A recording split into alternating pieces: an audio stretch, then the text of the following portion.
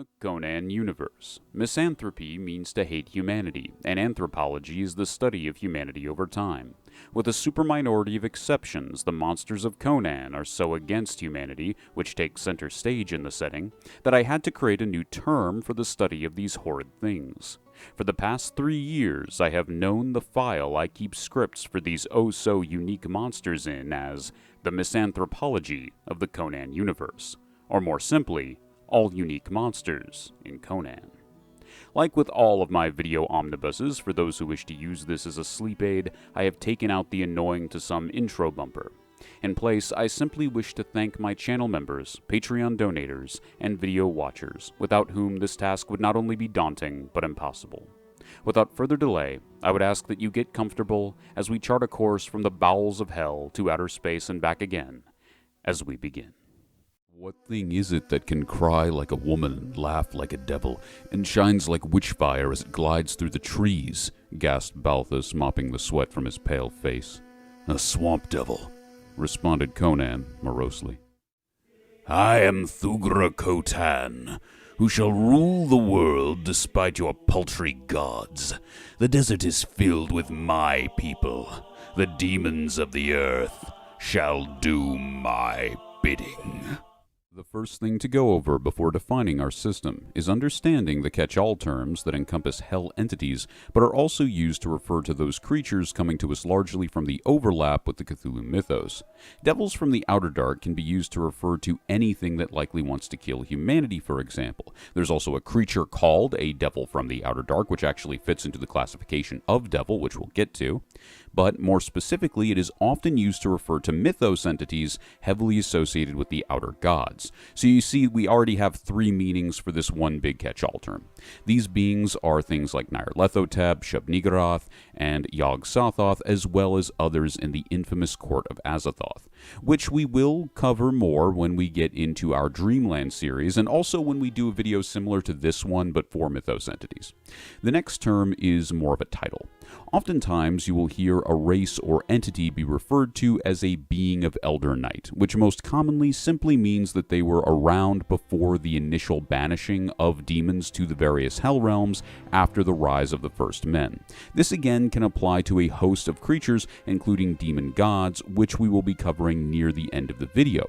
This term actually gets even more murky. I'm actually approached by people often in the comments who don't really understand the Marvel additions to Conan lore from the 70s were actually very respectful. The entire department was given a big separation from the mainstream superhero stuff so they could show proper respect to Howard's work.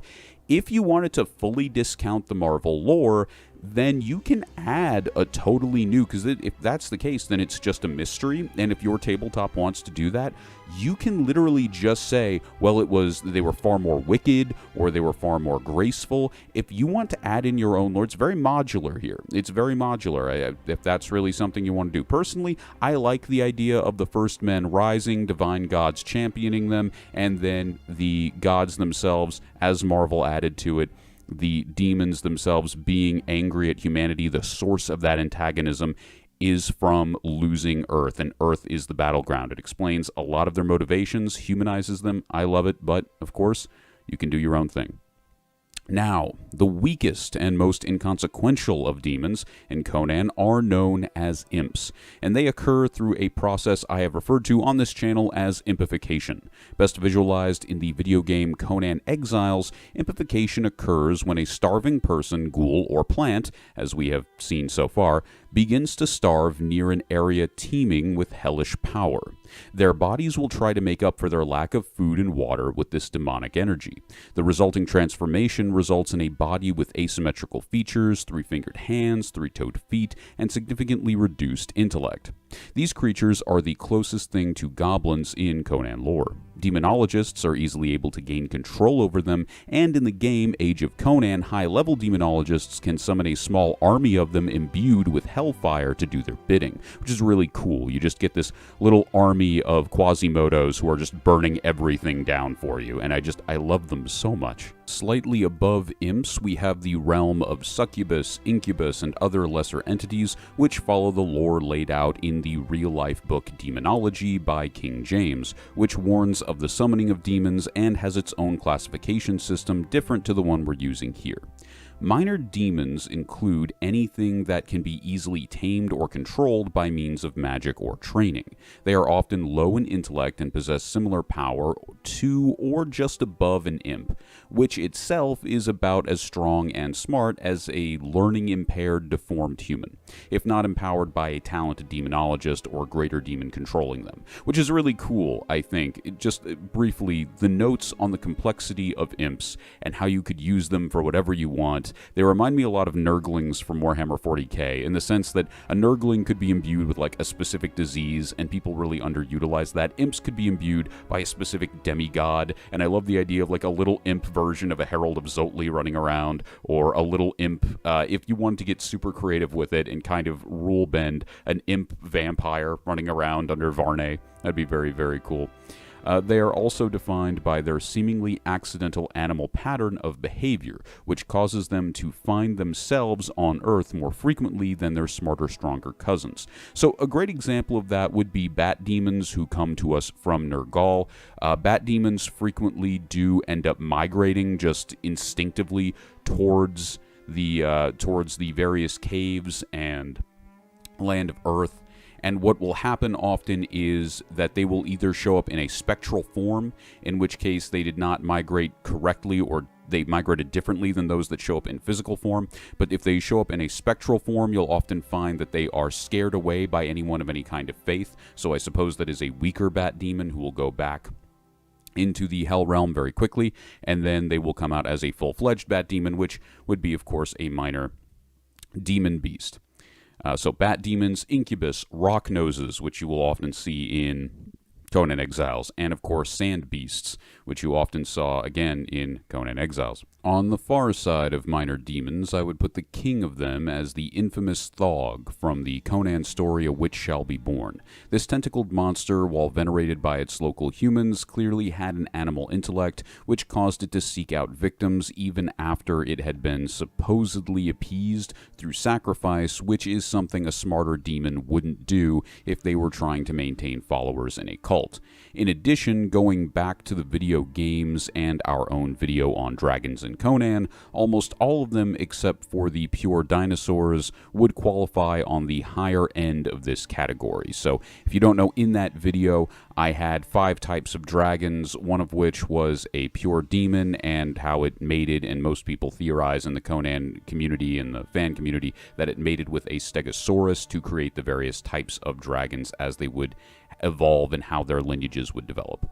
While strong and very dangerous, they do not possess the power to be a truly civilization-ending threat. That is to say that while a large enough version might qualify as a kaiju, for instance, there is the black dragon enemy that comes to us from Age of Conan in the 2008 game, but while it might be a kaiju-level threat, it might be this large Godzilla-like creature attacking your city, it is still a wild beast that can be taken down, broken down, beaten down, and destroyed.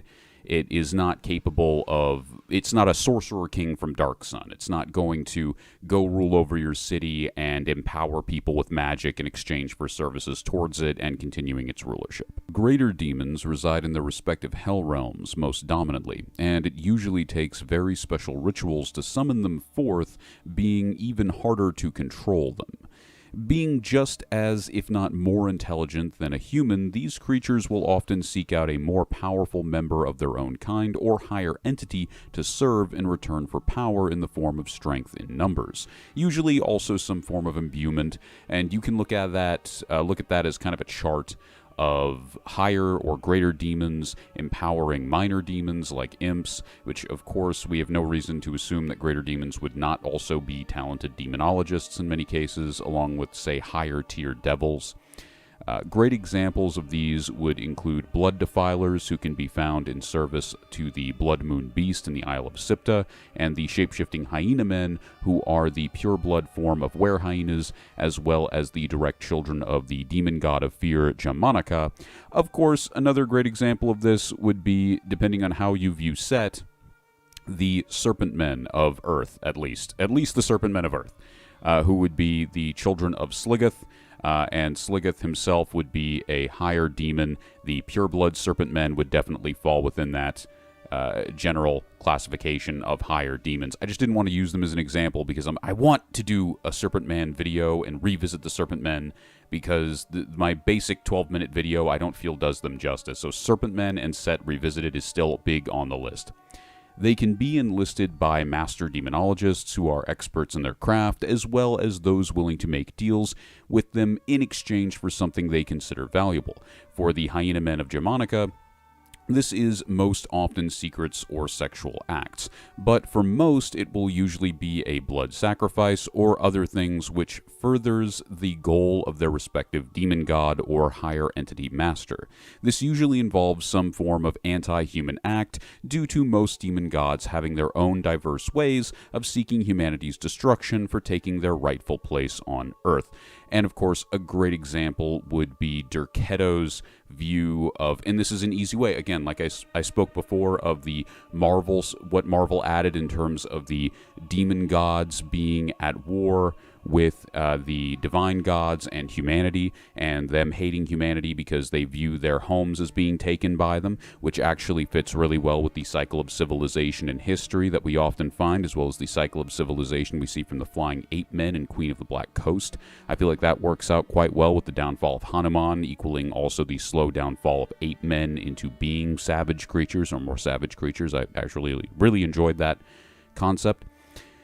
The rightful place upon the earth. So a great example would be Derketo viewing the way this occurred, the trauma of being banished from Earth, as well. The problem was nobody was connected to each other, and what we really need to do is get rid of all this division. And how does Derketo do this? Well, Derketo is going to make a world where necromancy is common, so no one ever really dies in her view. And then in addition to that, everyone's too busy having an orgy to go to war with each other. So it's a never-ending undead necrophilic orgy. I hate Derketo so much, but I can understand her, and that's why I hate her more. And that's what makes her a good god and a good character. If you'd like to have your own necrophilic orgy, you'll probably need today's sponsor, Ronin Craft. Ronin Craft is an independent 3D printing service that will get you miniatures which are amazing for sci-fi, fantasy, or weird fiction.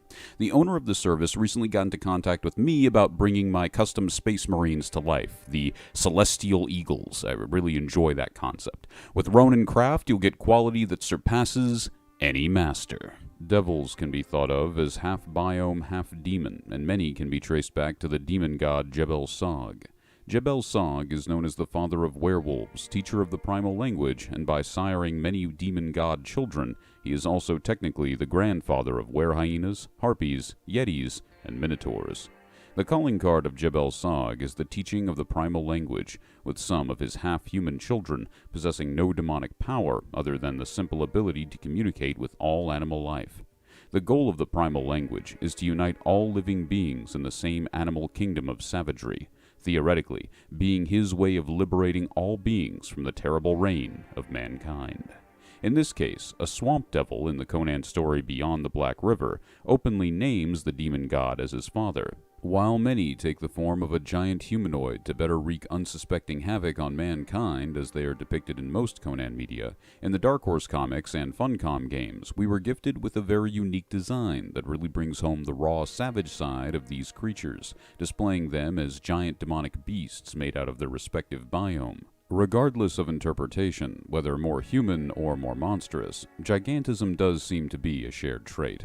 I repeat that they are half biome, as they seem to be literally born from Jebel Sog cross-mating with the earth itself. Examples include swamp devils, mentioned previously, forest devils, as mentioned in the Conan story The Black Colossus, and the devolved creature known as Rotbranch, found in the Exiled Lands. The rotted hulk also seems to be a good indication of what occurs when a devil's biome dies, as I would posit that due to its savage behavior, Rotbranch was once a forest devil, now occupying an animal graveyard of dead trees, which is reflected in its current appearance. Devils are often conjured forth by demonologists as a conditional ally that is often easier to make deals with, as they are more interested in knowledge of sorcery, preserving their habitat, and a general desire to kill humans, which is what they are usually enlisted for anyway, making excellent, biome-specific assassins. Heralds are those creatures which can be classified as half-human, half-demon. This can be by birth, ritual, or curse. A birth example comes to us in the form of a demigod werewolf woman that Conan meets in the deserts of Turan. One of her parents made a deal with Jebel Sog, and in return, she was born a werewolf. Every night she would transform without warning, eventually causing the man who raised her to have to put her down. A ritual example comes to us in the infamous, of course, fire-breathing cultists known as the Heralds of Zotli, my personal favorite subsect of demonologists. Zotli is a demon god of destruction, and his followers undergo a special ritual in which half their soul is replaced with his power.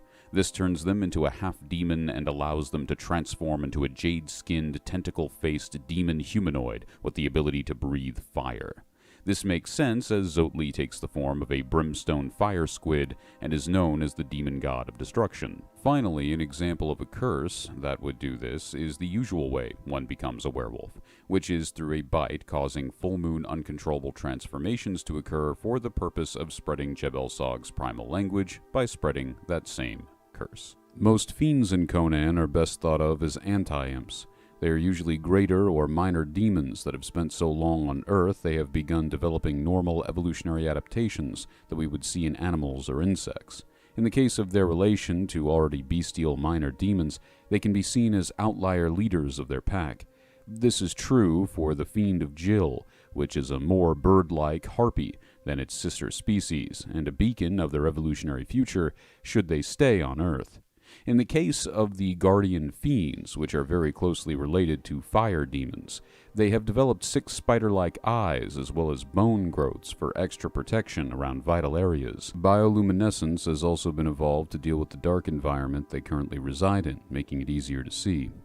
Our last example comes to us from the unique biome of the Isle of Sipta, where we can see Hercules' beetle-like horns and an exoskeleton being adapted to help fight the area's many predators.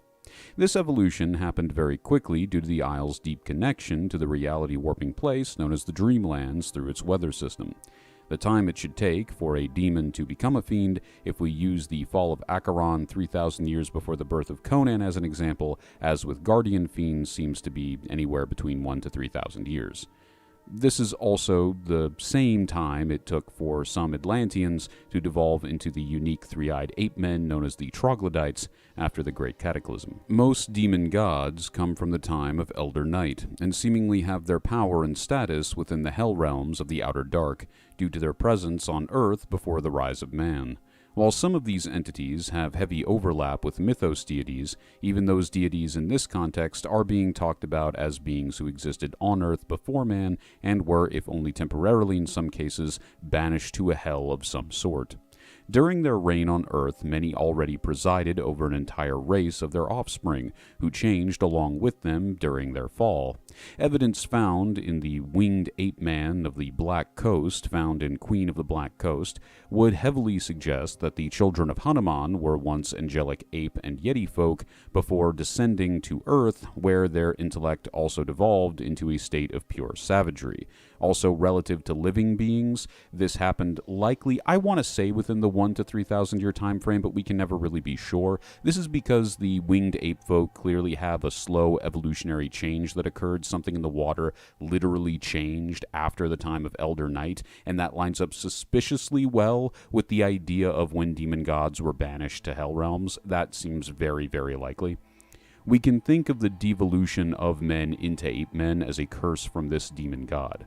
Likewise, Set was said to hold the most direct hatred for mankind through his creation of various races of demonic entities, as well as later the Serpent Men, who would be featured very heavily across both Kull and Conan stories over the years. Due to cultural imprinting from ancient demonic empires like Acheron or the Timbuktu tribes, demon gods like Ajujo, who is thought to be the creator of the Black Ones, as well as the previously mentioned Set, have found their way into human cultures. Of course, these entities are very ancient and wise, being able to contact sorcerers practicing the dark arts to infiltrate a culture regardless. This occurred in Stygia, causing the revival of Set, as the once healer of Ibis, Thoth-Amon, increasingly studied methods to gain power, leading to the worship of Set. Upon taking power as the high priest of Stygia, he would replace the divine god Ibis with Set. This combination of worshipping a giant snake while also being the religious authority of his homeland earned him the nickname Snake Pope on this channel. Finally, we have those people who will very likely become demons of some kind before or after their death, which are demonologists, who are so close to the various hell realms that the first thing they learn is how to command hellfire.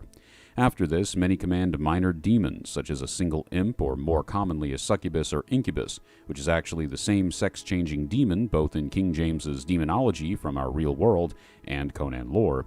To gain more power, a demonologist may seek out heraldry of some kind, as becoming a herald of a demon god, performing a personal dark ritual to become a psychic vampire known as a Dark Templar, or even seeking out necromantic companionship in those true bloodsuckers of the night. Weaker demonologists are likely to become imps upon death, and heraldic ones would likely reincarnate as greater demons after death, forever bound to serve their respective dark god. If neither of these things occurs, the demonologist will very likely simply burn in the fires of hell for all eternity. Or, whatever passes for hell in the outer dark, which I'm sure is worse. In summary, here is a chart I created to further define my theory for your use and enjoyment. It's important to end this on a disclaimer, really the same disclaimer this should have started with if I haven't said it already. I can't state enough that this is a theory. There is no true classification of Conan demons other than what we can tell from the over 100 years of publication, which I've expressed here. Another amazing look into humanity's collective psyche comes to us from the race first mentioned in Howard's God in the Bowl, published 1952.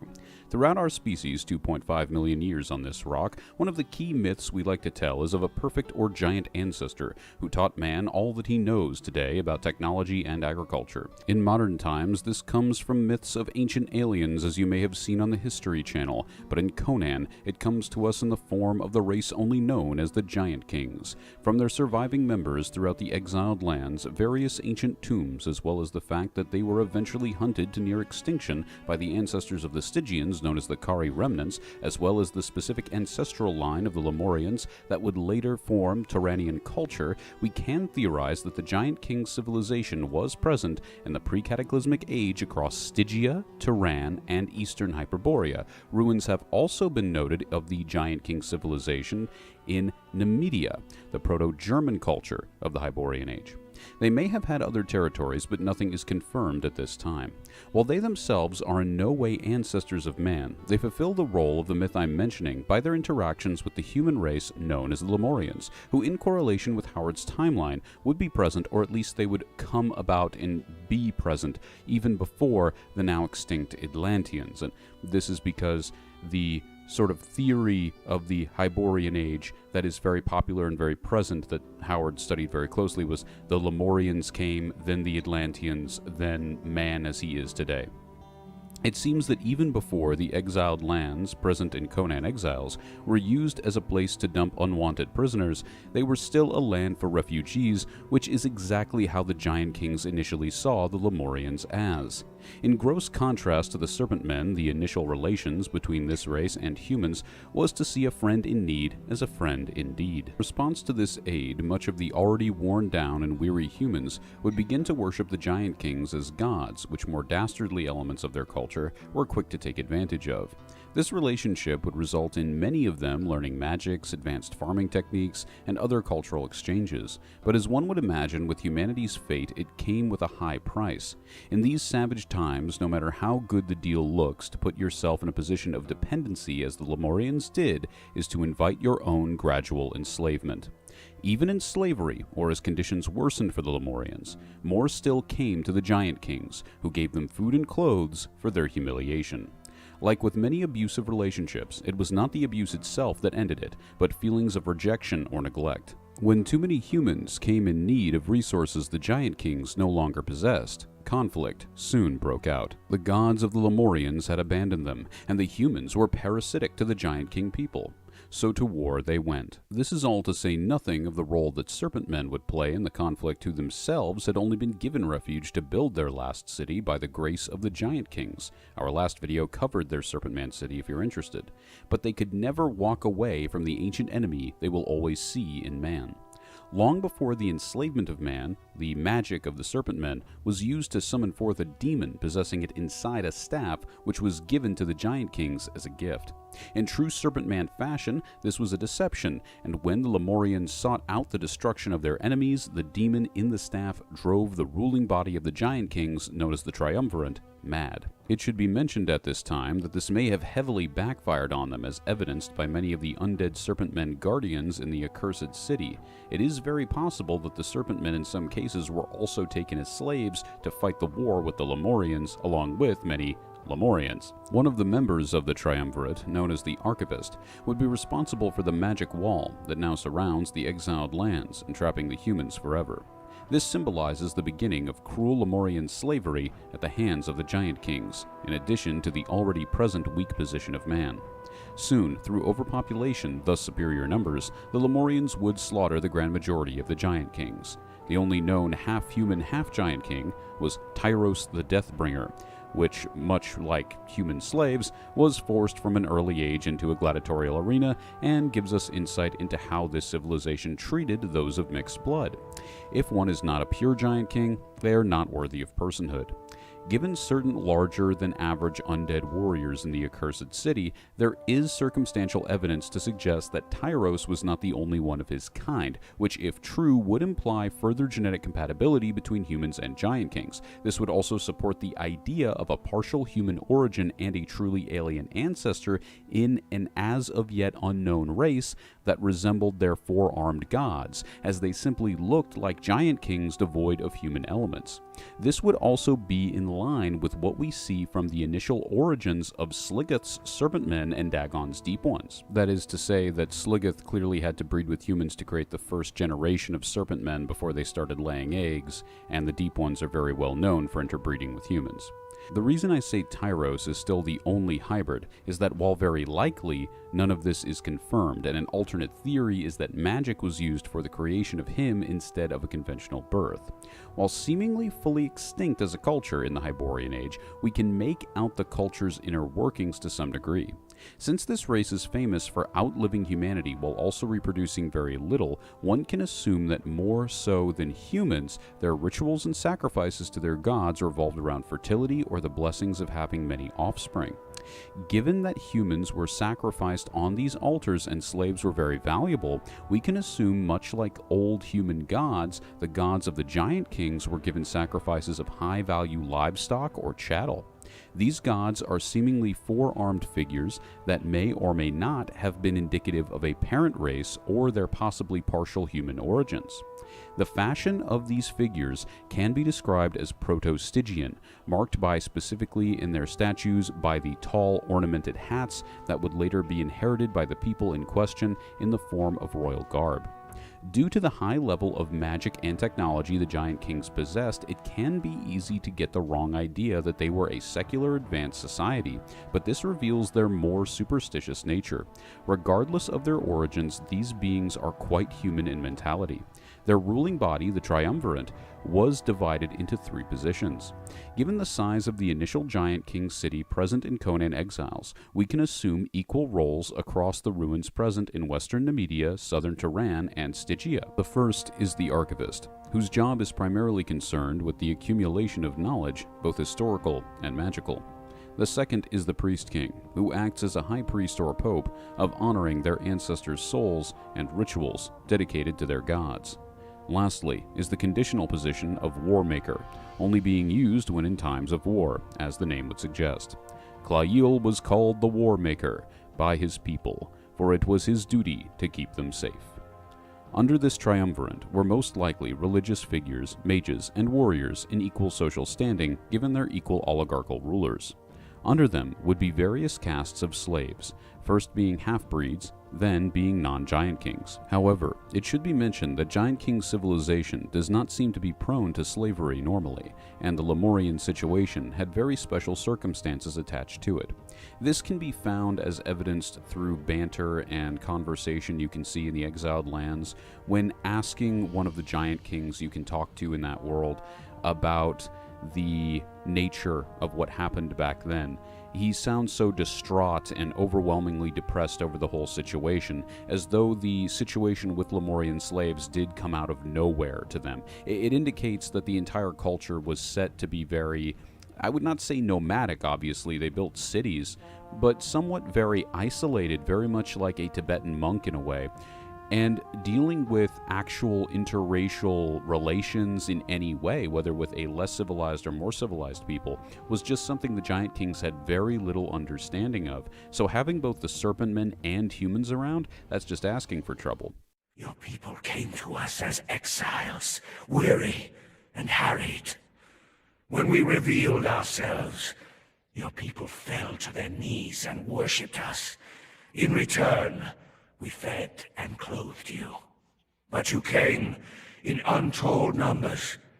We could not clothe you all, nor would we offer you of our water or our land. In time, this led to conflict, eventually to war. Though it caused us grief, we were forced to dominate you. Barring demonic manipulation and weird codependent interspecies relations, slavery does not appear to be part of Giant King culture. The name Clail is one of the only true names we get for the Giant Kings, and using it as a template, we can assume the following about Giant King naming conventions. Now keep in mind, because of the incredibly small sample size of names, this is obviously theory crafting. The first is that their role or job has no effect on the name, with it being one note and separate. Much like the Serpent Men, family names or surnames are not used. The AE, along with the KLL, shows us phonetic clues to Proto-Semitic and Proto-Indian cultures. Given that their main ruins are found across the Middle East and West, we can lean more towards the Semitic side for vowels, with an Indian use of consonants. The name Kalel, spelled K-A-L-E-L, as opposed to the Giant King name Clail, spelled K-L-A-E-L, is a normal modern Indian last name, but altering the spelling to seem more angelic or Enochian with the addition of the AE, also used in some Proto-English as well as Latin languages, we get Clail. Applying this process multiple times, we can create the following possible Giant King's names from different Indian common last names. So I took a lot of Indian common last names from Google, I applied this general formula to it. And you look at a picture of a Giant King as I'm saying this, you tell me if this fits. Devai from Devi, Kumair from Kumar, and Dais from Das. Keep in mind that this is only an extrapolated theory, but it seems to heavily hold up. Alternatively, I would argue that some straightforward angelic names make a lot of sense for the race. Raphael and Uriel make sense to me, but it's all about what would you think would best fit the Giant King in question. One of the greatest things about the non-human races of Conan is that we will always be like amateur archaeologists looking at a newly discovered civilization for the first time.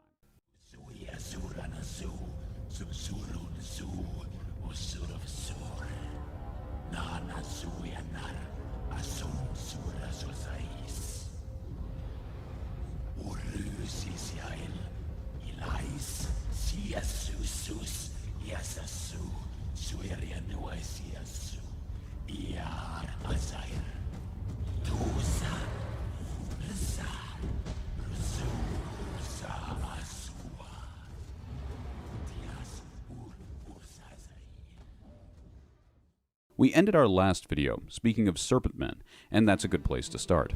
The Serpent Men were both the grandchildren of and the original worshippers of the serpent god Set. Sligeth, the father of the Serpent Men, was a powerful demon born from the first murder, which may have included forced intercourse between Set and an unnamed elder god. Born over 1 million years ago in the pre-cataclysmic age, human mages and warriors did battle with these creatures seemingly endlessly. First, the Serpent Men would win and enslave humanity in an age of constant humiliation for man. However, eventually, the death of the grand majority of Serpent Men came in an event which some theorize to be a war and others theorize to be a great magic spell. Regardless, this spell, or possibly war, would be uncovered by a Pict shaman, which reads, Ka Nama Ka Lajirama. Today, in the Hyborian Age, the remaining Serpent Men are more or less splinter cell groups, who are very open enemies to humanity in vast majority, while they often disguise themselves as humans. If a person knows the mesmerist spell, Ka Nama Ka Lajirama, the human caster will be able to force them to reveal their true form. In ancient times, this spell would also weaken them, which is why the slaves of Serpent Men were forbidden from saying it. Serpent Men tend to live in anywhere from volcanic to subterranean environments. Serpent Man culture is defined by a worship of the slaughter of humans and the downfall of Mitra, the most well-known human god of law, as this is the core enemy of their ancestor god Set, as evidenced by the outlawing of Ibis, Mitra's Stygian form, when Set worship became the primary religion of said country under High Priest Thoth Amon. Serpent Men seemingly came into being around the same time the first human tribes were coming into their own in terms of smaller civilizations, as well, and they have been gridlocked in a race war forever, defining much of each other's cultures. Whereas we view the Serpent Men as chaotic deceivers, serial killers, and predators of humans, they view man as oppressive, sadistic, kill-crazy imperialists. While Serpent Man culture has been heavily diluted over the centuries, every Serpent Man is taught upon birth that humanity's continued existence means the slavery and genocide of their race. Other than smaller Serpent Man cults, which can be found all over the Hyborian Age map, there are two known places of high Serpent Man culture. The first are the Nagas, which is not their true name. In fact, they may not even exist anymore. They are just related to the Nagas of myth, so that's what we're calling them.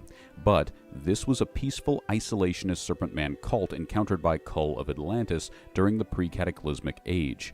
This is where we get an idea of Serpent Men's social view towards humanity, as I explained earlier. Obviously, the only reason this group is peaceful is that they purposely stay away from humanity. This peacetime has made their culture highly introspective and philosophical, provided the extreme rarity of encountering them. They would be more likely to treat you as an untouchable freak in their underground civilization instead of killing you outright. So again, because this was underground right now, the sinking of Atlantis has occurred in the Hyborian Age. We know that that's gone. However, on the rare chance, in the very odd, weird, interdimensional chance you do encounter this civilization, or this civilization found a way to survive, similar to a specific Velusian cultured Deep One civilization that we will get into when we get into our Deep Ones video, then it is possible for you to encounter them, and it would be possible for you to have, say, in a roleplay sense, an origin story for a character that studied like a little bit of Serpent Man culture, or maybe was a slave in this area and saw the horrors of Serpent Men, whatever it was. It would just be fun to include. The last place is very important as it highlights both the physiological advantages of the Serpent Men and is an example of their high culture that can be more than explored in Conan Exiles. Located inside of a volcano and only accessible through passing through a dungeon known as the Well of Skelos, there is no way a human could have crafted this city. Made primarily of obsidian with bioluminescent mystic highlights that may be a mixture of jade and having a combination of Indian, Arabian, and Egyptian aesthetics, we see an architectural style only truly appreciated when one understands the cold-blooded nature of this species. One can find lava pits without any signs of remains, like bonfires throughout the city, showing us that this extra heat provides a positive feeling of comfort even in the heat of a volcano for the half-demon species. In addition to this, unique to the architecture of the Serpent Men are accents in a slithering tail formation jutting out from their structures, many of which are of course in veneration to either their own ancestors or Set. When one looks at the number of statues to one's ancestors found in the Serpent Man city in that volcano, we see that a kind of religious structure can be derived, where most likely the second most holy figure would be their father Sligeth. Under him would be the various Serpent Man ancestors who honored their people and fought for their people's supremacy and well-being, and then above Sligeth would be Set himself, the grandfather originator of the Serpent Man. In line with the religious parts of their culture that would later be hand-me-down to the Stygians, their rulers are most commonly tempests of Set. While northern Turan meets eastern Hyperborea in the exiled lands, we find this volcanic city of the Serpent Men to be most likely divided into the following castes. Tempests on top, as High Priest, is more a Stygian term that actually applied to the worship of Ibis until Thoth Amon's takeover, but Tempest seems to specifically apply to Set worship, as well as imbuing the Tempest with Set-specific abilities, including the very specific shapeshifting into a giant snake. Under these people, you would have powerful mages who are not Tempests for whatever reason, like the Guardian of the City, Skelos the Degenerate. Under them would be the warrior class, who would of course be valued for their efforts in the ever-long war with the imperialist human devils. And under them would be a servant or serf class, who are not seemingly poorly treated, but clearly act in a servile way, not having any power whatsoever. While it's not clear whether this is willful devotion or genuine slavery, one can observe a correlation with physiology. The colors of serpent men you find in Conan Exiles are usually green, brown, or white. The albino white serpent men are usually unnaturally taller and almost always are depicted in leadership positions of some kind, denoting most likely a noble heritage inherent to the physical trait. Despite subracial or blood caste differences that may have existed otherwise, the endangered nature fused with the supremacist outlook of the race most likely influences their treatment of slaves to be more humane. If they truly wish to outfight their oldest enemies, known as man, then they are going to need all the numbers they can get. One of the reasons I couldn't do this video as a narrative in-character performance is that sometimes when it comes to Robert E. Howard's writing, you really do have to take a step back and respect his understanding of the human condition. Serpent men were his famously favorite non-human enemies to use, and the part of our evolutionary history as a species being played on here is quite obvious.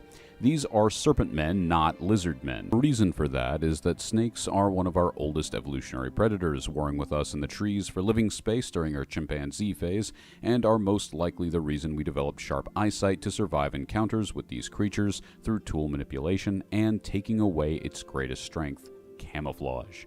From the beginning, the ethos of the Serpent Men was always going to be something in rivalry and antagonism to man that would use trickery or deception as its first line of defense. That's the camouflage.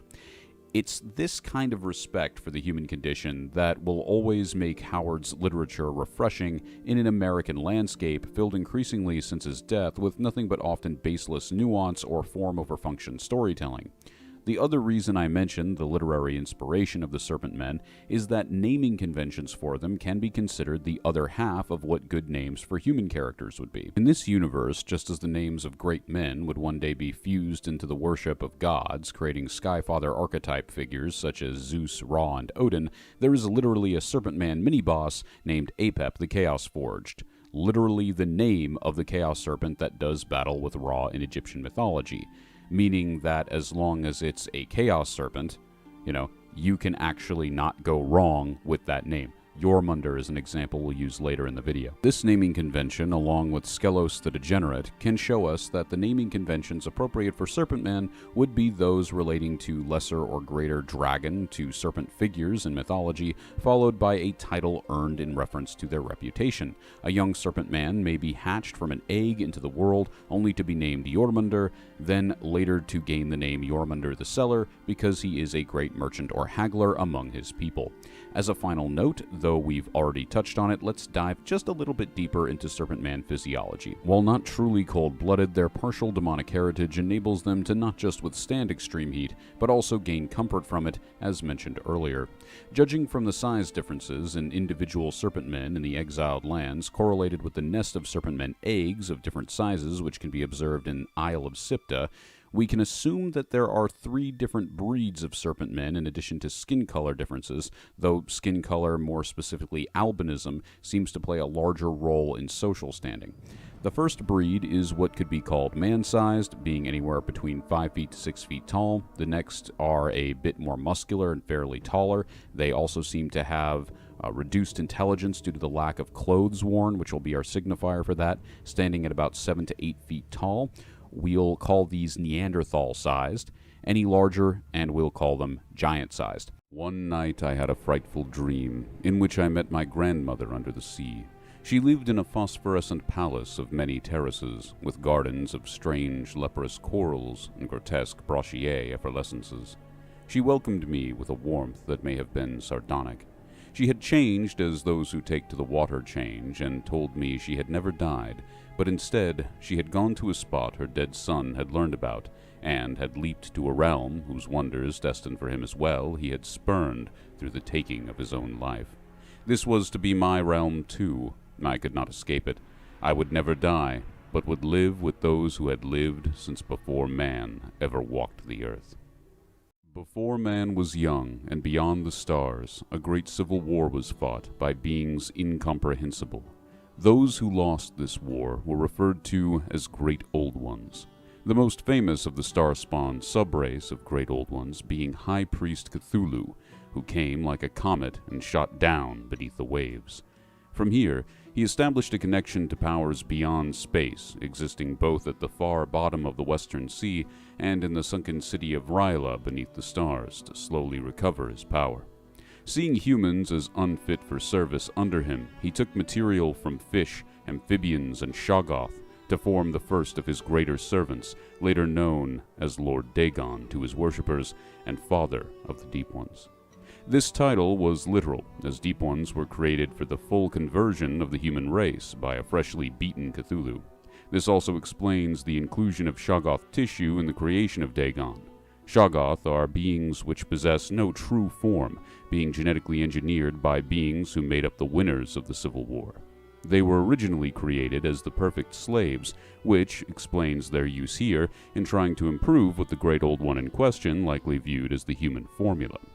Deep Ones, including Dagon, being a truly hybrid race, are unable to produce offspring with each other, which is shown by the creation of Mother Hydra, Dagon's daughter and concubine. She would be the second ever Deep One in existence, and due to stories we have seen of Deep One sorcerers, like in the fishermen at Falcon Point, being more female than male, we can assume she would grow very talented in the ways of elder magic. This is the foundation of what would become the various cults and orders of Dagon, which will be covered in this video. Cthulhu as the creator deity, giving them purpose, Dagon as the father, giving them power, and Hydra as the mother, giving them hidden knowledge. While these are the core three gods of the Deep Ones, throughout their history they have had a myriad of minor gods in their localized undersea pantheons. These beings can be thought of as different interpretations of the core three gods, or their own depending on the ideas in any particular Deep One city. Uluath, in most cases, is clearly a more squid-like lesser child of Cthulhu, referred to as an undergod or starspawn, which can be summoned through the uttering of specific ultrasonic frequencies, causing him to rise to the surface and wreak havoc before being destroyed through traditional means, only to recover for when the Deep Ones of his specific worshipping cult need him later. As starspawns can be thought of as the little brothers and sisters of Cthulhu, this would make Uluath a kind of lesser Olympian figure relative to Deep One society. Murgor is a demon god known to make frequent deals with the Deep Ones for power in exchange for the souls of humans, which he requires to survive. He appears as a great dark humanoid giant with red bug-like eyes, capable of emitting rays of light which consume souls. Since Deep Ones are inherently designed to lower the human population by conversion, it isn't hard for them to adopt this dark god.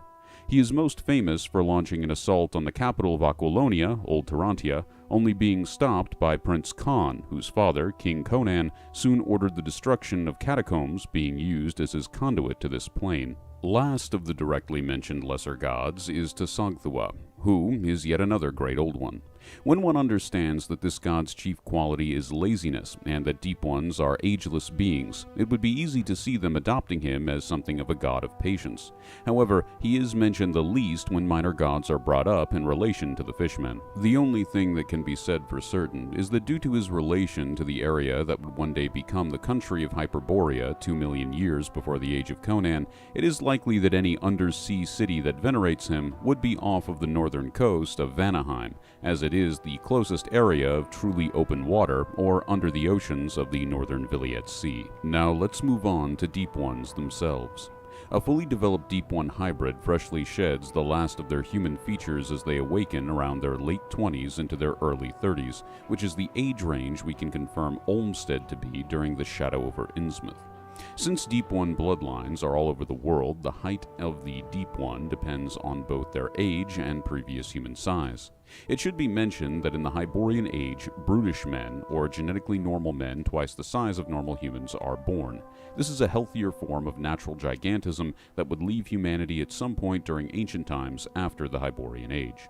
While later artists' depictions have altered Deep One aging to make them look more Mer-like, as they age, nothing in the lore seems to support this. Thus, we can assume that dwellers in the deep remain in their half-human, half-frog-like shape with extended hopping motions on land due to elongated lower legs, despite being heavily altered by their dormant genes coming to the surface while increasing in size as they eat. Deep Ones have been known to shrink to conserve energy during starvation, and overeating or gorge feeding tends to accelerate growth rather than add fat. This means that, likely due to the inclusion of Shoggoth tissue in his creation, even Father Dagon will not stop growing until the end of the universe. A Deep One could also tactically shrink themselves down to the size of a goldfish to infiltrate a human area, only to feed off of different vermin in a seaside castle to regain their larger size over the course of a year and become a threat. Dagon's blood is strong, and thus the fish-like features become more pronounced as the Deep One ages. This is likely why many artists have altered the depiction of older Deep Ones to have a fish-like lower body. While not canon, it is a very fair interpretation when one wants to represent the age of one of these beings, especially when you consider that size alteration can simply occur through starvation and malnutrition, so it's not really a sign of aging. So just as a narrative tool, it might be useful in your campaign. The most common Deep One skin colors, when it comes to the common phenotypes at least, range from blue, green, and gray. The skin is sometimes scaled and other times smooth, but always slime-covered. This slime very likely comes from their amphibian lineage, similar to the slime secreted by giant screaming frogs, which can be useful for getting away from the clutches of an enemy. They have full fish-like heads with amphibian croaking mixed with their already existing human vocal cords to produce a distinct froggish accent which creates a disgust reaction in even unawakened hybrids of their own bloodline. Their hands and feet are webbed, and both, due to their natural athleticism that comes from swimming as their primary mode of travel, mixed with being capable of enduring extreme ocean pressure, which could crush even the strongest of men, they possess immense strength and stamina. While preferring not to come onto land, Deep Ones continue to possess lungs even as their gills manifest. When one considers their hyper-adaptive lineage and dramatic diversity of habitats, this means they can breathe air, fresh water, salt water, as well as types of air that may kill normal humans. Deep Ones primarily are made to be compatible with human breeding, but also possess the ability to interbreed with fish, octopi, and amphibians. This is another large contributing factor to their various appearances. Obviously, these Deep Ones would not have a humanoid body shape in their first phase of life. However, since these creatures get their form from Dagon and not from their fish parent, we can assume a minimum of limbs resembling the structure of a frog's morphology, similar to human hybrids when reaching full maturity. All Deep Ones possess bulging lidless eyes out of proportion with the rest of their face, and their thin lips barely hide shark-like serrated teeth. Deep Ones have shown several times to be able to use elder magic. Given their partially human heritage and anthropology of Shoggoth taming, this would very likely include an ability to use the elder sign to weaken or ward off outside threats. Despite their toughness, Deep Ones can still be killed by physical damage, including fire, steel, and normal methods of execution. Due to factors you'll see demonstrated later in this video, the children of Mother Hydra are also very susceptible to mental illness. If you'd like to keep yourself inoculated to mental health issues, a great way is to have a hobby, which is what tabletop gaming is for many of the people watching this video. You can stay sane in this crazy fish frog world by going to Ronin Craft on Etsy. Ronin Craft is an independent 3D printing business known for its excellent customer service, staying in touch with you while you place your order. Whether your interests are in sci-fi or fantasy, you'll find quality that surpasses any master. The primary way established undersea societies interact with humans to continue their lineage is through deals which result in the founding of Dagon cults.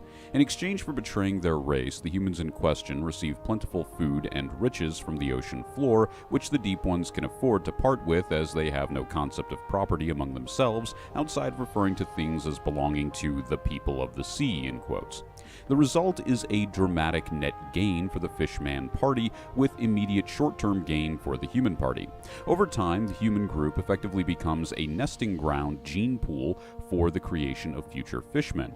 You can contextualize a Deep One hybrid that looks fully human as the tadpole form of that race, and of course the beast variants, a squid, a fish, a frog, same thing. They haven't achieved a Deep One form yet, but of course staying genetically similar is less relevant at that stage. Despite their eventual metamorphosis and common struggles of living, maintaining their cover often requires their members to take on the required civic duties of their host nation, which can include going to war.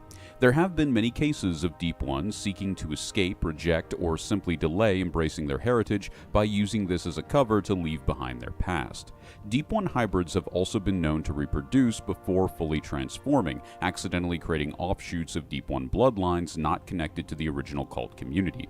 This mixing with different human and animal bloodlines, plus the rate of mutation common for their race, can be thought of as being responsible, in part, for the various Deep One phenotypes we will be going over later in the video. Regardless of their choices, the visions, which accompanied by extreme trauma make them susceptible to mental illness, begin, flooding them with the ancestral psychic memories of their specific bloodline and a primal urge to return to the ocean from whence they came, as their blood and their body begins to go through its second puberty. These visions and compulsions start as vivid dreams, becoming more intense over time as the body sheds its human form. The development of gills likely coincides with the call of the sea. While this bodily change is different for every Deep One in terms of its length and what generally transforms first, we can break down the metamorphosis into 4 general stages. In Stage 1, between the ages of birth to human puberty, the hybrid is fully human in appearance. In Stage 2, between the ages of human puberty to their late 20s, they develop what can be called fish-like features in their teenage years, likely having bulging eyes, skin getting paler, lips getting thinner, and going bald very early in life. In Stage 3, between their late 20s to early 30s, the full change takes place, taking anywhere between a few weeks to a year for the body to fully resemble a mature Deep One. Finally, Stage 4, from their 30s onward, is about them developing more fish-like features until the only human thing left about them is the shape of their upper skeleton. While the psychological changes have been resisted before in Conan lore, the physical ones have not been, even if the person in question remains consciously human in majority.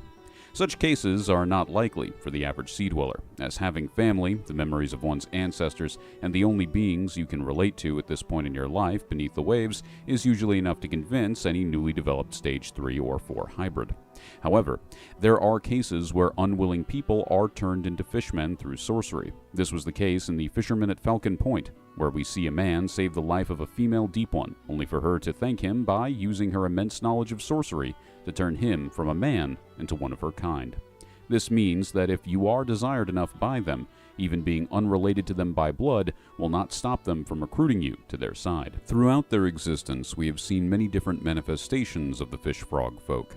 There are the catfish-headed Murgor-related cults of southwestern Hyboria, which invaded Aquilonia. The traditional common ones found in the northwest during the Hyborian Age, represented in most of Lovecraft's tales.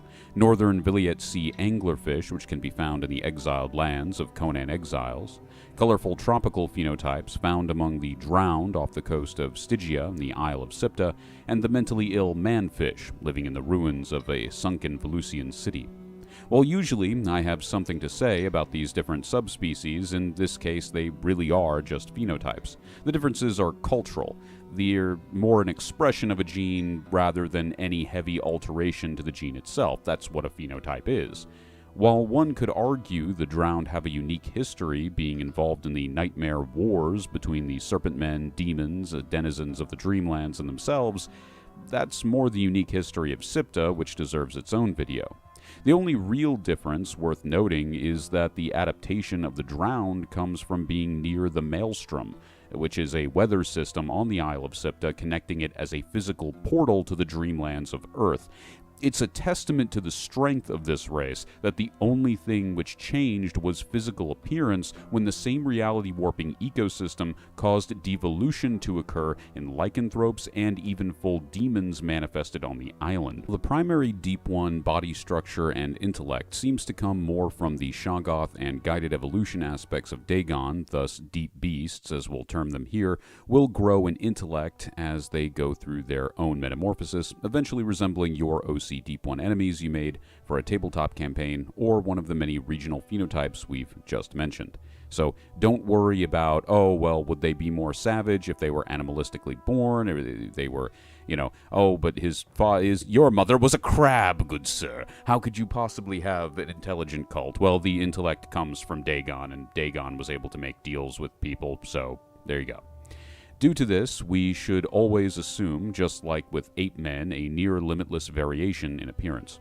This is one of the reasons I consider the lower fish body interpretation of some older or ancient Deep Ones to be a valid one. These Deep Ones, due to their highly adaptive nature, would also likely be able to grow lungs over time to adapt to the surface like their half-human siblings. While they may look different, the people of the sea all possess the same structure for interacting with humans, which when it grows large enough, becomes known as the Esoteric Order of Dagon.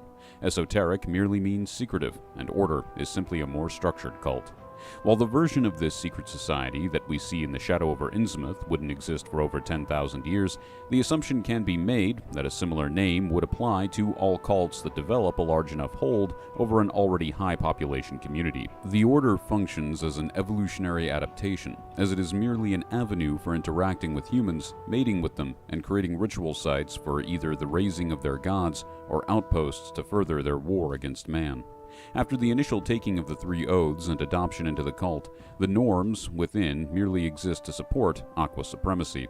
The internal hierarchy would likely resemble a loose collection of worshippers, a priest skilled in the summoning of Dagon, and any Deep One sorcerers that may be present, serving in an extra priestly role as assistants. Once the deal has been struck with the Fish Father for the desired thing needed by the human or humans in question, the first oath the human must take is the Oath of Secrecy.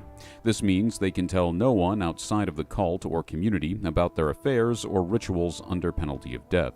This is also why every instance of having Deep One families and stories are secretive to a hostile degree with the human visitors. For them, keeping them from prying into their affairs is literally a matter of life and death. It's a declaration of war which they will react to accordingly in most cases. Second is the Oath of Assistance. Any non-hybrid, meaning fully human member, must always give aid to Deep Ones.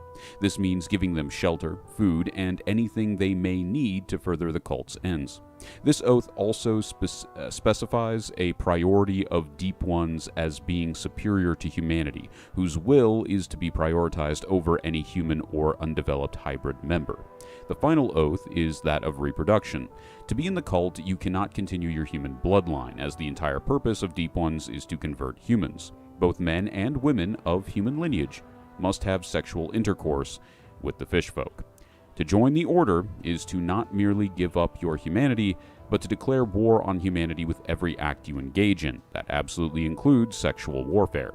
That's why in the podcast I talked about Father Dagon and Mother Hydra in. I used the example of an extreme misanthrope seeking the gods in question out of a genuine hatred for humanity, among other things. This hierarchy does become literal when Deep One hybrids are turned by the vampire sect known as Aquios, which we went over in our vampire video. We're not going over them here, but they effectively function as a theological offshoot or orthodox order of Dagon. A common prayer in the primary order reads, "In thy name let us behold the Father. From the depths of the waters I come, and from the depths the deep ones also have come. Hail to the ancient dreams, hail to Dagon." The information we've gathered as to what Dagonite undersea society resembles comes to us from a wide variety of Conan and Cthulhu mythos sources. They usually appear as large central stone pillars or engraved obelisks, used as places of worship in their center. These undersea civilizations have their various districts that themselves resemble more organized aquatic caves integrated into any ruins that may be nearby, with the caves themselves being coated in a black substance very similar to the unknown material which follows most great old ones, but an impure mixed version of it, containing mud from the ocean floor.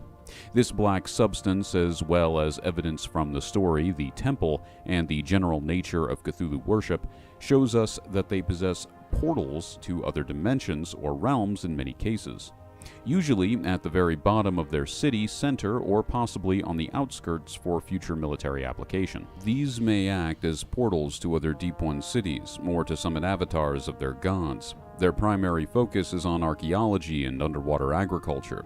Archaeology holds religious significance as, due to unknown events, older Deep Ones and their knowledge was lost, only living on through fragments their descendants inherit during their transformation period. The Rylaian language, which the Deep Ones speak, also possess words for born of the father and born of the mother, showing us that these inherited memories are bloodline-specific rather than shared through the entire race, usually going back to the grandparents or semi-immediate family of the individual, as demonstrated in our opening quote. This can also be seen as a way to connect further with Dagon to hopefully learn to think like their lost ancestors, thus him as well. The communal sense of property makes sense when the simple question is asked, what use is gold to ageless beings with a nearly unlimited food source who don't wear clothes? They may have a communal weapons stockpile, but this is the only use for the concept their biological drive necessitates. This even holds true in a nameless undersea Deep One society, which we will call Ya Velusia, as they tried to recreate or adopt extinct human Velusian culture from the Thurian Age as a coping mechanism for their trauma. While peaceful, King Conan would encounter their sunken city years after the invasion of the Murgor worshippers on Aquilonia. In response to being hailed as a hero for bringing back an ancient culturally important jewel referred to as belonging to the people of the sea, Conan proceeded to take their king hostage, steal the rest of their treasure, and make it back to shore, killing a giant squid along the way with a sword he picked up during his single-handed sacking of the aquatic urbanites. While not being able to reproduce or grow their numbers, also being insane, this was an example of a Deep One civilization that was no threat to humanity. It's also very fitting for both the Conan universe and the Cthulhu mythos that psychosis, or separation from reality, was the only thing that was able to make a fishman tribe friendly. Because these fishmen genuinely believed they were Velusian, it also offers a perfect test case to see how strong their genetic influenced behavior is. Nature versus nurture can be answered with this test case. An interesting note here being that despite the king being referred to as such, he held no real authority over the other members of his tribe, and is more seen as an elder or older family member throughout his appearance. This shows that even in cases of communal insanity, a Deep One society cannot fully embrace human traditions or hierarchy, as after they change, they become fundamentally different beings in terms of psychology, with only a very extreme minority being able to resist their true calling, if not through insanity, then through suicide. A further note on property, as you may have inferred from the story, is that while most objects hold no value to them personally, their jewelry, which we will talk more about later, does. In the story The Temple, we see a group of human soldiers be taken to the bottom of the sea solely to reclaim one piece of ivory jewelry taken from a Deep One serving on the opposite side of a war. Lastly, on religion in mainstream Deep One society, while as we went over the view of gods can vary, it can be assumed that once a hybrid is no longer human, their religious worship goes from Dagon being the primary entity to Cthulhu being their main god, with Father Dagon and Mother Hydra being ancestor gods relative to their worldview. They now have a full trinity instead of only one or two gods, depending on the specific cult of Dagon. This would also show them being fully enlightened as to the mission they were created for, to better serve Cthulhu. The Shoggoth Tamer role, also called Shoggoth Taucha in the Deep Tongue, as a reality in mainstream undersea society, requires its own section of this video, as it teaches us much about our amphibious antagonists, chiefly through the use of Rylaean, the language of the Great Old Ones, in the naming scheme of their cities, and the obvious need of sorcery to tame such a creature that elder magic is a very common part of their society. It becomes even more common when one understands the communal nature of the race, which also prizes knowledge over materialism we just went over.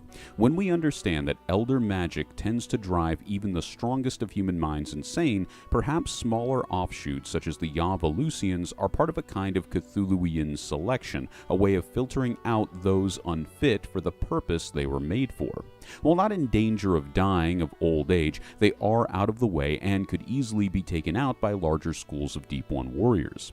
While there are many great feats that Deep Ones have accomplished, we have rarely ever seen them use magic outside of this school. This of course makes sense, as they are all the artificial grandchildren and servants of Cthulhu. The other reason for this is that when one considers that elder magic is effectively learning a totally alien form of science, history, and mathematics, we understand why there isn't much of an overlap with the more spiritual, less scientific schools. With that said, limited use of what could be considered demonology through the worship of Murgor, mesmerism through illusionary manipulation, or hypnotism and shamanism through a connection to sea beasts have been witnessed. Another way to describe elder magic as used by the Deep Ones would be biopunk technology mixed with guided psychic ability. In the case of a Shoggoth Taucha, to tame a Shoggoth, they would have to make flesh and psychic alterations in a kind of magical surgery, first to attain a connection to it, which lasts until one of them dies, causing intense psychic trauma to the other. A similar connection can be established by Shoggoth tamers with other beasts. With this technique, fully formed Deep Ones may be able to turn giant squids or whales into mass personal transport for an invasion of the surface, should they so choose. Now that we've covered the cornerstones of Deep One society, let's use what we know to construct models of what their undersea cities would be like on a day-to-day basis. Keep in mind that this is us assuming that this is a fully Deep One crafted city, rather than the sunken city present in Conan Exiles or Yavolusia, which already contain pre-sunken ruins. There are many Deep One cities mentioned, usually starting with a Ya, which translates loosely in Rylaean to be I. These can be Ya Gam Loa, or I am the wish of the Father, in later the currently far north Hyborian ice caps, or they can be the city featured in the Shadow over Innsmouth, which at this point in history would be off the coast of the Pictish wilderness, Ya Natheli, which can be translated to I am the servant beside. The cultural and religious center would be a giant pillar located in the heart of the communal city, around which would likely be sea caves and various protective structures which double as houses or places of residence. They would be black, brown, and green in the primary coloration, from the mix of black unknown substance, mud, and plants they would be crafted from. Common decoration would include brightly colored coral and glowing luminescent plants. The chief goal of these houses would be utilitarian, thus not belonging to any one fishman, serving as places to sleep, as when awake, most Deep Ones would engage in underwater agriculture, which would be both one of the few jobs and most common job in any of their societies. This includes farming undersea plants and likely herding schools of fish for later consumption. Carved on the central pillar or obelisk would be ancestral tales of Father Dagon and Mother Hydra, with idols to minor gods specific to that city around it.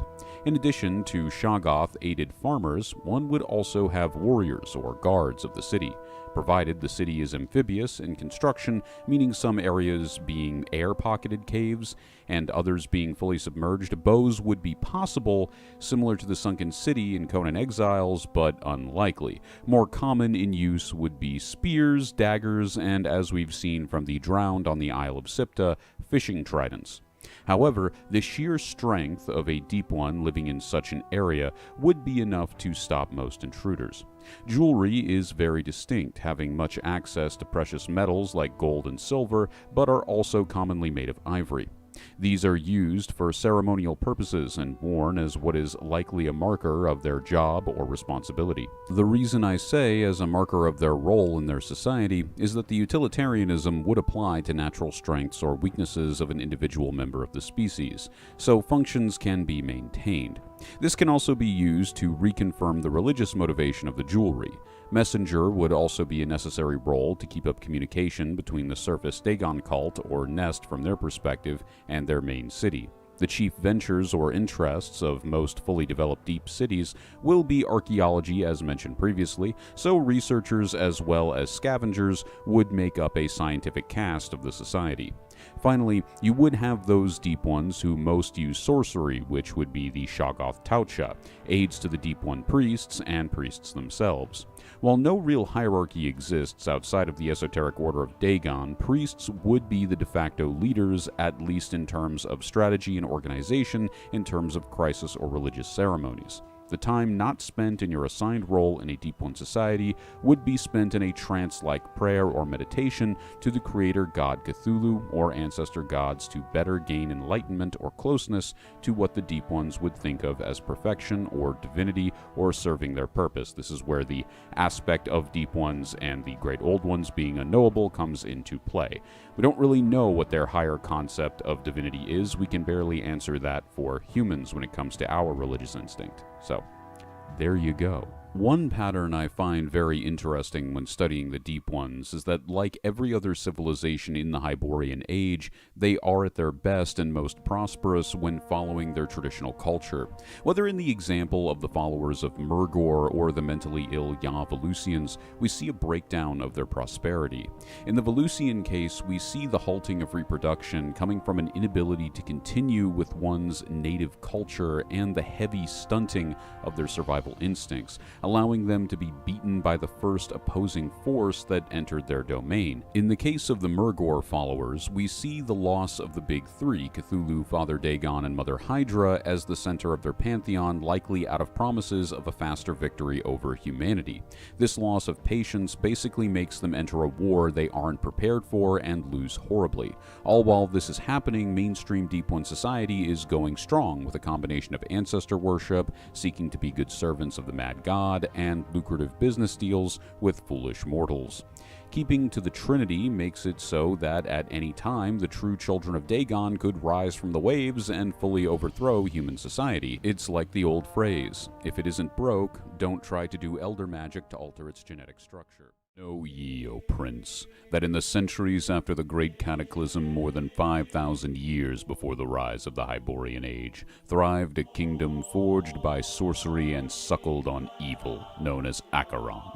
For 25 centuries, purple-towered Python, crowned city of the Acheronian Empire, held court in a reign of terror. 3,000 years after its fall, the races of the Hyborian world would only dare to speak of ancient Acheron in hushed tones of whispered fear. The legends of necromancy and legends of treasure long buried and all but forgotten. But of all that were told, none had the power to terrify and entice as that of the Witch Queen of Acheron. Acheron will always be an ancient demonic empire wrapped in mystery with unknowable origins. In searching for this video, you most likely did so in the hopes of finding a definitive answer to your questions about this fallen civilization. However, all that can be offered to you from both the official material available and all other sources is a theorized account of the most evil empire to ever curse Hyboria with its wicked deeds. Earth has and will always be, in the eyes of all the great races which sail through the stars on missions of conquest unknowable, an insignificant backwater planet. Whether in the case of the survivalist Yithians, defeated Old Ones, or cosmic fugitives such as Yag-Kosha, no intergalactic peoples have come to Earth with inspirational stars in their eyes. Such was the case for what I believe to be the minor great race that we will refer to as the Elder Ancestors, who would crash on Earth during the time of Elder Night. Depicted by their Giant King child race as four-armed beings with elongated skulls, human hands, and bulging bug-like eyes, while the race was advanced far beyond anything humans would accomplish in the myriad millions of years to come, they still had a long way to go before reaching the levels of Yithian body swapping or on-command warping of other races like Cthulhu could do to create entities like Dagon, thus the Deep Ones. In this unreadable culture, of which the only discernible quality that could be deduced was ancestor worship, and who, to the members of a return voyage was not possible for unknown reasons, they would soon begin to venerate and learn from the Old Ones as gods of knowledge. Following the example of the various half-human races engineered to further their will on Earth that many other beings had created, the elder ancestors soon gathered together the genetic material from both themselves and a small tribe of humans that would later form the Muians, and even later the eastern nation of Katai. From here, the first Giant Kings would be born as more human or Earth-friendly versions of what it would have been the more vulnerable elder ancestors. Though clearly knowledgeable of sorcery, as one would have to be blind not to see it at the time, these were purely beings of science, whose technology handed down to them from their ancestors would seemingly be indistinguishable from magic to the human mind. Science, when advanced enough, is indistinguishable from magic. Their mission, as best as anyone could tell, was to venerate their ancestors through worship and the gaining of knowledge, which was also, most likely, the core of their culture long before leaving the Black Void for Earth. However, this race still had many problems. They were not naturally prone to war as much as would be needed to conquer other civilizations, thus expand the domain of the alien race. They reproduced incredibly slowly, if at all, and were far too empathetic. While including them in the civilization to come as a ruling elite due to the elder ancestors being extremely family and bloodline obsessed in culture, they would need to make a new one to serve them, especially as the Elder Night came to a close and many new avenues of power were opening up. With the exile of the demons and other abominations to the Outer Dark came the rise of the Elder Races, consisting of a wide variety of beings belonging to their own long-lived kingdoms. Not all of these beings were related to each other. The term Elder Race could be used to describe anything from a pure-blooded serpent man to a particularly ageless house cat encountered by King Kull in the later Thurian Age millions of years later. The term Elder Race simply means any race of long-lived beings present before the Thurian Age, which was marked by the overthrowing of the Serpent Men and others who enslaved humanity for countless generations. In this time, after the exile of the god Set, his children the Serpent Men would rise to power, enslaving humanity.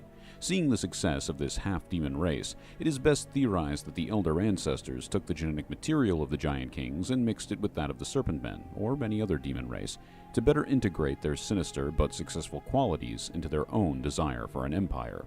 With the addition of demon blood, no matter how it was gained, the Elder Men of Acheron, at this time only a very small kingdom in what would later be Argos, were born onto the earth. While retaining the culture of ancestor and Old One worship of their parent race, they would also develop a particular talent for dark sorcery. With that dark sorcery mixed with Giant King intellect and a human penchant for commerce, would come the integration of demon gods into their pantheon, along with friendly relations seen as beneficial to both populations, born from those gods such as Set's Serpent Men and Dagon's Deep Ones. While this would be the beginning of something important for Acheron history, as the scientific morally gray desires of the elder ancestors would become the morally pitch-black desires of the Acheronians, the more humane Giant King population would still be the ruling elites at this time. It is likely that the growing degeneracy and hedonism of the Acheronians would cause some Giant Kings to split off into more humane separatist civilizations like those of the Unnamed City and what would later be the Exiled Lands, obviously not being part of the mainstream Acheron civilization due to its placement outside of the Empire, lack of strategic value, and high vulnerability to sorcery. If you would like to know more of their story, please go see my Giant Kings video, linked below. Those degenerate Giant Kings that remained would be absorbed by marrying into the evil Acheronians. The remaining Giant Kings, due to their slower reproduction rate and intermarrying, becoming an elite super-minority by the time of the Thurian Age. Even after the mass defeat of the Serpent Men, which christened the Thurian Age, Acheron would be unaffected and continue to grow. developing culturally, militarily, and economically into an empire. While later sources mischaracterize the empire as being smaller than it is, often depicting it at the time of its great receding back to Argos during the time of its fall or decline, in 13,000 BC, before man rose up against them, the empire encompassed cities and military outposts outside of it that stretched all across the Middle East and west of Hyboria. This would start during the Thurian Age in 15,500 BC, when Acheron came into its own as a true empire. As a brief break, here's a little project I've been working on for my own personal use. This is my research of 15,500 BC Hyboria as it existed during the time of King Kull, whose whole adventures take place on a separate continent that would later sink beneath the oceans, called Atlantis and Valusia. So, fundamentally, while all that was happening, here are the great Tumbulku, which would give rise to the later Black Ones, which I actually just recently finished doing research on, which would encompass the Black Kingdoms, the North, which would be Acheron, and then the Free Men of the further north, and we go into the Serpent Men kingdoms. Then there would also be the various subterranean Serpent Man cities that would probably exist at this time. There would be a gradual progression in my mind, and this is all just headcanon to some degree with the Serpent Men, but the idea is that over time this would be a gradual persecution and pushing out of the Serpent Men until they would eventually, in the 13,000s, which is where the flashbacks and lore in Conan Exiles comes from, this is where they would then eventually run into the Giant Kings, play their role in the corruption of their civilization, and eventually get to build that city 3,000 years ago in the volcano that you can visit in-game. So that would be where we would go from there. It seems pretty reasonable in terms of a timeline. The thing about Serpent Man civilization is that it's also meant to be kept pretty secret, because while we're doing things on Earth, they're doing very secretive things below the ground. That's part of the narrative of that race. And then we also have Mu and the Spider People that I know existed before races of men that would later turn where Lemuria is into Japan, and where Mu, or culturally Mu, I make that very clear. I'm not saying that that's the lost continent of Mu. I'm saying that that might technically be what some people are referring to, because Kitai, before it was Kitai, had the culture of the Muians. All right. It cannot be emphasized enough, both the countless millions of years it took the long-lived, faster but still slow in comparison to humans' race to reproduce to get to this point, and the extreme decadence their culture would have reached. The evil deeds done by this mighty empire, so prone to demon worship and the human sacrifice that comes with it, would be enough to spur all manner of humans against them, and any people, like the more separatist giant kings remotely associated with them. Men, who could not even speak each other's languages, rose as one against the infinitely hateful Acheron, more than willing to face down hordes of undead minions, summon demons, and elite mutated through corruption warriors to end their oppression. In modern Hyboria, in the time of King Conan, survivors of these races do exist, but they are scarce and spread through the world as nomads or guardians of the ruins that were once their home. In truth, the demonic blood clearly present in Acheronians could have come from any source, but due to both the high veneration of Set in their cultural capital of Python as a patron deity, and the prevalence of Serpent Man power at the time of their creation, it would make sense. If it was Serpent Men, we can tell that the genetic additions were enough to put them on friendly terms, but not aid the children of Sligoth during the time of man's rebellion against them at the dawn of the Thurian Age in 40,000 BC. It can be said of Acheronians that they are a hybridized race of demonic mutants who resemble men. The mutations of this group vary wildly, but are best represented by the contrast of High Tempest of Set at the time, Zul'Tutun of Python, and his brother, the greatest warlord of the Empire's dying days, Durakon Blackblade. While Zul'Tutun would be born with a slightly above-average height, pale skin, and glowing eyes, common for Acheronians, Durakon was born with the body of an imp and the head of a giant king. Starving, corrupted humans can be turned into imps, as showcased by studies in the exiled lands, and once the transformation is complete, they can be considered full minor demons that can be summoned by demonologists from the Outer Dark after death, as shown in Age of Conan. They are marked by asymmetrical features and the digit structure of 3 toes, 3 fingers. Over the course of his life, while retaining his proportional girth of a usually short but bulky imp, he would also grow to the height of his giant king ancestors. This would make him the living tank of his age, along with being a tactical genius known for his limitless cruelty. We can also assume imps to be a common slave or infestation race of Acheron, which would also have added to his very violent upbringing in the Empire. Other common mutant features include pointed ears and fanged canines as common traits among many. Another race of importance for the city of Ket would be the unusually civilized ape men known as the Scorpion Archers. Ape men come in near infinite variation in the Conan universe. They are created by a population devolving due to a mixture of environmental circumstances that create reduced intellect, then often mating outward with more savage races, often being softly guided by the demon god Hanuman in that direction. When one merely looks at the elongated skulls, forearms, and definition of savage, in this case being just a human definition of civilized, as they are able to make their own armor while engaging in deeply complex rituals even in the Hyborian Age, it doesn't take a giant king to tell you that these are clearly devolved members of the Elder Ancestor race, who at our estimated time would have had over 65 million years to reach this state. I theorize that this was likely due in part to the same change in atmosphere after the Ice Age that caused the gradual decline in the intellect of the winged ape men of the Black Coast. It is also likely that Acheronians would know of this fact as well, thus venerating them with positions of importance in the city, as we see in Age of Conan, with them even having their own prince who played some type of governing role or religious role in the city. Due to its position and likely being responsible for the building of both the Road of Kings and my theorized model of the series of large bridges that would later become the Broken Highway, the Acheron Empire would have enjoyed being the middlemen of the misanthropic races. The usual trade of human slaves for gold and fish would have been an obvious choice when dealing with the Deep Ones, as it would also have been simply another form of human sacrifice the race was used to.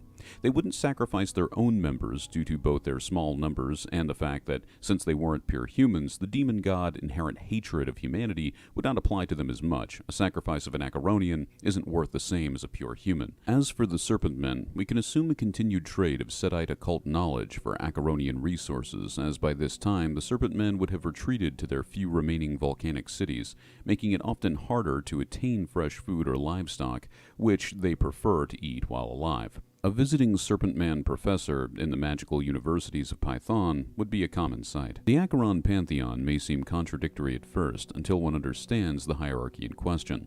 The assumed primary mission of the Acheron people, handed down from their ancestors, is to bring them glory by evolving into a more powerful state through a vast weaponization of knowledge. In regards to this knowledge, Old Ones, which were the dominant controlling force on Earth at the time of Elder Night, were seen as great teachers of how one should live and what one should value.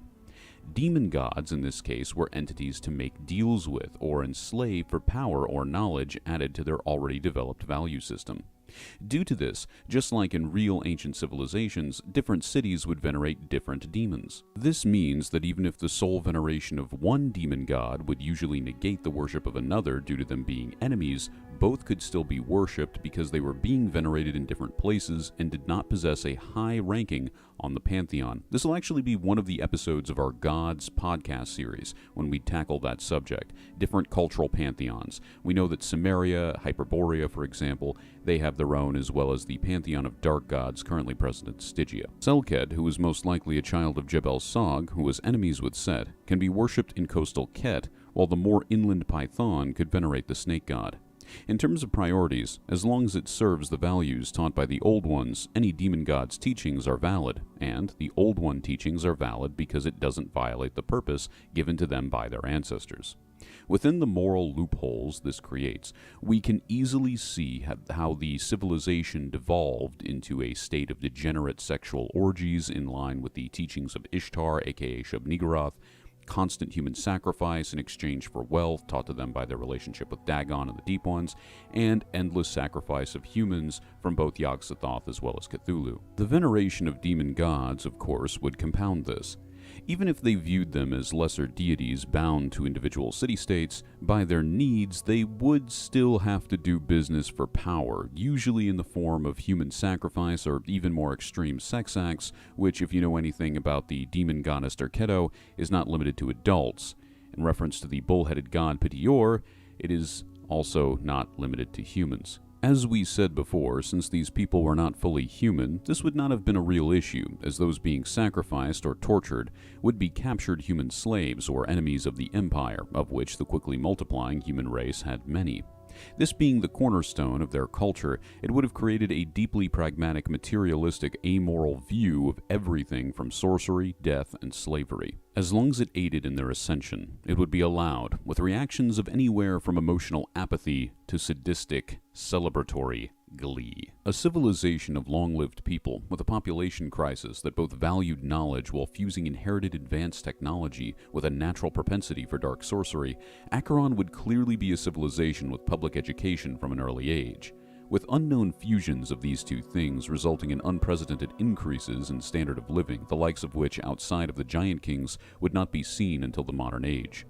Whole cities would be dedicated to the research of different types of magic, like Zibaluku near Thunder River, which specialized in the use of blood magic, or Karasaher, whose name means City of the Damned, implying heavily a specialization in necromancy. Thulsa Doom, a famous member of this race, was said to master dimensional travel, which in the Conan universe is done through the Dream Realms, connecting him to the veneration of the Old Ones, Yog-Sothoth, Cthulhu, as well as possibly the Dream Realm of demons known as Andara, which we really do need to do a video on. If any group of people were to go there, it would be Acheronians. The managing of corruption-based mutation would also be something of a common occult science for the sake of preserving what few Acheron children were born with the life-threatening mutations. This hyper-selection for sorcerers and scientists would result in an entire nation of natural detectives and mathematicians. By modern standards, we could easily put the average IQ of the Acheron population at around 120 to 140. For reference, that is the level of advanced academic students to genius level by human standards in the modern age. We will get deeper into some of their technology later in the video. Given the time period of the Elder Kingdom's founding so long ago, and the pragmatism of the culture, we can confirm that the most widespread forms of sorcery would have been diverse forms of demonology, or the summoning and binding of demons, as well as the military application of necromancy. Being partially demonic themselves, and having to dispose of human slaves in what would be very regular sacrifices, demon servants would serve as both a status symbol of higher education and wealth at the same time, the same way normal slaves would in a human kingdom. Bachelors would be casually accommodated by succubuses, and imps would perform simple household tasks. This also creates one of the many motivations as to why someone may want to summon a black dragon. If you were looking as a DM for there to be a motivation for there to be a black dragon in a dungeon, you can do it. This is the dungeon that will have the black dragon, because it would have been a status symbol. To look up what black dragons were, they're in Conan. If this is the first video you're watching, black dragons are the big fantasy dragons that do exist in Conan. They're technically related to Set. They're technically demons, but you can... This is it. Skeletal dragon, we also know those exist. Necromantic dragon, black dragon, you can do it, which we talked about in our dragons video. In fact, this is one possible origin of Vistrix, given its location near Aquilonia in Age of Conan. An outer devil, or perhaps a bat demon Shadow of Nergal, would act as casual aerial transport for a more talented sorcerer. To have higher-level demons as servants would be like announcing to the world both that you were rich and very well educated. I'm a millionaire and I'm a genius, look at my demons. Military application would be obvious with larger demons like black dragons, swamp devils, or demonic centaurs acting as living tanks against the enemies of the Empire. Exploding imps would have made wonderful organic ordnance, and all that is to say nothing of individual warriors' demonic mutations. This is also where we must speak of the psychology of the citizens, as through the behavior of the Giant Kings, we know that the casual breeding of demon beasts for purpose of both being pets and guardians were very much a thing, implying serious affection for the beasts. This means that their view of cuteness was very likely the opposite of the normal mammalian view, whereas we humans would want to protect anything that has a little body, big eyes, and a small nose, they would be inherently protective of giants with small predatory eyes and large snouts. This makes sense given the shape and size of the elder ancestors. The deep affection the Priest King in Conan Exiles had for his prize dragon makes a lot more sense now. For Acheron, the school of illusion and mind control known as mesmerism would also prove useful in taming or domesticating otherwise uncontrollable animals. The breeding of bat demons as guardians would be a great example of this. Given that their primary enemies were humans, there is an endless list of applications the pragmatic culture would have for the dark art of necromancy. These include, but are not limited to, the co-opting of dead enemies against their own armies, which would have doubled as a form of psychological warfare, the creation of massive mobs of shock troops for a quantity over quality attack style or distraction technique, the possessing of fallen Acheron souls into mortal bodies as seen in Age of Conan, but for military application, it would take longer, but you could also co-opt an enemy without killing them. Guardians and ghosts could be used to watch their final moments as a kind of forensic investigation of a war zone that would be a great intelligence tool. This would also provide a lot of intel for an army on the go. Lichdom, or the delicate process of making oneself undead but retaining enough intellect to still be an efficient necromancer, would have been seen as a morally neutral but effective tactic for gaining more control over one's troops, increasing the power of the army. The reason undead would not be used in domestic service is that without the presence of a necromancer keeping up a spell, or the presence of a power source, like a black or purple tower, common only to governmental heads of each city, they would very quickly either go feral or decay. If they were present, it would most likely be an emergency and at an important governmental location. However, for the most part, these either would have been left as traps, counting on the fact that they would go feral, or join the dead after their usefulness was over. Once one gets past the legions of undead escorted by giant demons, one would still have to deal with the nightmarish force that were the warriors of Acheron. Among the mutation-prone to Acheronians, some of the most common, given their partial Giant King blood, as demonstrated by the half-giant king Tyros in the game Conan Exiles. Keep in mind, he has no demonic blood, and this is how strong he was. Them being glowing eyes, indicating night vision, and some form of mild sorcerer ability that would have doubled down on their natural advantages. These abilities would have likely come in the form of Templarism, which is a tactical form of psychic vampirism in which warriors drain the life from their opponents to add it to themselves. Heraldry would also be common and more powerful in Acheronians than it would be in a human. This is the process of devoting oneself so powerfully to a specific demon god that you undergo a ritual to mutate your own soul to become a half-demon of that god, gaining the ability of partial warlike transformations, as well as, in many cases, some form of control over hellfire. In the case of the Heralds of Zotli in Age of Conan, we see fire breath, along with a devil trigger-like form, in reference to the Devil May Cry series, that allows you to turn into a Cthulhu-esque half-demon. These would have been the warriors of Acheron, not counting the battle mages who would often have a natural control over hellfire, necromantic death ice, and lightning being called forth from the sky. It is perhaps due to this reliance on magic that their armor is so minimal and focuses on psychological warfare. Protecting the head and vital organs, freeform movement is prioritized in this style, which has little to no knee protection, save for the Scorpion Ape-Men who, given their assumed origins, would not be as talented in magic. A key feature both of Acheron weaponry and armor is the square accents, which usually outline and complement the thick design of what is present. While warriors would wear masks clearly made to intimidate enemies by making them look like one of the demons they were fighting alongside, the battle mages would be marked by long webbed manes on the back of their helmets, identifying them by their occupation. While there is a gladius-like sword design present among their weapons, most of their bladed weaponry is top-heavy in a kind of butcher or axe shape. Just like their view of cuteness, it seems their view of the sword is also inverted. The sword or long knife, in every culture that has developed strategies for using it effectively, has always regarded it as a mid-range, self-defense weapon. However, with the majority of these weapons being weighted top-heavy, mimicking the feeling of an offensive weapon like an axe or hammer, we can see that these weapons were made for aggression, antagonizing conflicts that they would then win through brutal butchery of their enemies, and a necromantic war of attrition that they could easily afford to fight. In the Age of Acheron, he who strikes first strikes last. The military of Acheron is a black metal album come to life. Very fitting for a Warhammer fantasy game, and if the Empire was still around, Conan wouldn't be low fantasy anymore. It would simply be dark fantasy Far from noble knights defending a kingdom, these were overeducated hedonists of a superpowered variety, looking for any excuse to engage in their sadistic tendencies, which the raiding of rival kingdoms for slave sacrifices would only have been one of many excuses to do so. Outside of the battlefield, behind the civil borders of the empire, fashion was simple and seemingly shared between both sexes. A simple combination of robe, various headwear, and any jewelry that could be afforded made up the fashion of at least the later years of Acheron.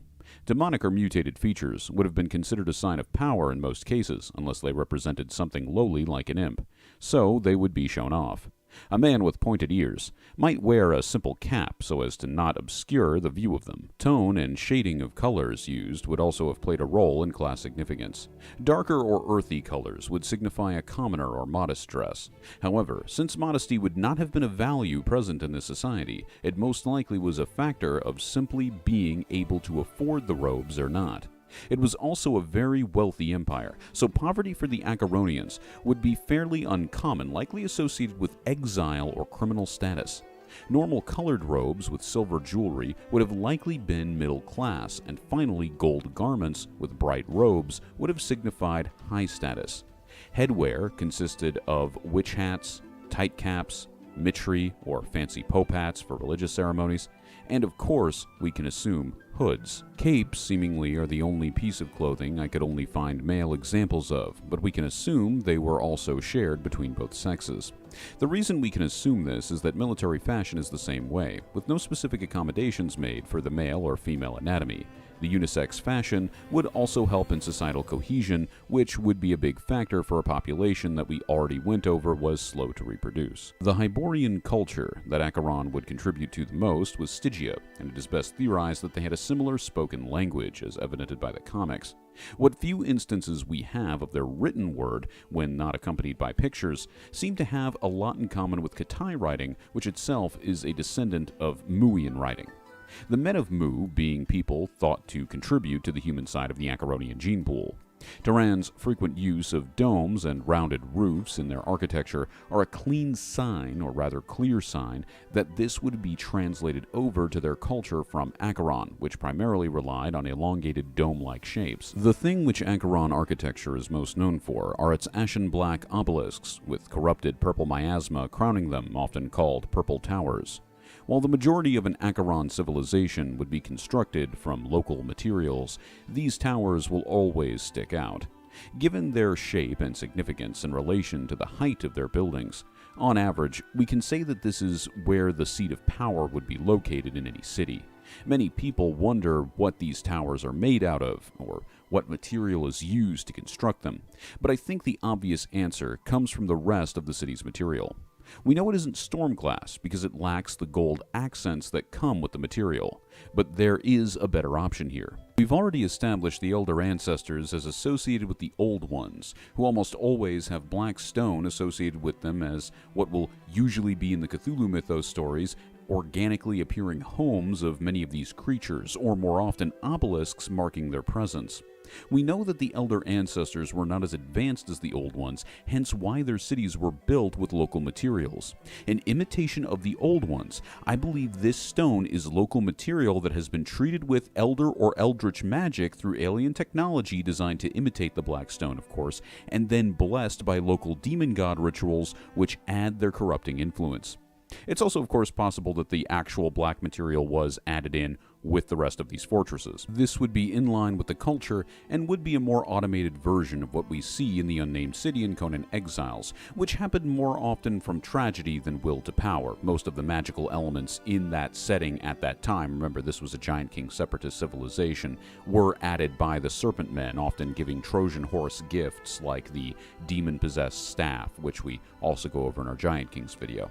When one considers its heavy use of pictures and what is already a Sinitic semi-hieroglyphic writing style, commemorative lore stones to remember events, statues being a common accent on many different places, and reliefs which possess some form of rejuvenation narrative, it's very clear that visual storytelling was the key way ideas were communicated in this society. We will now briefly analyze various types of Acheron art to try and get a better feel for the culture. We know from Age of Conan, and how closely tied the Funcom games make the mechanics to the lore, such as the bracelets and exiles, that the Acheron to Giant King reliefs had rejuvenative properties built into them. We don't need to say that they had any specific magic tied to them, but given the existence of lore stones that also would have been a part of the Acheron culture, there is a good argument for it. The most important thing is understanding that a relief carving, like the one in front of you now, was meant to carry the message of rejuvenation, healing, or revitalizing. Keep this in mind as we go through these 5 tablets. These were the highest resolution versions of these images I could find.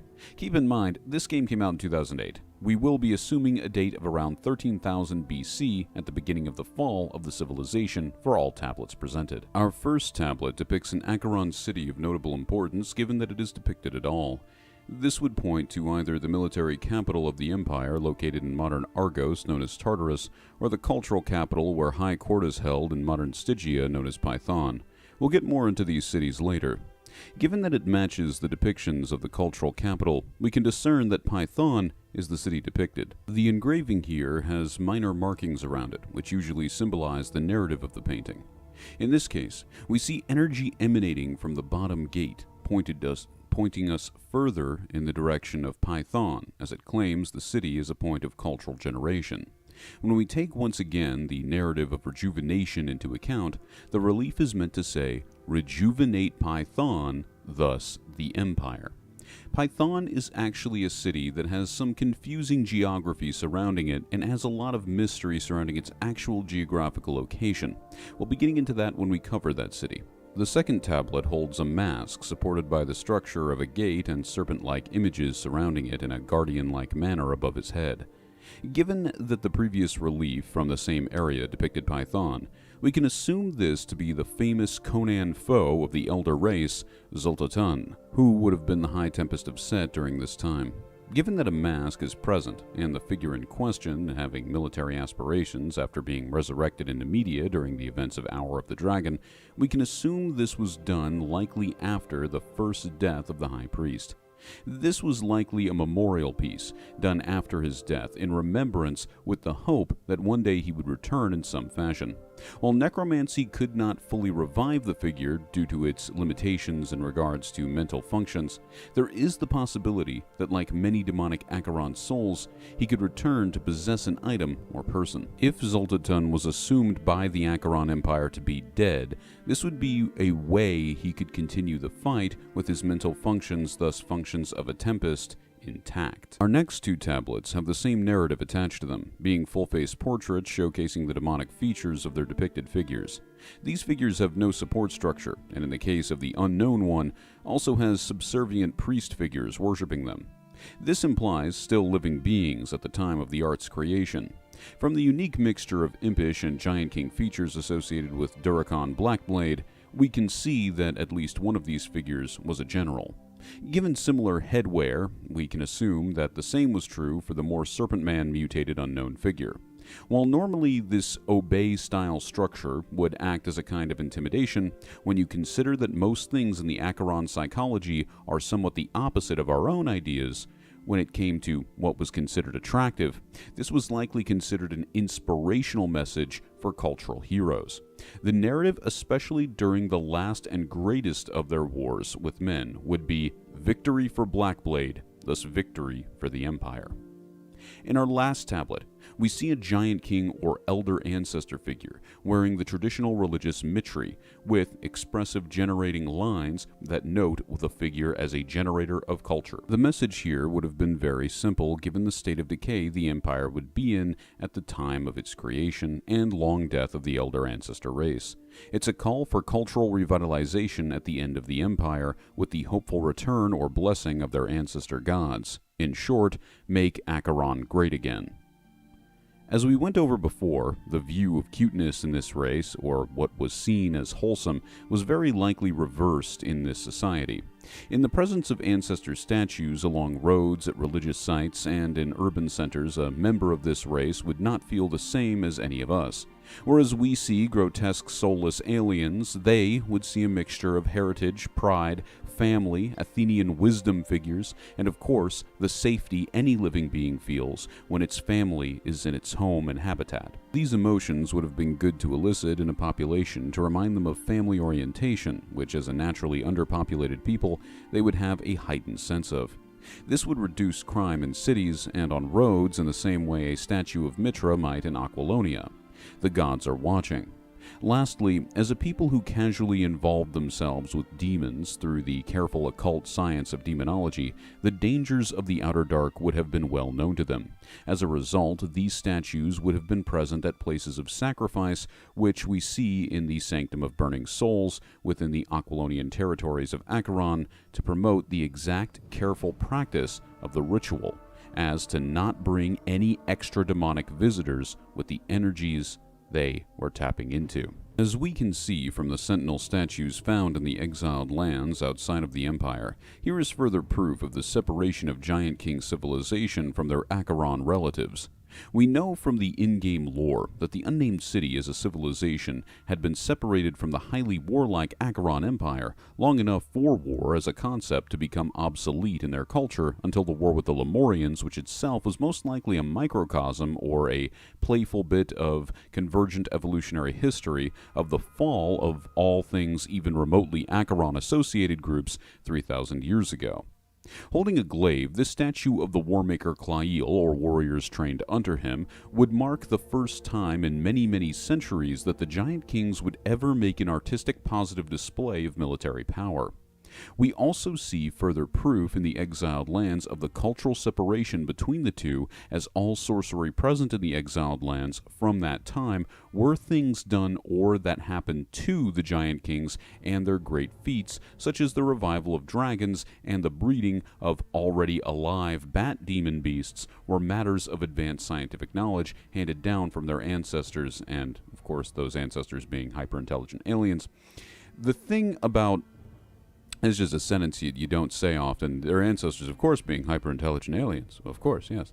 But generally speaking, the other way we see this is if you look deeper into the lore, whether it's the enchanted mask of the Witch Queen, whether it's the priests of Dagon, you see this all the time. Their enemies are magical. They are advanced technologically as a group. And while it does kind of hurt the theme for me to kind of ruin that image, because yes, logically it points to technology, but technology is supposed to be indistinguishable from magic. And I suppose the thing this lore video is taking from you in terms of thematic enjoyment of this setting is that the technology is supposed to feel the way to you that it does to the human characters. This is supposed to be eldritch technology that you could not possibly dream of, and perhaps the Giant Kings and their elder ancestors are a more solidified form of it. You know, they're not deep ones who have literal Shoggoth breeders.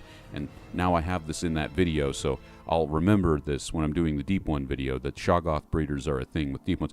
But the point is that they have closer to more physical or feasible technology that we could imagine today in a sci-fi context, but with a different culture. As a final note on this, and proof that elder ancestors themselves may have been present in the unnamed city, you know there's a UFO that you can find when it comes to the nice sort of sunken city of Ryla style dungeon that they've done in the base game of Conan Exiles, which was a great level, by the way. It's great to go underwater. It's great to fight the deep ones. But they're fighting in a UFO. Like, you do eventually find a UFO hidden beneath the waves. And there are two things to this. First, the UFO being so far under the ocean, and two, the fact that Deep Ones are indigenous to Earth. They were literally created on Earth by Cthulhu to mutate other humans. What that means is that this ship in no way belongs to our fishy friends. And that means that it was here a long while ago with more physical technology that looks suspiciously like what we could assume elder ancestor technology looks like, which points to our view of them being aliens even further. A special fusion of commemorative art and advanced technology that would be present in both societies would have been lore stones. Using similar, though less extreme versions of the AI we encounter with the Archivist, these illuminated stones would be used to record automated messages through the special use of signs or elder ancestor language. Given that the player can understand the stones, it is likely that these images communicate a psychic language, also used commonly by the alien side of their gene pool. These mental echoes would play, mimicking auditory stimuli in the human mind. This would have filled a role opposite but complementary to the rejuvenation-focused relief engravings we see. Among the Acheron Empire, these stones, which were meant to bring about memories of an event, would be used for the marking of historical landmarks as well as important historical events. While many may be tempted to say that these stones were magical, it is important to remember that in the weird fiction universe of Howard, Lovecraft, and Smith, almost all alternative evolutionary paths of alien species, along with the technologies they develop, feel indistinguishable from magic to humans. Again, one of the key instances of this, you can go to a lore stone that thinks you're a human slave from the time when the Giant Kings were at war with the Lemurians. It does not recognize the difference, meaning it isn't a conscious entity, which indicates that it's not a spirit, it's not a thing from the afterlife, it is an automated thing. In reality, these are the result of scientific techniques, just not ones emanating from a human consciousness. While there have been maps created in the Marvel run of the comics, these maps are usually poorly done and go against all the lore sources we have outside of those comics. Since I couldn't find one, I made this rough outline of the Acheron Empire before the beginning of its fall, at around 14,000 BC rather than 13,000, which would be around its decline, using as a base one of the more detailed map depictions of the Hyborian Age that can be found online. I don't know who made this map originally, but I love it. I obsess over it. It is the most beautiful thing to me, and I look at it every day. I look at it every single day. As you can see, the borders of the empire, in accordance with the sources we actually have, take up Stygia, Shem, half of Koth, all of Ophir, Argos, half of Aquilonia, all of Nemedia, Corinthia, and Brythunia. Using similar sources, we can confirm that outside of these borders, Karasaher, the city of the damned, the unknown ruins found on the island of Tortage, and Zibaluku, the Center for Blood Magic Research, were all military outposts of the Empire in the hopes of expansion. Within the borders, there was Ket, the city of scorpions, Tartarus, which was the strongest military capital, Python, which was the legal and cultural capital, and the unknown city that the legendary witch queen Zaltana's tomb was located in the northern region of Nemedia. The Road of Kings, which was already outlined well on the map I'm using as the base for this one, would have been the primary trade route for goods in and out of the empire. It is also confirmed that the Giant Kings were the ones who built the roads, most likely as the Acheron Kingdom was young to better traverse the land as the kingdom was getting its first taste of power. Complementing this would be my theorized model of the Unbroken Highway. In Conan Exiles, this is a series of bridges and roads that stretch from the south of Tehran and into the southeast of Hyperborea, where the Conan Exiles map ends in the western half.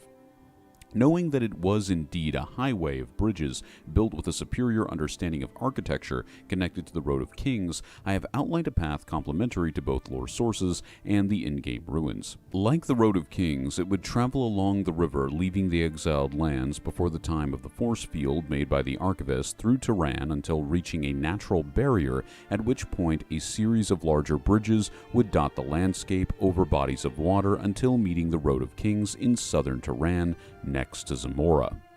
Combined on our map, we can tell that other than trade, the real power of these passageways was control. Any naval vessels coming from the west would have to pass through the military capital of Tartarus to get into the empire, with the Kuran Mountains of Koth and Zamora acting as a natural barrier or chasm that would make the perfect point for an ambush if hostile forces tried to breach it.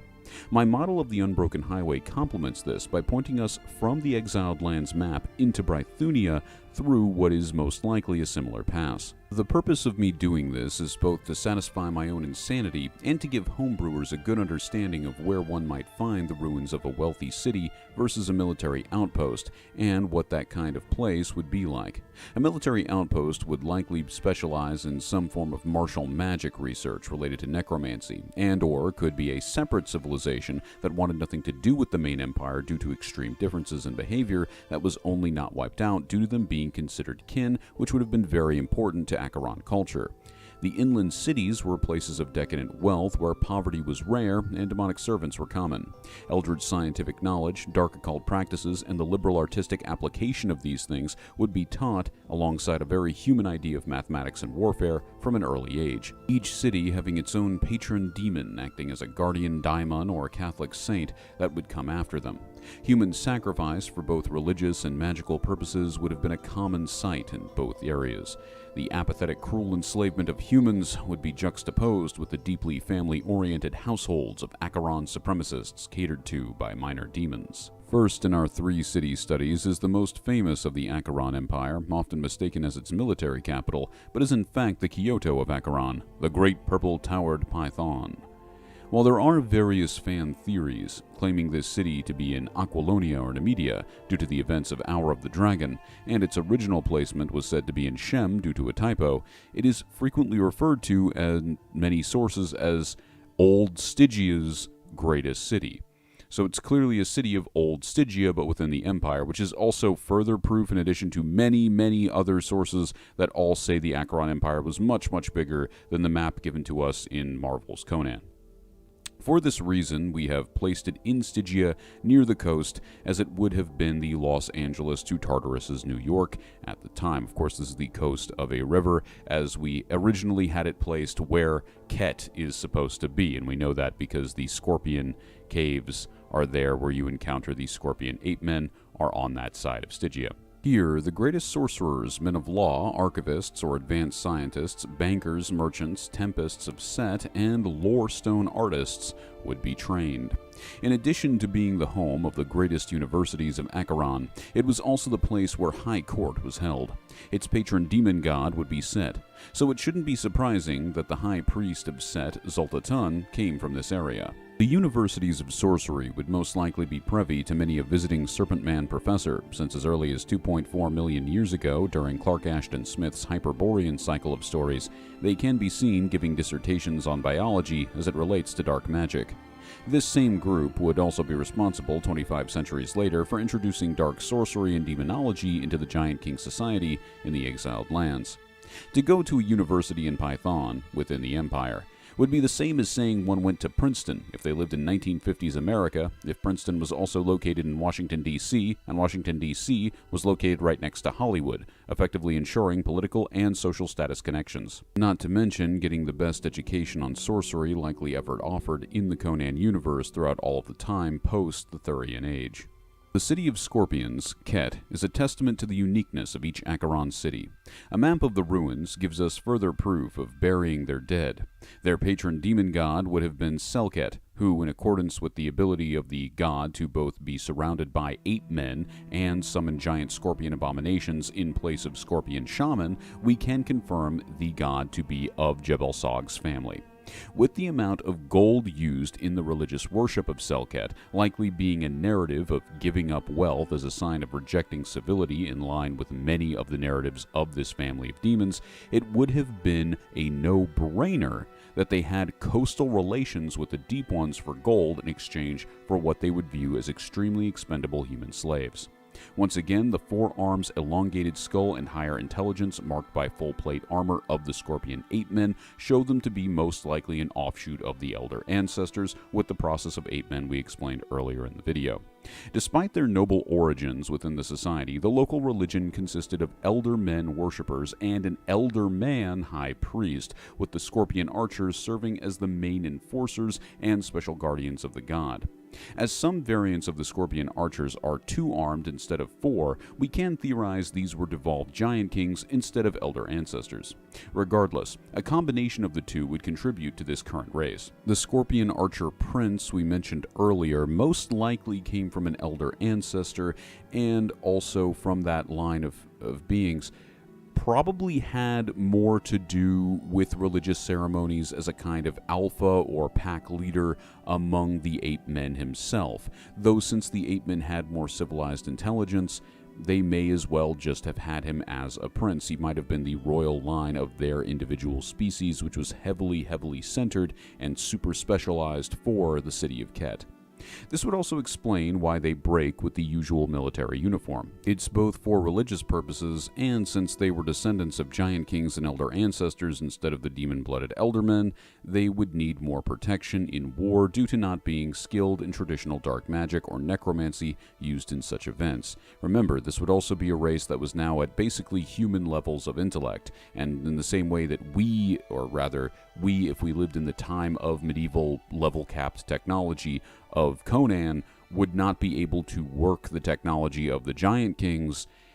In that same way, they most likely lost the knowledge of their old technology, or at least how to operate it, in comparison to the intelligence of the elder men around them. While a wealthy city, the majority of this wealth would not be usable in commerce, as it would be melted down for religious purposes into jewelry, special priestly garments, scorpion statues, and of course the partial use of it in the armor of the scorpion ape men and giant scorpion abominations of Selket.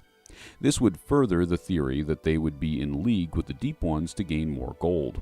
To them, this would harm them in no way, and just be another sacrifice to bless the city by selling some human chattel. Tartarus easily required the most theory crafting of anything in this video, and was the mystery that kept me going when doing the copious amounts of research for this script. Mentioned only a few times across various sources as the seat of power of the Acheron Empire, while this implies a strong military presence, we know that this was not the place where high court was held, nor where laws were made, nor where the best universities were. That was all in Python. Even the territory it inhabited was a mystery. Its Proto-Greco name, the fact that Argos was the last territory maintained by the empire when it was in decline, probably due to its strong military presence, and the fact that the Road of Kings, built again by the Giant King, starts in the capital of modern Argos, called Messentia, we can theorize that Tartarus was indeed centered in Argos. Duricon Blackblade would be born in Python, and eventually die in Zibaluku in Aquilonia. He would most likely be stationed here when not on the battlefield.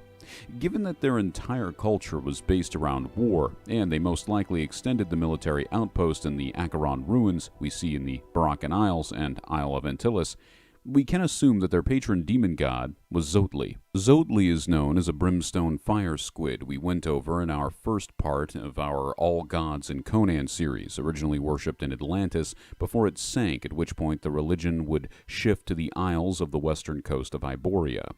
Despite being a demon god, he shares much in common with Old Ones, being an unknowable entity only pleased by destruction.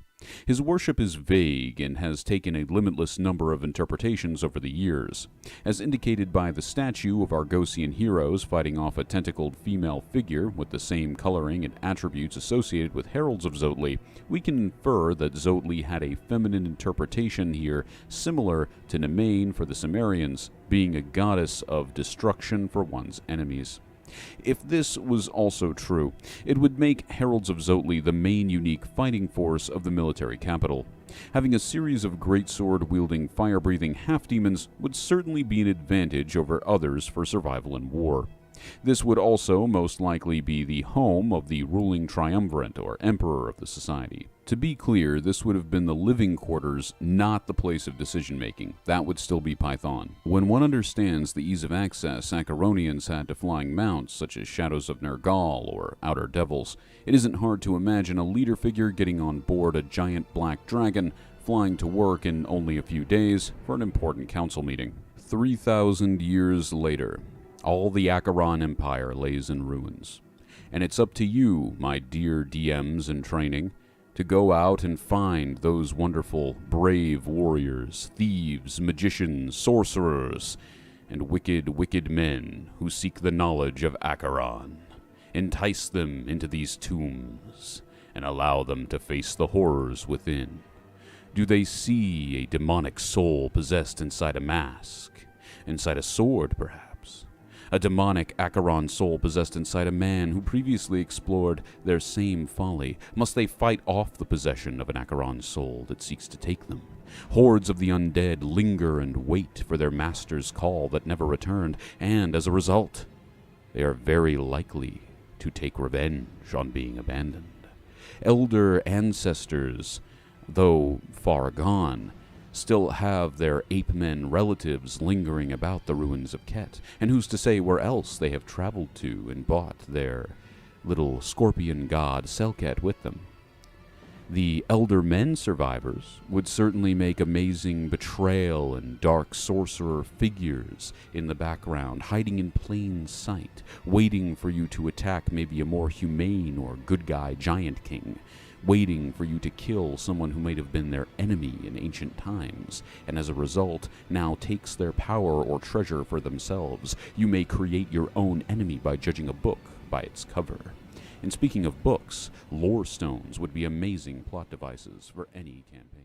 His attention was centered on a band of beings that squatted about a dark green pool in the midst of the court. These creatures were black and naked, made like men, but the least of them. Standing upright would have made them tower head and shoulder above the tall pirate. They were gangly rather than massive, but were finely formed, with no suggestion of deformity or abnormality, save as their great height was abnormal. But even at that distance, Conan sensed the basic diablerism of their features.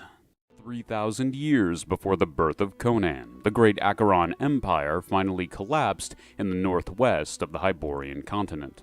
This happened through a series of slave rebellions from those whose descendants would become the various Middle Eastern and Western peoples of the current setting.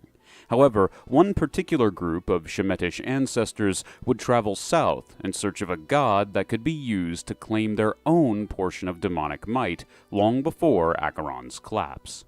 In their travels, they would make peace with various minor tribes within the Black Kingdoms, also looking for power over their larger neighbors. The new cultural people born from this union would likely settle on what would later be known as the Isle of the Black Ones, after sailing away through the Black Coast, as this is the area with the most ruins of their culture. Here they would be introduced to the worship of the dark god Ajujo, likely by a herald or half-demon of the entity in question from unknown origins. This would be when they would learn about the weapon, which would revolutionize both their own military power and the various cultures of southern Hyboria: sealing magic. The strategic benefit to a force trying to compare with or conquer the Acheron Empire for sealing magic is a foolproof form of hostage-taking.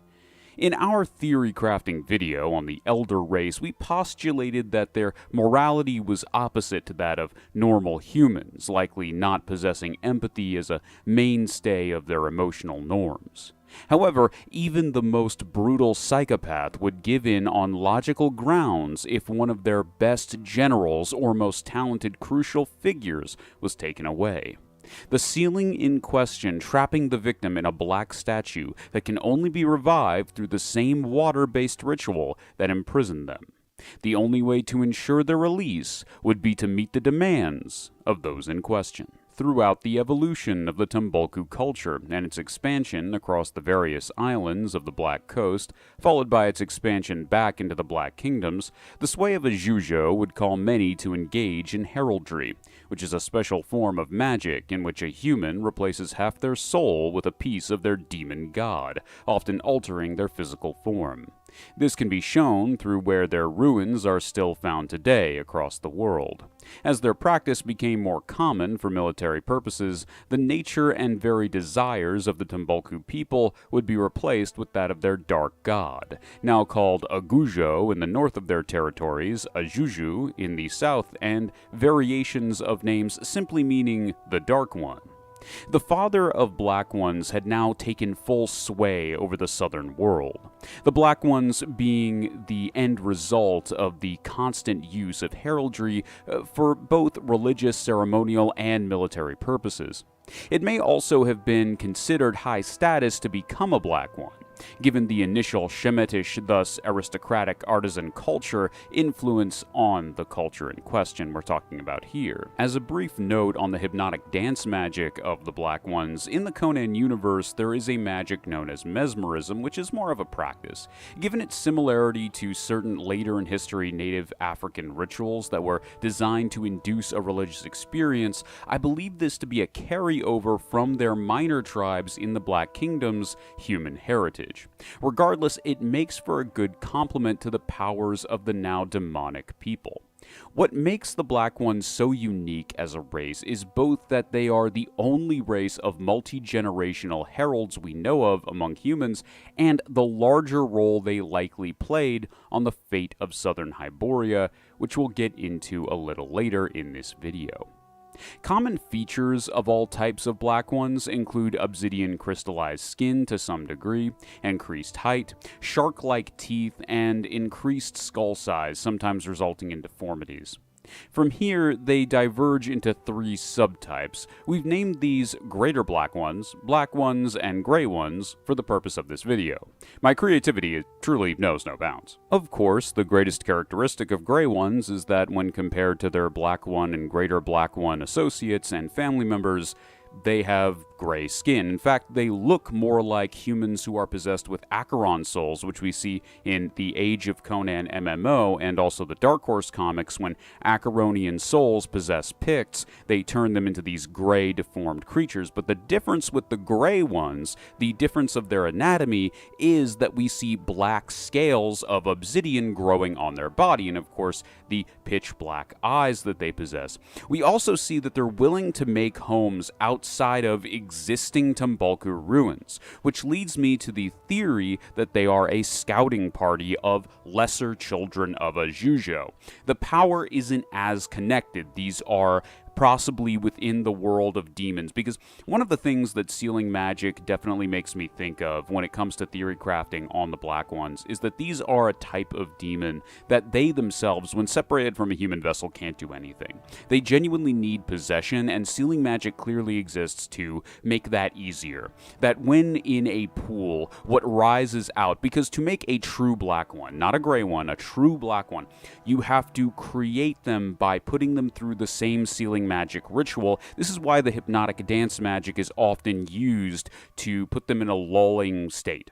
So when we see a gray one, this is likely the result of non-sealing possession or average possession being used by children of a Jujo to eventually create or make a platform for, just as we see in Conan Exiles, they do have a great pool for sealing magic and utilizing sealing magic rituals to create and eventually raise black ones, though we don't see black ones in Conan Exiles. That is what it would eventually come about. But we do see in the original story, the pool of the black ones, that afterwards we see young men being turned into a near statue-like state, being pushed into the sealing magic, but instead of being turned into a black statue, they are raised again as a black one, and then as more black ones show up, it's like the demonic essence or energy of a Jujo fills the air with miasma and mysticism, until eventually the darkness is able to summon a full-formed obsidian giant, and that is a greater black one in our eyes. Touching again on sealing magic, as I just went over, the idea of sealing magic, in my eyes, is effectively to make possession easier. The more you possess, the easier sealing magic is. The more sealing magic you have, the more possession is easier, and it goes into a cycle, effectively creating a healthy war machine for what the Tumbalku tribes and the ancestors of the Black Ones were, which is that they were demon supremacists. They genuinely sealed and kept in statues everything that was not a demon. They would do it to effectively elder thing-like entities, and they would do it to humans, and we can see that all throughout the evidence found in Conan Exiles of what was sealed. You will find no demons are sealed, but rather it is elder things and humans and beasts. So this goes into, what was this metal used? Why create this metal? Well, if we think about sealing magic as the engine for a war machine, then would it not make sense when we look at the specialized weaponry of the Black Ones, which are obsidian in nature just as their statues are, that these statues and effectively the souls, remember that reincarnation has been proven to be true in Conan, that reincarnation is factually true in Conan. Instead of these souls going on to the next life, or in some cases going on to the paradise promised by the ordered god, or in some cases going to the hell dimensions, or whatever, at that point, that soul is instead used in their weapon. This, of course, is a great segue into our next section, which is that, when it comes to being a human, facing down the threat of Acheron, you had the benefit of, if you were taken, you would be taken as a slave. You may be tortured, you may be humiliated, you may go through a number of horrifying things. And what's weird about the psychology of the elder race that populated Acheron is, ironically, the more you were favored as a slave, the more torture they'd put you through, because, again, reverse morality, reverse almost everything with them. But when it comes to Tumbalku are just straight demon supremacists who want to kill you. And unlike the people facing Acheron in the Middle East and the West, the people in the Southwest, the people in these very African-themed countries were desperate as anyone would be when facing demon supremacists. And then when we look at and we compare this to the modern age where, with the exception of Zimbabwe, because Zimbabwe is really cool apparently and has super soldiers there, canon Zimbabwe within Conan. I can't speak for modern Zimbabwe, but I hope they're doing well. Punt, Kashan, Darfur, Kush, Amazon, and the Black Kingdoms all have a long, and well, southern Stygia, all have this long history of dark gods, and it can't be helped but ultimately come up with the theory that because they noticed that they weren't going to be attacked if they were associated with demons, and they weren't going to be attacked, with the exception of Darfur, who reached out to an elder god, but when it comes to most of these entities, reaching out to dark gods makes so much sense, because the demon supremacists who were attacking you are now thrown off, confused, they don't know what to do. It's a great diversionary tactic, and then in addition you have your own demonic power. In the nation of Punt, calling upon the hyena god of fear and son of Jebel Sag, Jamanaka, and his children, the hyena men, who are like weird makeshift shapeshifters who were oddballs who couldn't shapeshift correctly, but calling upon these shapeshifting entities who would teach you dark magic. In the various nations, in Kashan, calling upon Gwaler and his shadow magic to be able to summon dark gargoyles to confuse and break your enemies, who themselves also, the Black Ones, using shadow to their advantage, and various other pools. One could also see a substitute. This is a really great idea, because Gwaler, basically how it works is that when shown in the light of day, his monsters will come about. So the idea of this group of Black Ones taking a accidental false human into the pool, it's in the shadows, but then it comes out, it hits the light of the sun, and it starts wreaking havoc within the Black One tribes. Darfur reaching out to Yog, or Yog Sothoth, as he is known, an elder one, or an old one, and part of the court of Azathoth, being able to do that and just summon forth leagues of cannibal horrors against their enemies, basically feeding their army and fielding their army with these giant tentacled horrors. And of course, in Kush, you have the various different set worships that you would also find in Stygia, so having that kind of demonic set worship and association with serpentmen is amazing. In the Amazon, having demonic plants and heraldic plants one could make a deal with to protect the women of that tribe and ultimately make them strong super soldiers to protect the people. And then, of course, in the Black Coast. So I can go on and on and on. You know that I'm going on and on about this, but demonic warfare theory is the coolest thing. It explains why the state of southwestern Hyboria is the way it is. And with the exception of Zimbabwe, which is just basically, hit it with mace and axe, just like in the northwest and the Middle East. But that, with the exception of Zimbabwe, this is what they're doing, and it's really, really cool. It really sets southwestern Hyboria and its history apart from the rest of the world.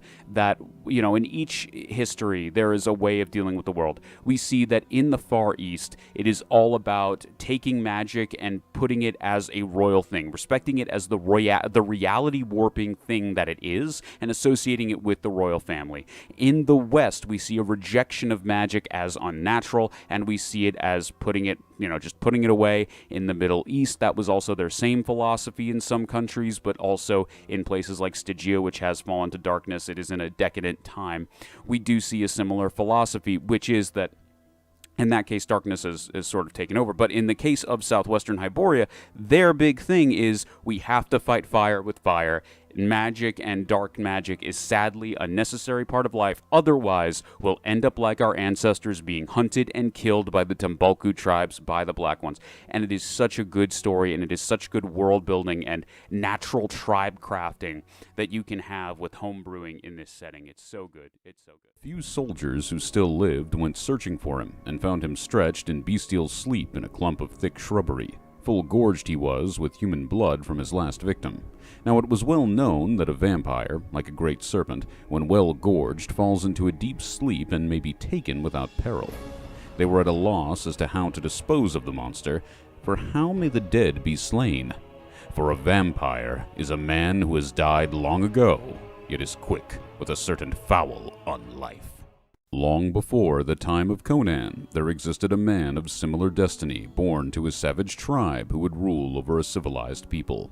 In this Thurian age of brutal war and demon-shadowed sorcery, Kull of Atlantis would become the ruler of Great Valusia. Using his mighty power over Valusia's armies, he would launch a war of extermination on the wicked wizards who tormented his people, and, like any great man, make many powerful enemies. Chief among these was his arch-enemy, the Dark Mage of Elder Night, known only as Thulsa Doom. Once he had finally vanquished the villain, an assemblage of his followers demanded retribution. They sought out scrolls written by an ancient Acheronian god of chaos known as Chthon, the Eater of Weak Souls. With this knowledge, they hoped to ascend into becoming powerful demons in their own right. Among the partakers in this trans-mortal ambition was an abnormally genius and skilled necromancer known as Varney. What made him most abnormal was the fact that Varney himself was a Gigantolopithecus, a giant ape whose intellect and natural magical ability were likely from the same unknowable source. After being mortally wounded by King Kull, the great ape would volunteer to be the first to undergo the ritual of ascension to demonhood. After seemingly dying during the process, he was buried in a coffin filled with blood. Over the course of 3 days, the demonic corruption, his own slowly re-emerging talent in necromancy, as consciousness would return to him, and blood, which nourished him, would act as the womb for an entire monster lineage. After his rebirth, he could not be called a demon, for the master demonologists of the inner circle he belonged to could not control him, nor could he be called a mindless undead, for his intellect was retained, if not dramatically enhanced, with telepathic prowess, able to resurrect those he slew into his followers, and subsisting on the blood of mortals, which aided in his resurrection. Varney became the first and most powerful vampire over 10,000 years before the age of Conan. The rest of Thulsa Doom's followers, fearing reprisals from Varney for trying to control him, repeated this process, creating the vampires today known as Ancients. From the high ranking of these Ancients would be the unique individuals who functioned as the high priests of the Blood Ape and invented the backstabbing nature of vampire politics. There was Sarikhan the Pict, and his servant simply called Boy.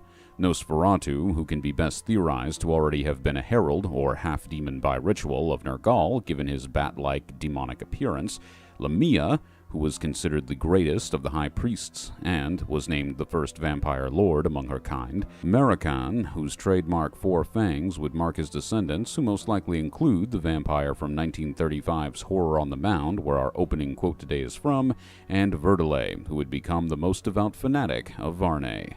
This circle of sorcerers were not the only people turned, however, and any vampire turned at this time is far more unique, mysterious, and powerful, often spawning their own vampire lineages, which again, even in the time of Conan, would be anywhere respectively between 8 and 10,000 years old. This was the case for Princess Akivasha of Stygia, who very likely is the progenitor of the Siren sect, given her hunting patterns being a female vampire focusing obsessively on athletic male victims. While these figures would all try to assassinate each other at one time or another, there were many countless unnamed ancients who would all be slain by Varney for trying to overthrow him and start their own sects by turning mortals. As we know, all those killed by Varney come back as powerful vampires loyal to him. One thing that makes Varney so unique is that this is also true for vampires, likely due to his natural talent in necromancy and genius-level intellect even before becoming a vampire. The first and only true civil war of vampire kind until far after the time of Conan would end with Varney solidifying his rule by resurrected blood over the majority of all other sects of vampires. While retaining their original strengths and weaknesses, they all possess the same psychic loyalty to the figure, who at this point could easily be called their king. King Varney would survive the sinking of his native Atlantis by filling his giant stone coffin with blood which sank to the bottom of the sea. From here, he governs the vast majority of vampire kind, telepathically guiding their actions subconsciously and consciously through his priests. This is why, to understand vampires in general and the rules which govern them, we must understand the most potent of their bloodlines, that of the Varneyans. Varneyans are the term we'll be using to describe mainstream vampire society, and would one day be the bloodline of Dracula, long after the Hyborian Age. They are governed by the rules one classically associates with the monsters in question. They are repelled by any religious symbol when tied with true faith that belongs to a religion which existed before their mortal birth. They can be killed by fire, burn alive in the sunlight, and can be killed by a wooden stake in the heart. They can also die due to breaking the magical barrier that naturally forms when people live in a family-sized domain long enough for it to be called a home. Entering without an invitation will have a slower but still lethal effect of burning the vampire to death from the inside out. This is easily bypassed through their powers by tricking a mortal into letting them in by means we'll go over very soon. Silver can be used to paralyze vampires if stabbed through their heart, and garlic can be used as a sedative, causing them to become easy to capture or interrogate. Depending on the age of the vampire, they will either turn into a corpse of appropriate age or wither to dust from the ages. They must also travel with soil from their homeland, where they were first turned, as they are slightly weakened by being away from it. This is not a large factor, but the soil does seem to give a feeling of safety to the vampire in question. If they do not possess this, they may be more paranoid, insecure, or act irrationally due to being over-emotional, even for a vampire. One reason it is very likely that Varney does not resurface despite having more than enough manpower to do so is that being away from Atlantis for too long may cause him to weaken control mentally over other vampires, and possibly make him return to the bestial mindset of his giant ape kindred. While a giant savage demonic undead King Kong out for blood would be a very scary threat, the primary person Varney would be endangering would be himself. In this way, even Varney's lack of presence among his children is a political move to retain control over them. Willpower, thus emotional control, is also one of the three main factors for how powerful a vampire is. The other two being how well fed they are, which of course affects mental health in the form of reverting to savagery, and how old they are, which seemingly has no advantage in its own right, but comes with centuries of experience living with the condition. Their turning process is the simple killing of any mortal by draining all of their blood directly, ensuring they resurrect as a vampire in most cases. Of course, this also instills extreme susceptibility to telepathic control from Varney, who has an inherent knowledge of all of his children, despite his undersea hiding place. Their culture is one of service to the plans of their Dark Father, which seems to simply be to strategically grow the influence and power of his children. For this reason, they are highly selective about who they turn, usually focusing on royalty, already accomplished necromancers like Varney was, or those with any kind of power in society likely to sympathize with their elitist view of the world. To be a vampire is to be the chosen of Varney, above all mortals, and destined to rule over them in his kingdom of night. While you must drink the blood of mortals to the same degree as a normal human would eat food to survive, in exchange you can hypnotically control those you drink from, possess mild telepathy in the form of hypnotic suggestion, can take the shape of and control any nocturnal beast smaller than you, such as rats, bats, or wolves, that you feel a deep connection to, are immune to human diseases, possess the strength of 10 to 20 men depending on the vampire, you're incredibly fast, and can heal from wounds that would be lethal to humans within a day. In addition to all of this, in the time of Conan, mainstream vampires would also be skilled in necromancy, taught to them by their sire, as well as demonology in some cases, meaning they would know how to summon zombies and/or demons to their aid. This is due to their hand-me-down culture from the inner circle of Thulsa Doom. A master vampire would likely be a priest of Varney, commanding other vampires under them, deeply politically connected within a city, allowing them to turn society itself against their adversaries, a master necromancer having hordes of undead under him hidden away somewhere, and a master demonologist, likely having a powerful guardian of some type. A telltale sign of a full-blooded vampire is their inability to cast a reflection, and the usual two fangs from the upper jaw that are an extension of their upper canines. Everything that has been said in this section of the video can be thought to apply to all vampires mentioned here, unless otherwise stated in their respective sections.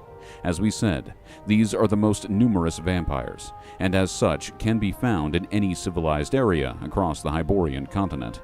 All vampire sects loyal to Varney meet at a summit once every 1,000 years, which at this point in history would be somewhere on an unnamed island off the northwestern coast of the Pictish wilderness. We said before that this was the most potent of the vampire bloodlines. This is because, in addition to being responsible for creating the ancients, it is also responsible for the creation of the two great enemies of vampire kind, which resulted from the extreme life-giving properties of Varney's blood, even when the turning process is greatly distorted by circumstance. These are the two types of half-vampires. The first type gives us far more insight into how a healthy vampire is born.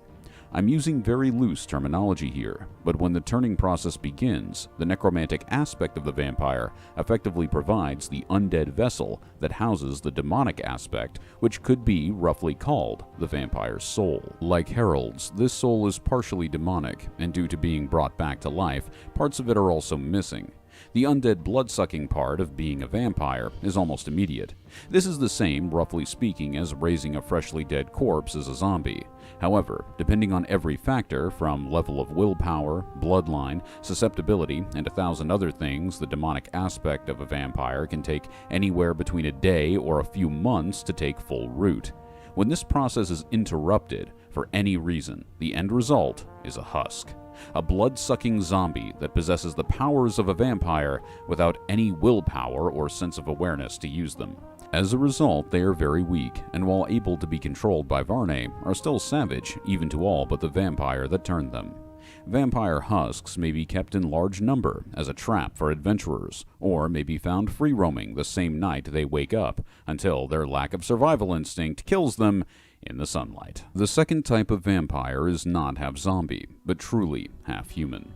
Much like we talked about with bullmen in our Minotaurs video, most who go through the process of becoming a vampire are simply born dead, or worse yet, born as fetus-like husks that need to be mercifully left out in the sunlight.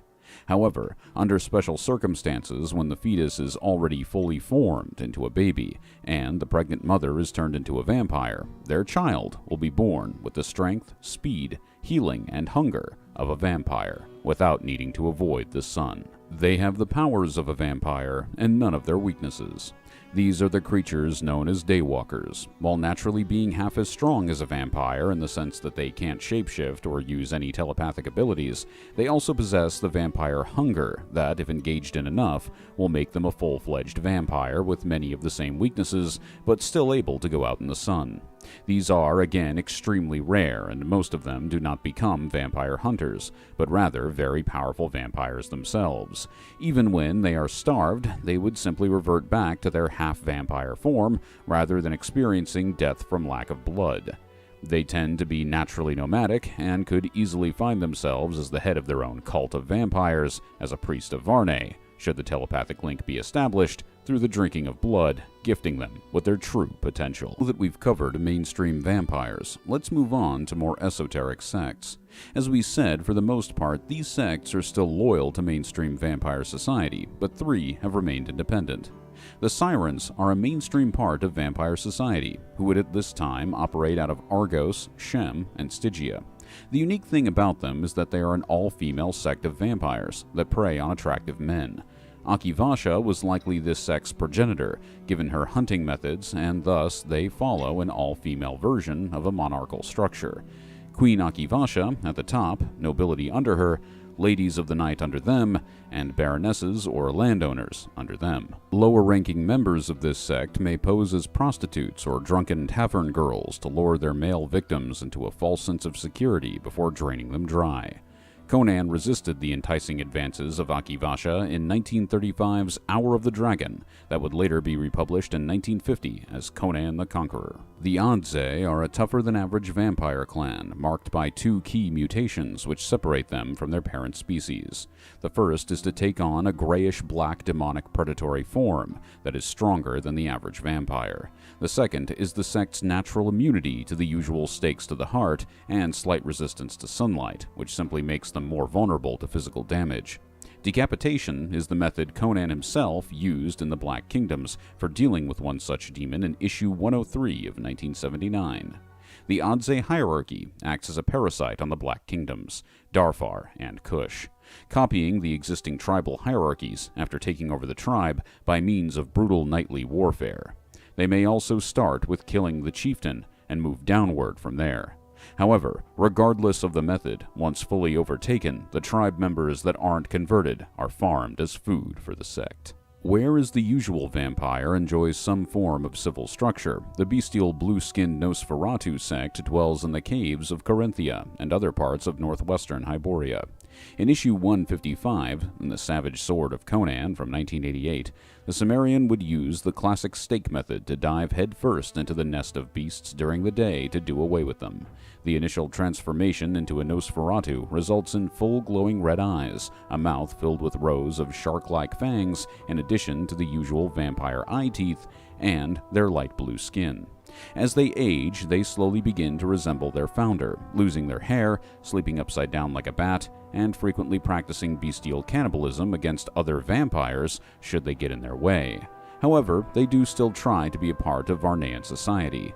Their hierarchy is similar to a familial structure, with vampires of the same age being thought of as siblings and elders being seen as father or mother figures. In their infinite hunger, the Nosferatu do not care from where the blood flows, only that it flows. Coming to us from the 1922 Robert E. Howard story, The Horror on the Mound, making it canon in Conan, we encounter a four-fanged vampire with very unique qualities, separating its bloodline from both mainstream vampire society and Akivasha. Its fang structure marks it as a mutated child of Marakan. Its lineage is outlined to have come from Zingara and the Pictish wilderness, by implication of geography. When fully fed, the horror is immune to sunlight, but it does cause it to go into a deep slumber. It's also a gorge feeder like a wolf, and able to pass for human unless starved. When starved, the horror earns its name by resembling a four-fanged zombie, with the Machiavellian intellect of a serial killer mixed with the hunting instinct of a jaguar. The reason these creatures are so rare is that they can sleep for generations at a time, have nomadic living conditions, are solitary hunters, and while their blood is potent, they don't seem to turn others on purpose. Many horrors are themselves simply in their current position because they tried to hunt one.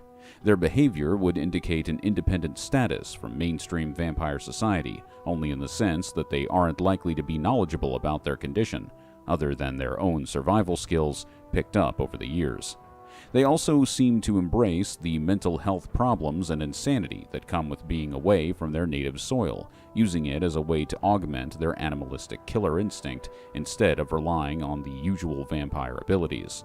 These truly are horrors of the night. It is best theorized that when a fully developed Deep One became curious about the undersea tomb of Varney, the first Aqueous vampire was born. In their bloodline exists the inherited memories of their misanthropic founder mixed with the elitism of vampires. Their twisted rituals and confused identities make them a threat to both the worlds of earth and sea. While their first generation is taken from Deep One's stock, and their beliefs are an offshoot of the esoteric order of Dagon, their sect comprises many aquatic races. First are the impish faceless ones, who are scaled savage swimming pygmies that, as the name would suggest, have no faces, using their ears alone to sense their surroundings. Second are Deep One hybrids, which, due to the nature of vampirism, remain frozen in their current state, unable to take on a more mature form or grow to the titanic size of Dagon. Lastly, perhaps the most unique, are the human members of the group, which begin to grow webbing around their hands and feet, along with pointed ears when transformed. In the same way that vampires view humans as cattle, the Aqueous see all undersea life, along with humans, as food. While they are best defined as rivals of the Deep Ones, viewing themselves as the best manifestation of Dagon's purpose to convert life into the servants of Cthulhu, this is not the end of their oddities. To become an Aqueous is to undergo the ritual of all-seeing, in which the vampire in question is blinded by having their eyeballs ripped out, welcoming them into the family. This ritual is done in the city they have built under the waves, known as Ryla, after the resting place of their true god, which they will refer to as the Cellar of the Earth. Needless to say, they are very independent, and represent only a slightly less awful threat to Earth's vampires than they do to humans. The other purpose of this ritual is to disfigure the person in question, forcing them to resemble the collective beneath the waves. This is truly a unique circumstance, as unlike every other type of vampire, it is easy to see an Aqueous making a theological argument to a Deep One about turning. After all, to convert the human race, a Deep One has to wait centuries without assured success for the hybrid mating process to continue, but an Aqueous can transfer the ancestral memories, undersea lifestyle, and cultural values of the Order much faster, and within under 1 generation, making it much faster than the Deep One's original plan. However, this of course comes with certain theological hang-ups, even if the fishman was okay with losing his eyes. One could argue that slowly taking the form of Dagon as they age is part of Cthulhu's divine plan, and messing with that is akin to a crime of nature or whatever Deep Ones consider to be nature. The other issue would be hierarchy. As we will explore when we cover the Deep Ones in Conan, they don't seem to have an official hierarchy, with all viewing themselves as slowly ridding themselves of human culture, which includes concepts like property ownership and organization. Things are referred to as belonging to the people of the sea rather than something being under the control of an individual. The Aqueous, on the other hand, have elders who control their society that look like Deep Ones, as we went over previously, all-seeing priests, the blind priests who undergo the ritual of all-seeing, who lead different groups of them, and cultists under them. The esoteric order of Dagon isn't just an evolutionary adaptation for converting humans into Deep Ones anymore, it's their culture and lifestyle. For this reason, Deep One could see becoming a vampire as a slave-like, impure, or weakness-filled state. This sect is also one of the few that has made a common practice of turning animal life to serve them. This includes giant squids, sharks, and whales. Despite the hold Varney would usually have over someone turned by him, the unique circumstance of the Aqueous means that they have no veneration or love for him. They often pretend that their origins are simply the origins of Dagon, with no relation whatsoever to the king of all vampires. While just as vicious as mainstream vampires, the Moksha of Vandhya are monks who walk a path of self-liberation from the hunger through periodic self-starvation. When mixed with meditative practices, these undead force themselves to make the most out of their psychic abilities, causing them in some cases to glimpse into Totha, which is the name for the realm of time in the Hyborian Age. This allows them to see visions of the future mixed with psychedelic flashbacks that come from their lack of sanguine nourishment. This results in vampire prophecies, which are taken very seriously by mainstream Varnian society. Forcing themselves to eat as little as possible and being okay with multiple living situations, it is perhaps the easiest for the Moksha among all vampires to hide away from humanity. However, they can still starve to death if they take this training too far. This organically keeps their members quite low as a sect. The Moksha do not fear the hunger, for it, like all pain, is merely an illusion. Their neighbors to the north are the Sharnaputra of the Himalayan mountains. Much like the Nosferatu, these are cave-dwelling bestial vampires, but unlike their subterranean cousins, these gargoyle-like beasts prefer the mountains of the world. Their natural wings allow them to spend most of their time in the air, and often shapeshift into much larger creatures than their less savage contemporaries. The most favored of these is a giant vampire bat, large enough to carry around 7 to 10 of their kind on its back. While they do burn in the sunlight, this takes slightly longer than for most, as another feature of this bloodline is their tougher hides, able to take much more physical damage in general than other vampires. They are a part of mainstream vampire society, and while the largest concentration of them are in the Himalayan mountains, they will migrate to other places based on plentifulness of food, as well as mountain ranges in that area.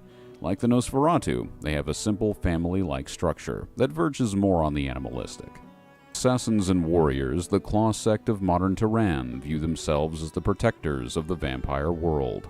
While a part of mainstream vampire society, they serve Varney out of an honor culture like respect, and will likely not care about the status of other vampires if they view them as endangering their kind. Their claim to fame is their sense of justice, stealth ability, and swordsmanship. Like the Sirens and Moksha, their differences come from their lifestyle. In this case, there is a heavy focus on fighting ability and skill, as they literally train to take out the enemies of the vampire race, including, as mentioned previously, many vampires themselves. Little is known about their hierarchy, but they do operate like a hunting party when in action, usually having a strategist giving the others directions telepathically. Yiki-Onna are the vampires of modern Lemuria, which is a fraction of its Thurian size, and Kitai. These vampires have hyper-specialized the mist form into a blizzard-like storm or tornado, which is their primary way of hunting. As the cold undead winds cut your flesh, you slowly become nothing more than a bleeding piece of meat. They are another part of mainstream society, and thus have nothing more separating them than their lifestyle and special blizzard form skill from other Varnayans. While that finishes our coverage of undead true vampires, just like with our 8-man video, we have included a section ordered in degree of weirdness of creatures that might come up when talking about this subject. Dark Templars are those individuals who have undergone a self-focused ritual similar to heraldry but towards nothingness, and as a result have a hole in their soul that empowers them as life force vampires. While they may also be skilled in blood magic, especially if they want to disguise themselves as a true vampire, they are human in most ways. It's important to remember that their vampirism is not a necessity, but a power that can be used at will. Their half-souled nature also gives them certain instinctive abilities, like accelerated healing, self-warding to protect against weaker spells, and the ability to psychically attack with parasitic force against their enemies. Those who follow this path are not usually the same political stock of undead vampires, but instead are mercenaries or soldiers looking to get a supernatural edge on their opponents by increasing their abilities magically. Many most likely come across the process of becoming a half-demon in their research and think they can practice the ritual or cheat the system by doing it on themselves, which would be one way of becoming a Dark Templar. Another is, of course, to purposely undergo the ritual. If a player wants to be a daywalker like Blade, the Templar is a much safer option. This has the flavor of a vampire without the bad aftertaste of being far too different from the rest of the party or an angry mob coming after you. Nergal is the Shemite lord of the underworld, and he has 2 races of servants in the form of bat-like entities, both of which have made it to this list. The first are the Shadows of Nergal, also simply called Bat Demons. These creatures are very much demon beasts, as they do not seem to have higher sentience. They can find their ways to Earth by being summoned by a demonologist, escaping the Outer Dark, or heraldically bonding itself to a vampire bat, causing the transformation into a demon beast. An element that would be very fun to play with is the idea of Nergal-controlled bat demons attacking vampires, as they are undead and have avoided the underworld. A fight between these entities and the Sharnaputra would be fun to watch. The devil beasts of Nergal are the spectral sister race of their demon beast brothers. The title of devil in Conan lore is usually given to demonic entities that have bonded and adapted to specific parts of nature. In the case of these creatures, as they come from the realm of the dead, they have become one with a kind of death ice common in the necromancy school of magic in the universe. They are immune to normal weapons and chill anything that moves through them. Conan fought a devil beast in issue 30 of his Barbarian series in 1973. While they can't be killed, they are easily frightened off by holy symbols. They are attracted to and violently attack those without faith or those filled with fear. While not coming to Earth until long after the time of Conan in the 2300s, the fire vampires coming to us in the Donald Windry Cthulhu mythos story of the same name, in most cases, are far too powerful to include in your story as anything but gods.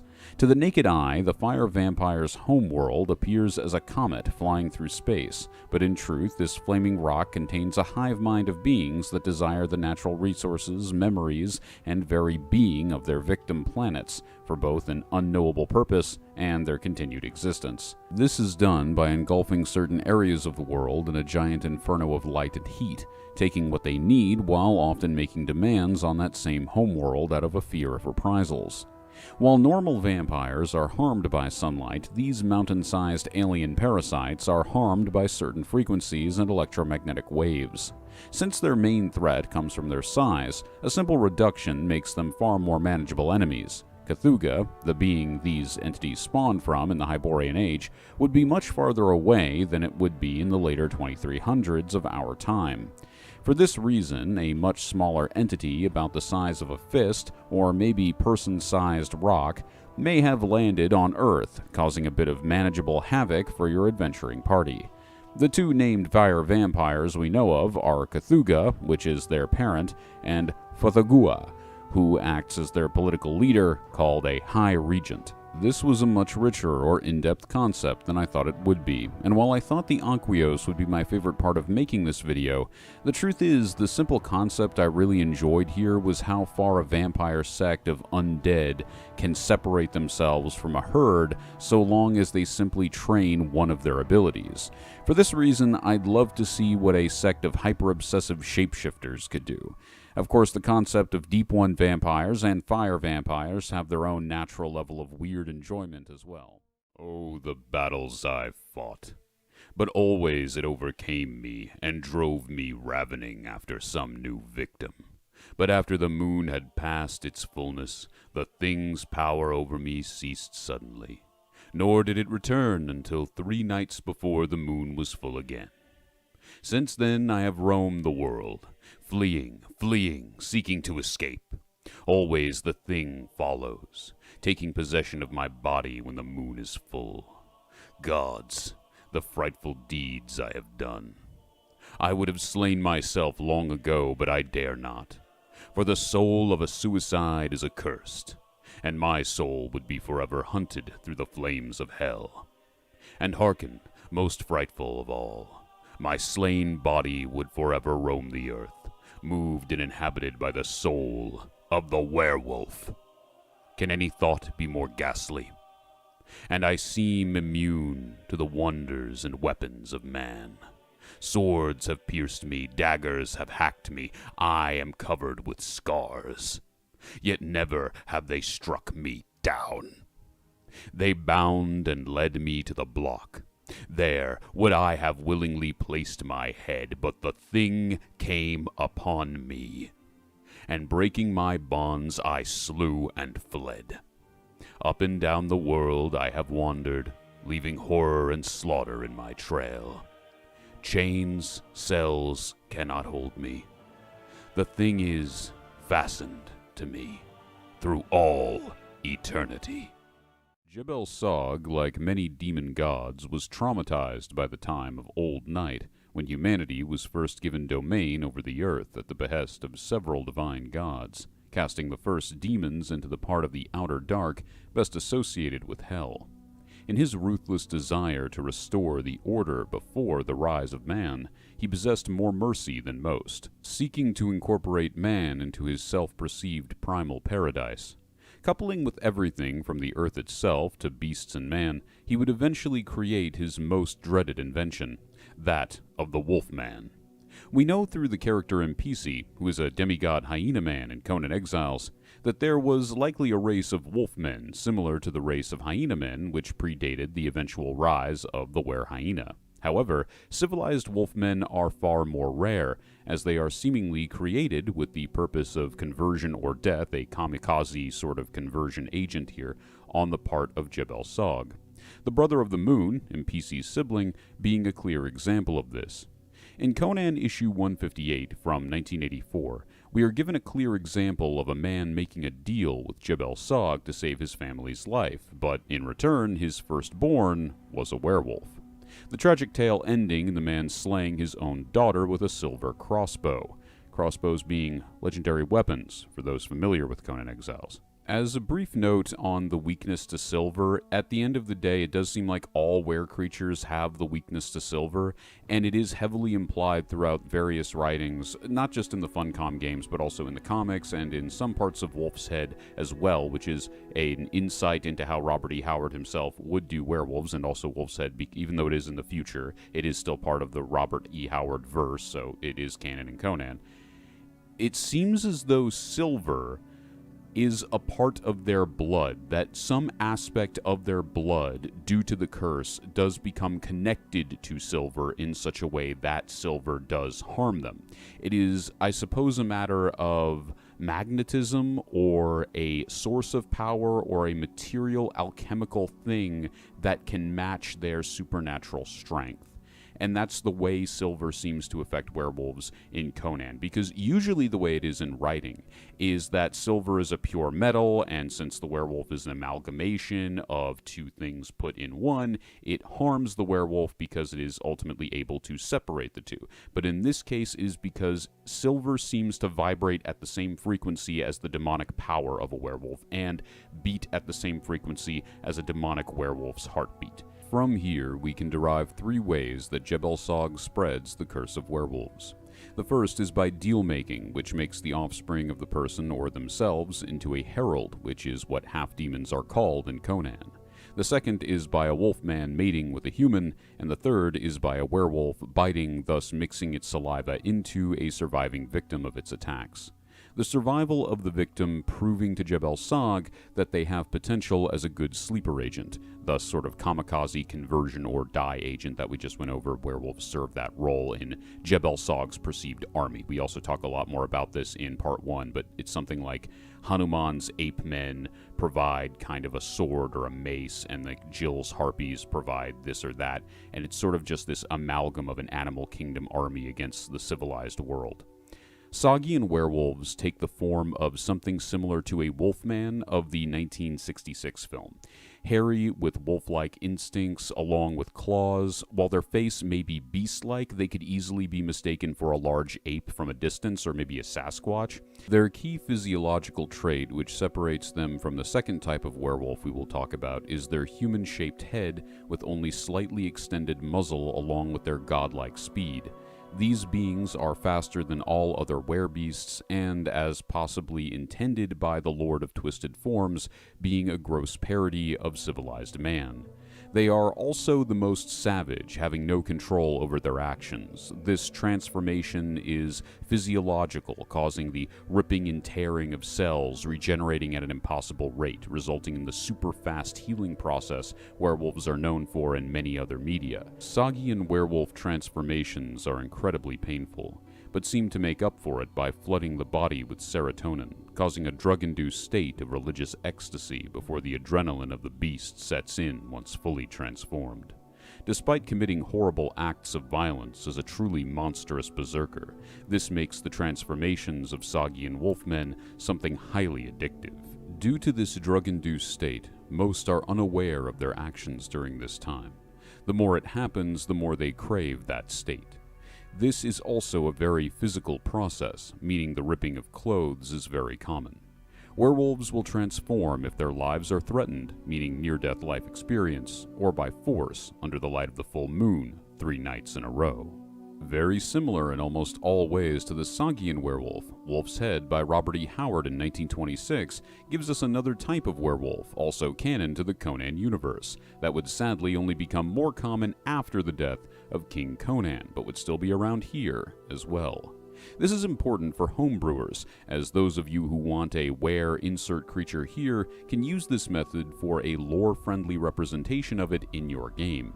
To begin, Wolf's Head werewolves are identifiable by the fact that they possess the head of a wolf rather than that of a hairy man with an extended muzzle. They are also much stronger than they are fast. Despite this, they still have the savagery and the transformation conditions of the Sagian werewolf. However, they also get no dulling of pain when transforming, and retain fully the horrible memories of those they slaughter under the full moon.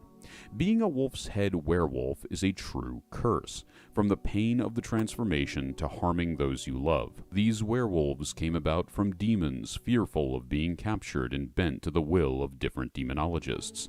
Out of fear, they sought to possess beasts, but were too afraid to command the beast's body, so ended up fusing with them instead, effectively accidentally recreating the same creature as the Sagian werewolves, with alterations such as the weakness to silver coming from the fact that these are fused abominations rather than the creation of a new creature. So while Sagian werewolves are, silver harms them, while Sagian werewolves are harmed by silver because silver runs in their blood, it vibrates at the same frequency, these have that more traditional weakness we were talking about to it earlier. It does function the same way, though if you wanted to play it differently, you could say maybe one has a more radiating effect and the other is a very clear magical, you stabbed it with the silver sword, Elder Scrolls style, while so it dies. Unlike the turning process of the Sagian werewolves, which is very diverse, the wolf's head werewolf will take on the form of a demonic spirit that upon the death of the current werewolf will either possess the nearest predatory beast, thus altering the nature of the curse, or the human who killed it, thus continuing the curse in its current form. The end of the Wolf's Head book hints at the idea that after the death of the werewolf in that story, the demonic spirit escaped by going into a river, foreshadowing the return of it as a were-crocodile, referring to hiding in a beast of the Nile. Once again, these types of lycanthropes change during a full moon or when their lives are threatened. This process can be applied to any beast possessed by a savage demonic spirit fueled by fear, so bears, boars, and lions are all fair game for the Elder Scrolls fans out there. Like in the story, they would have the head of a beast, increased physical strength, and be horribly cursed with the condition, often trying to end their own lives to no avail. While the demon possesses the beast itself, it is very noticeable. Whenever it grows enraged, it will take on the form of a human-armed beast twice the size of its usual form. This type of creature, called a wolf beast or an insert animal here beast, attacked Conan and a band of mercenaries in issue 224 of 1989. Conan was the only survivor. It can only be assumed that the conditions of near-death life experience and full moon are applicable to take this form as well. If you want your werewolves to be more bestial with only the barest amount of human qualities, then wolf beasts, which again, much like the wolf's head werewolves, can be any type of beast you are looking for. As implied by our opening quote, should a cursed werewolf succeed in a suicide attempt, even with silver weaponry, they will only succeed in killing their mortal half, becoming an undead zombie nightmare berserk abomination of rancid fur and rotting fang, forever staying in their werewolf form as they become more nightmarishly decrepit in appearance over time. This can only be done through the suicide of a cursed man. The process of impification is when a human being suffering from starvation's body tries to make up for the missing nutrients with demonic energy in a contaminated area. The Isle of Sipta is home to many such locations, in addition to a weather system called the Maelstrom, directly connected to the dreamlands of Kuth the Star Girdle, making mutation of many kinds an all too common sight, quite literally on the level, similar to the dreamlands, of reality warping. The key signs of impification is three-fingered hands, three-toed feet, and a relative bestial appearance. The devolved werewolves of the island off the coast of Stygia are no different. Being an alternate path to get to your wolf beast if you so desire, these three-fourths demon werewolves are in a permanent transformed state, making them always hungry for war. It is important to note that due to their armor, we can assume that these were originally purebred wolfmen of rare considerable intellect, which of course is likely due to the Maelstrom weather system directly connected to the Dreamland. So upon landing on the island, these creatures, or forming on the island, these creatures were likely gifted with a higher intellect because of the ability to not be forced in any way to stay bound to the usual laws of their species within reason. We see this similarly with the Blood Moon Beast, which went the other way, and we do talk about that, but it's effectively a moon beast that had to dumb down in intellect because it effectively became what it would be if it worked by natural laws the longer it stayed on Earth. But then with these devolved wolfmen, they are capable of a higher form of intellect here, and we can see demonstrations of a higher form of intellect through weapon crafting and armor crafting because they are living in a place so close to a reality warping weather system. If you don't want to experience the horrible effects of impification at your tabletop, then you'll need this video's second sponsor, Ronin Craft. Ronin Craft is an independent 3D model printing service that allows you to break the curse of overpriced minis. With an excellent customer service score on Etsy, you can be sure that you'll get quality that surpasses any master. The Hyena Men are a race of beastmen, born from the demon god of fear and son of Jebel Sog, Germanica. Far more intelligent and trickster-like than their wolf cousins, they are full-on shapeshifters who make deals with humans for magical knowledge in exchange for horrific hedonistic acts or knowledge of equal value. In some cases, a hyena man may require sex from a woman who is a prospective sorcerer. The result of this coupling will be a were-hyena. Were-hyenas themselves then mate into populations, creating more of their kind, as well as recessive carriers of the gene, which can manifest in later bloodlines. Much like their parent race, the were-hyena is dramatically more human in terms of mental faculties and control over their form. Their full form resembles a hyena version of the wolf beasts we talked about before, but they can also transform into a full hyena or full human at will. A were-hyena's actions depends on the person itself, as outlined in the 1926 story by Robert E. Howard, simply titled Hyena. The entire story is effectively dedicated to outlining how were-hyenas work in the wider Howard-verse. The were-hyena Senecosa is clearly stated several times to be different from most were-hyena who do not actively hunt humans after the time of Conan, and is solely motivated by his own desires to kill off the main protagonist of the story due to his desire to mate with the love interest. Likewise, the hyena man character Impisi in Conan Exiles is a laid-back figure, more comfortable pontificating upon how to live a good life as what he himself views as an abomination, rather than attack the player character. Finally, we come to the highly reclusive were-panthers, also known as the children of the cat god Bast. Being the god in question's royal offspring, they founded a hidden city deep in the southern Hyborian jungles, centered around an artifact called the Eye of Bast. Now, in accordance with what actually happens in the 1989 run of the comics, the Eye of Bast isn't required for them to be able to transform. They are a race of demigods, after all, but it is the training wheels that allow them to retain a human form.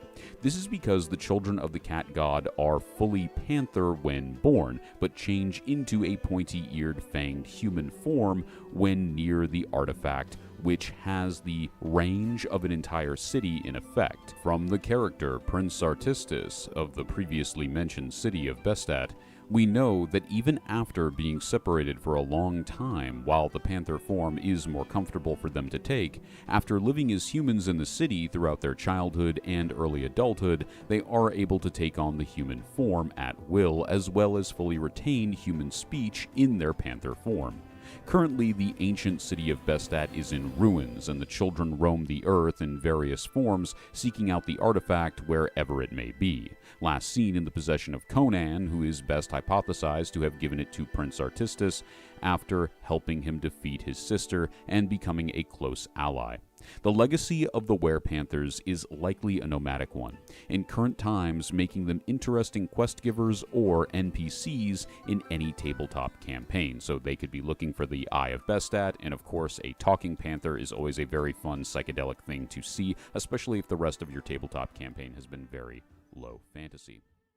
The madness and monstrosity lay in the figures in the foreground, for Pickman's morbid art was preeminently one of demoniac portraiture.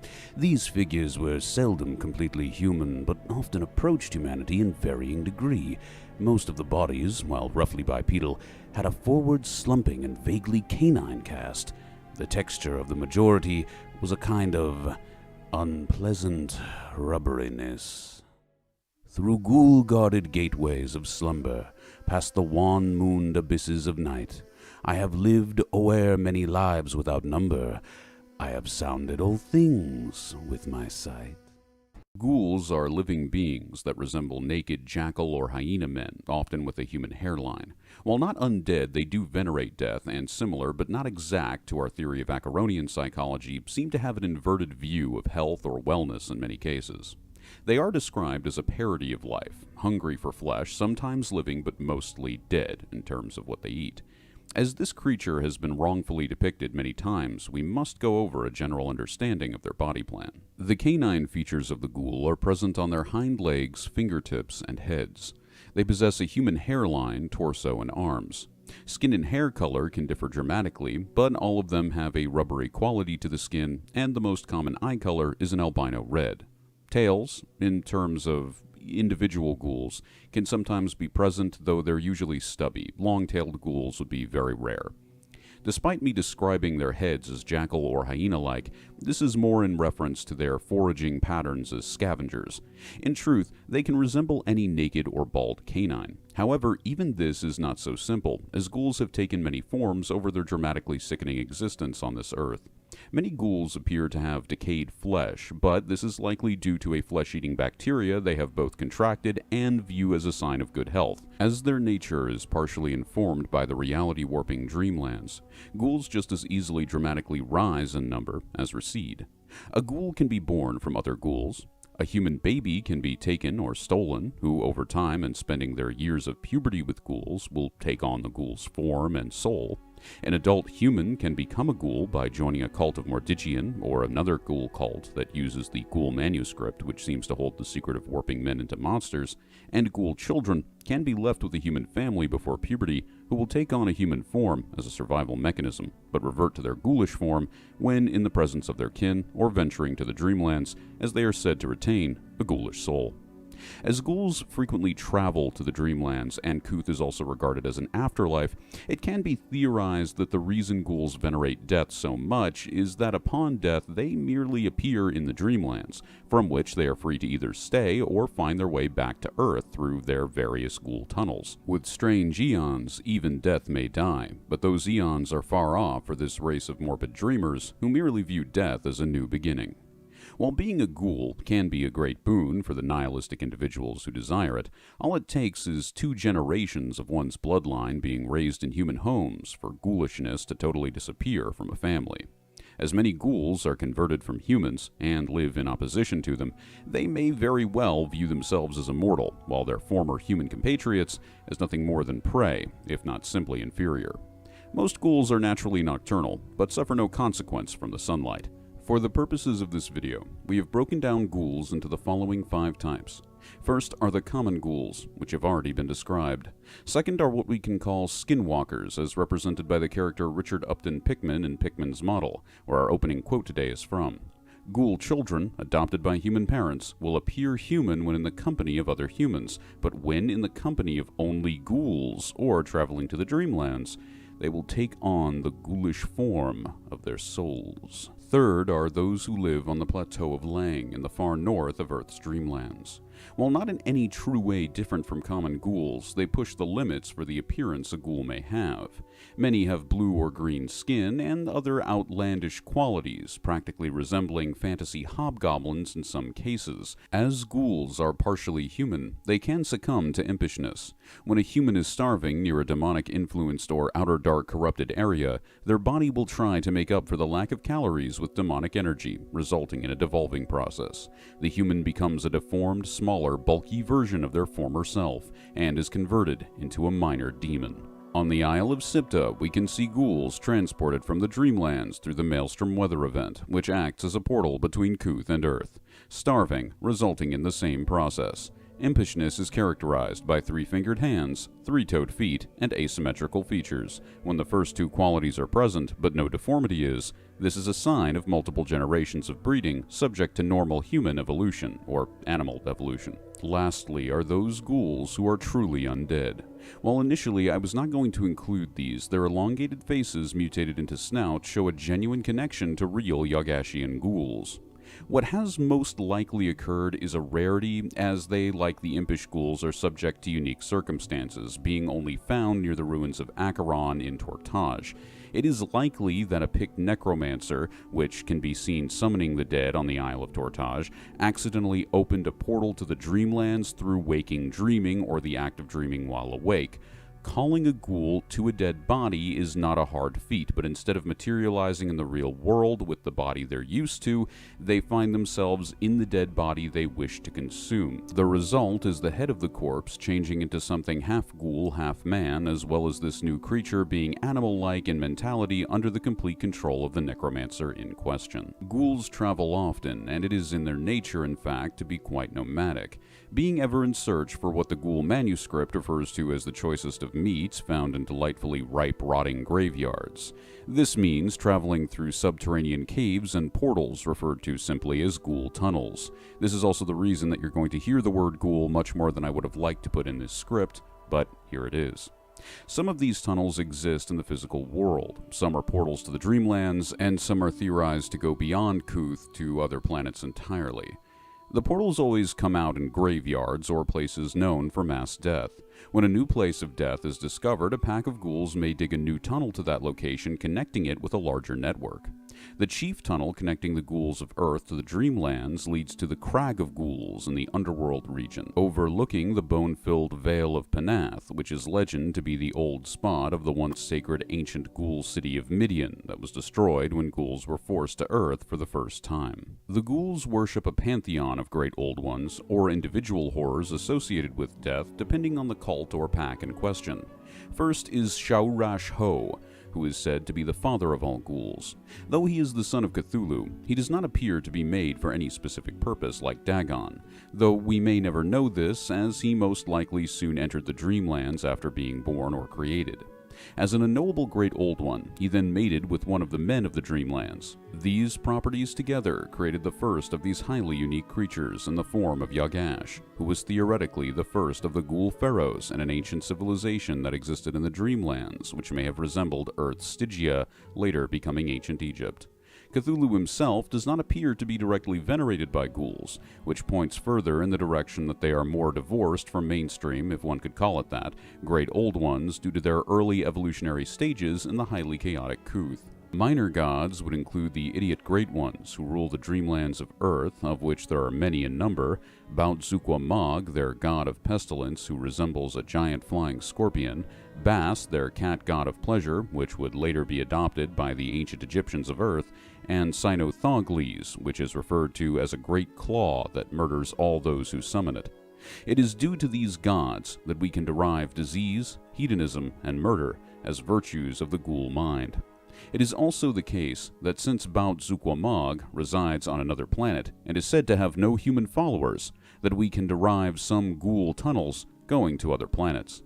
What passes for their higher culture seemingly comes from the influence of two gods in particular, Nyarlathotep, who is called the Black Pharaoh, and Mordigian, who is called the Great Ghoul, often thought of as an incarnation of Shurashho himself. While Nyarlathotep was clearly the first god of the ghoul race, as Yagash accompanies him wherever he may go in the Star Girdle, Mordigian would be responsible for dictating the writing of the ghoul manuscript, referred to as the Charnel text, with Mordigian himself being titled The Charnel God, which is also the title of the first story he appeared in by Clark Ashton Smith. Given the context that the text and surrogate family-oriented, even friendly if you can look past the various murder attempts, nature of ghouls is, this outlines their god of darkness to be one chiefly concerned with both the well-being and standard of living of ghouls as a race. This is often why it is debated as to whether Mordigian is either a great old one spawned from Shurashho, who views ghouls as his kin, or an incarnation of the ghoul father himself. Before we get into the ghoul manuscript, it is necessary to go a bit deeper into Nyarlathotep, as we have not yet done so. Also called the Crawling Chaos and Messenger of the Outer Gods, the thing that separates Nyarlathotep from every other Lovecraftian deity is his level of activity in the world, as well as a semi-definable personality. He has a direct sense of style, often disguising himself as a joyous thin man made of pure shadow. As his name would suggest, he loves causing chaos in the waking world, and most relevant for this video, hates or detests being in charge of the Dreamlands, which is where the decree that no man, waking, may enter likely comes from. From his sense of style, which shows a preference for gold, we get his identity of the Black Pharaoh, and is most likely why the Ghoul manuscript speaks of Ghoul pharaohs very likely imitating Nyarlathotep to the best of their ability. In reference again to him being more relatable, despite him being more of an active threat than Cthulhu himself, he is a messenger god to the court of Azathoth. This means that when Yog-Sothoth or Shub-Niggurath or any other outer god give him an order, he has to follow it. Hence why he is guarding over Kuth and the idiot great ones who are very true to their name. When looking at the example set by Nyarlathotep as a nightmarish trickster figure with a twisted sense of humor who loves to cause mass death, it's easy to see where ghouls get the foundation of their culture. Like Nyarlathotep, they parody the ordered lives of those around them by living as chaotically as possible. This also hits on the most disturbing thing about ghouls, which is that they, in many cases, cannot be distinguished from humans in any kind of test. They are, for all intents and purposes, humans of some variety, but their own race given their extreme distinction from the rest of the species, which is often only visible among others of their same kind. It is unknown whether or not Nyarlathotep actually enjoys the company of ghouls, but he may, as Yagash is one of his allies.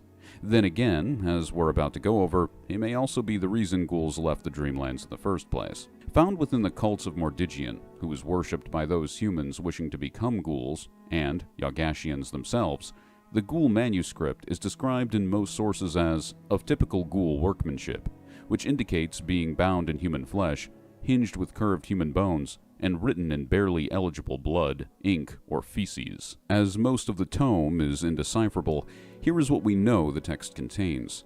A creation myth of ghouls, how to select flesh for proper consumption, how to throw feasts for those ghouls who aspire to old Nyarlathotep-influenced dream culture, entitled Feasts of Nitocris, and how to properly worship Mordigian. The creation myth is less of a myth and more the story of how ghouls found their way to Earth, and why they are very nomadic in nature. Effectively, ghouls lived under Nyarlathotep in the Dreamlands in a place called the Garden of Midian, which we mentioned previously in the video. This was located again in the underworld area. This is where ghoul old high culture came from. After this, many ghouls were taught the ways of black magic by an entity referred to in the script as a great black dragon, which taught them of the outer gods, thus giving them knowledge of the thing which ruled over them, as well as knowledge of eldritch magic in general. This great black dragon was very likely Mordigian, though since we know Nyarlathotep hates ruling over the Dreamlands, it could also have been himself looking for an excuse to banish them. This could also be another possible identity for Mordigian, as Nyarlathotep is said to take on many forms as part of his identity. Due to this knowledge, they were viewed as tainted and cast out of their paradise onto Earth. Of course, upon dying, we know that ghouls simply find themselves back in the Dreamlands, but they are also unwelcome in Kuth. They can travel to Earth, but are obviously not welcome there either. Thus, the life of a ghoul is to travel from land to land, even beyond the stars, in search of a new home. When the ghoul dies, they simply appear in the Dreamland's underworld to begin the process again. Today, the only sign of Midian left is a giant nomadic ghoul colony, which refers to itself as the City of Midian. It is worth noting here that ghoul culture is incredibly diverse, and this is very likely in part due to the fact that they vary extremely in intellect. As they are both part bestial and view contracting diseases as a good omen, this results in some ghouls who are incredibly civilized, and others who are themselves insane or feral. An aspect of ghoul morphology is absorbing memories from the dead they feast on, which adds to their natural sense of identity confusion. In terms of mentality, I would separate ghoul societies into 4 classifiers. Firstly, cults, which may include humans and are sedentary for the most part due to human involvement. Second are packs, which contain only ghouls and are mostly nomadic. Thirdly, we will use the term drunk to refer to ghouls who have receded in intellect, and sober to refer to ghouls which retain a high culture with a coherent sense of identity, despite their dietary norms. Packs of drunken ghouls are self-explanatory, as they have receded in intellect and exist solely as beasts, instinctively roaming ghoul tunnels in search of their next graveyard or prey to feast on. Packs of sober ghouls will stay in an area so long as the dead come in great number for them to consume, their next meal often coming from humans, who in majority they will leave alone as to allow them to die of natural causes, which is better for a scavenging spot's longevity. More humans means more corpses. These are the ghouls who appear as a parody of life to humans for reasons just went over through the other entirety of the hind part of this video. They have no human attachments, may attack a human intruder, and view humans as laughably pathetic or weak, something to ignore or kill for entertainment. A sober cult of ghouls will most likely have a primarily religious identity, worshipping some variation of Nyarlathotep, Mordigian, or in rare cases other gods we've mentioned. Most likely this would be Mordigian, as it would allow them to offer a form of salvation to those humans willing to go through the wicked rites and sacrifices to become a ghoul, thus ultimately immortal from the perspective of a human. Finally, drunk cults would most likely be those who have begun stealing the babies of humans on instinct as a form of reproduction rather than reproduce themselves. This would explain their sedentary behavior. As they have receded in intellect, they have most likely contracted a disease or severe level of madness to allow for the occurrence.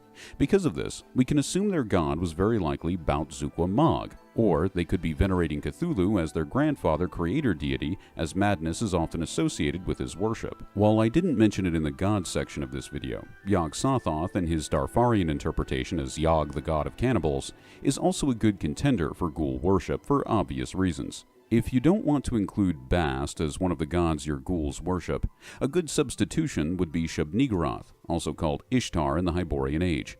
This is also a god of ritualistic pleasure and blood orgies. I mentioned this in part 1 of our All Gods and Conan podcast series. A link to that can be found below. When it comes to ghoul personalities, I am generalizing here, so it is important to note that ghouls of sound mind are deeply individualistic in terms of their identities. Ghoul cults, therefore, can be present at any level of society. A court advisor is just as much a suspect as a gravedigger. As ghouls are individualistic, they have individual biases, some of which are pro either the people they knew when they were human, either trying to convert them to a cult or protect them from other ghouls. Other biases may include a deep-seated superiority complex, which may cause them to hunt those same men for sport. While the ghoul tongue is as indecipherable as their handwriting, it has been described as a kind of meeping or gibbering. In regards to the hierarchical structure of ghoul packs, there most likely isn't one. In rejection of order and parity of life, they most likely have a communal sense of both tribe and property. Given that in most cases, members would be leaving and joining frequently, having the group dependent on any one ghoul would not be advantageous to hunting flesh or scavenging for flesh. That being said, more bestial ghoul packs may follow a wolf-like pack structure having alphas, betas, etc. Given that most tend to be naked, they also wouldn't really care for material possessions, especially if being reincarnated will just result in them losing them anyway. This concludes what we have on ghouls in the lore. The rest of this video will be on the Lovecraft connections to the mythos, real-life myths, and story ideas. Stick around if you enjoy that kind of thing. There are 3 cases in which we can see an act of truly pouring oneself into their work on the part of author H.P. Lovecraft. The first is in the author of the Necronomicon, Abdul al-Hazrad, which was one of Lovecraft's first pen names, having an obsession with Arabian culture ever since he read Arabian Nights when he was a little boy. The second is in Randolph Carter, who is held up as an aspirational figure in his stories, coming to full terms with who he is as a person, eventually earning the respect of the god Yog-Sothoth, who calls him a real man, and finally in his personal letters, which remained unpublished until 1965 when Arkham House released them. While there are a lot of lies told about H.P. Lovecraft's views and life, one thing that was very true was that he was abused as a child. His mother would frequently refer to him as not worth being seen in public or as ugly, and he developed a fear of inheriting dysgenic traits as a result. It is perhaps a sign of his own self-development as a person and growth as a writer that he was able to put both him and his mother as canon future descendants of Yagash, the first ghoul. Over the course of H.P. Lovecraft's writings from a psychoanalytical perspective, we can see serious self-growth through the stories A Shadow over Innsmouth, the entire Randolph Carter series, and these letters. Lovecraft went from viewing himself as a madman destined to be pulled apart by invisible forces to desiring to be in control of his own life through Randolph Carter, and finally, before tragically dying of cancer in his mid-40s, a self-realized person. I have a mini-documentary on the author linked below. He was truly another great man taken before his time. His dreamland setting and other creations can be found as a direct influence on the Isle of Sipta setting in the DLC of the same name for Conan Exiles. These include the ghouls we mentioned earlier, the Blood Moon Beast, Doles, Migo, Bakrug, and the Voiceless Ones, or Thunha.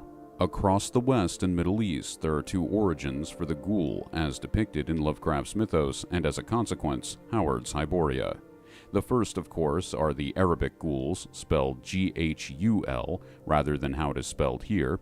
Skinwalkers, in the guise of gorgeous women, would stalk graveyards in search of flesh to eat. While depicted similar to Lovecraft's ghouls, like many in this video, they had bovine hind legs rather than canine ones. You wouldn't believe how hard it is to find Lovecraft-accurate ghouls online. The second myth is one like the ghouls we're talking about today is wrongfully associated with werewolves.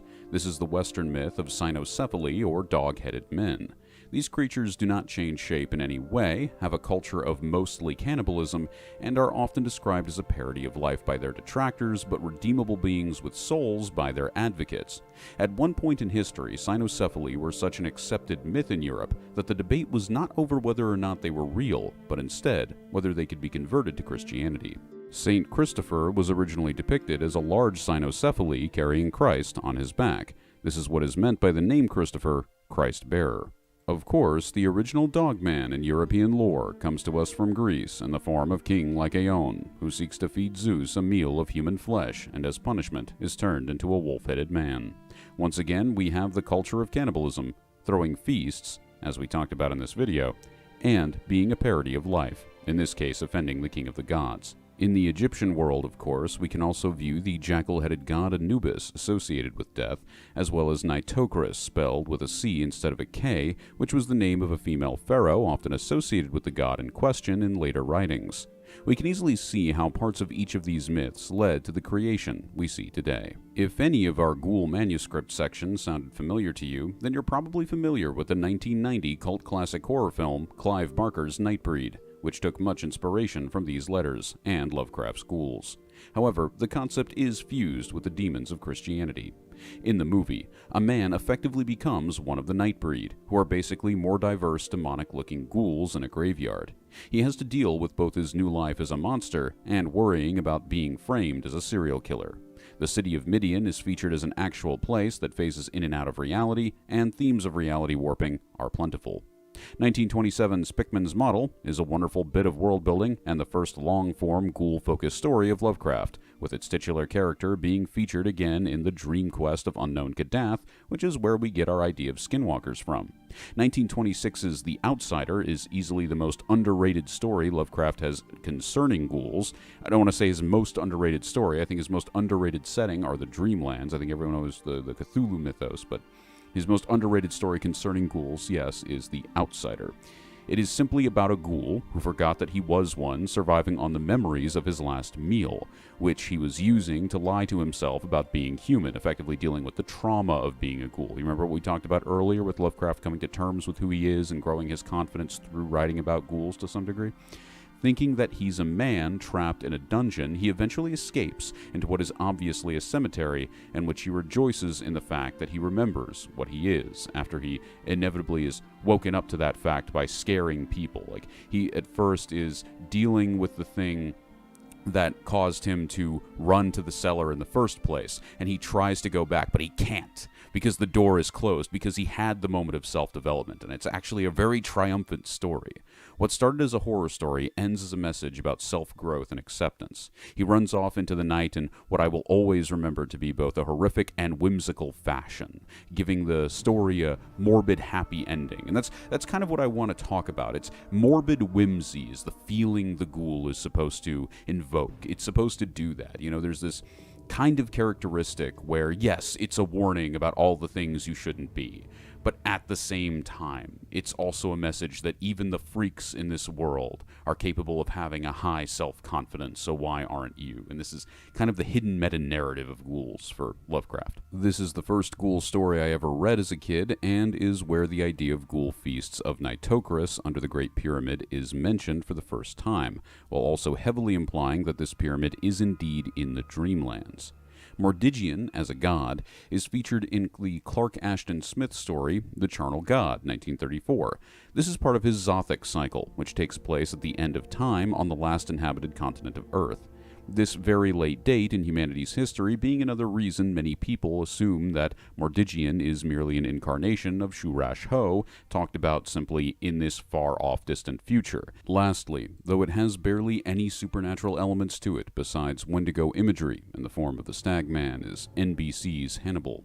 Filled with such iconic lines as, "It's only cannibalism if we're equals," from the titular character, and Will Graham, the other main character, effectively describing Hannibal as a skinwalker ghoul. "He's one of those things we used to kill, but somebody kept it warm, kept it safe, until we had to deal with it today." This reimagined prequel series to the great crime psychological thriller Red Dragon actually is a perfect example of what it would be like to deal with a skinwalker ghoul who views themselves as a hunter of inferior men. Hannibal selects his prey based on who he sees as the most rude, kills them with extreme efficiency, and prepares their dead bodies as gourmet meals at his extravagant dinner parties. While viewing most humans as free game, he views his only friends to be FBI agent Jack Crawford and profiler Will Graham, who he will go to great lengths to protect until Season 3, which ruined everything. In conclusion, ladies and gentlemen, ghouls are simply fun. They are underutilized but spiritually represented in the horror you know of today. The ideas for stories with these monsters are as limitless as their cousin race, the Deep Ones, often misassociated with vampires or far more savage werewolves. They make a great criminal informant for any Monster Hunter character, horde of enemies that could randomly appear, or a tragic past for a skinwalker who regrets their transformation. It's easy to make a ghoul character work, as while they are technically immortal, if they're all their friends are human, being transported to the Dreamlands after death does not ensure at all that they can still transform back into a human like they could before, or that they will be able to navigate the ghoul tunnels well enough to make it back to their party, or more importantly, their old life. Weird fiction is always best when it lives up to its name. Nowhere is that better represented than in the truly odd companion of many a dabbler in elder magic, Brown Jenkins, also known as Rat Things. Coming from beyond space and time, no one is sure of their original domain, only that due to the nature of their existence, they may live anywhere and everywhere. This is because the most immediate and important thing to go over about rat things is that they are invisible to the naked eye. The only people who can see a rat thing are their initial summoner, drunk people, or anyone who has managed to trap the creature in a jar of alcohol, which will have the same effect of nullifying its invisibility.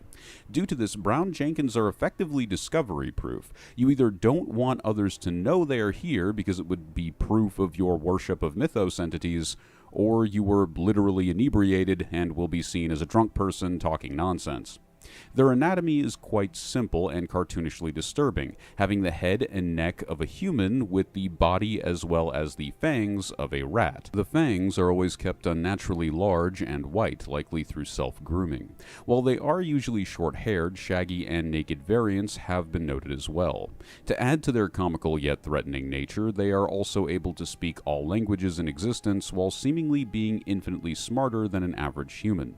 Their accent is described as a loathsome titter, which often invokes hatred in humans who of course instinctively view them as unnatural. This perfect ability for stealth and infinite verbal IQ is only kept in check by the simple fact that for an unknown evolutionary reason, much like ghouls, they are very satisfied with their lives as nomadic scavengers. They go where the food is. In this case, again much like ghouls, they are noted blood drinkers and corpse eaters. Offerings of sorcerer's blood greatly please them, at which point they will sadistically grin and offer their services in the form of either protection or knowledge. This does not have to be, but usually is, the blood of the summoner. Since they are morally neutral entities focused on a combination of gluttony and a good time, they make great information brokers or quest starters for any campaign, no matter the setting.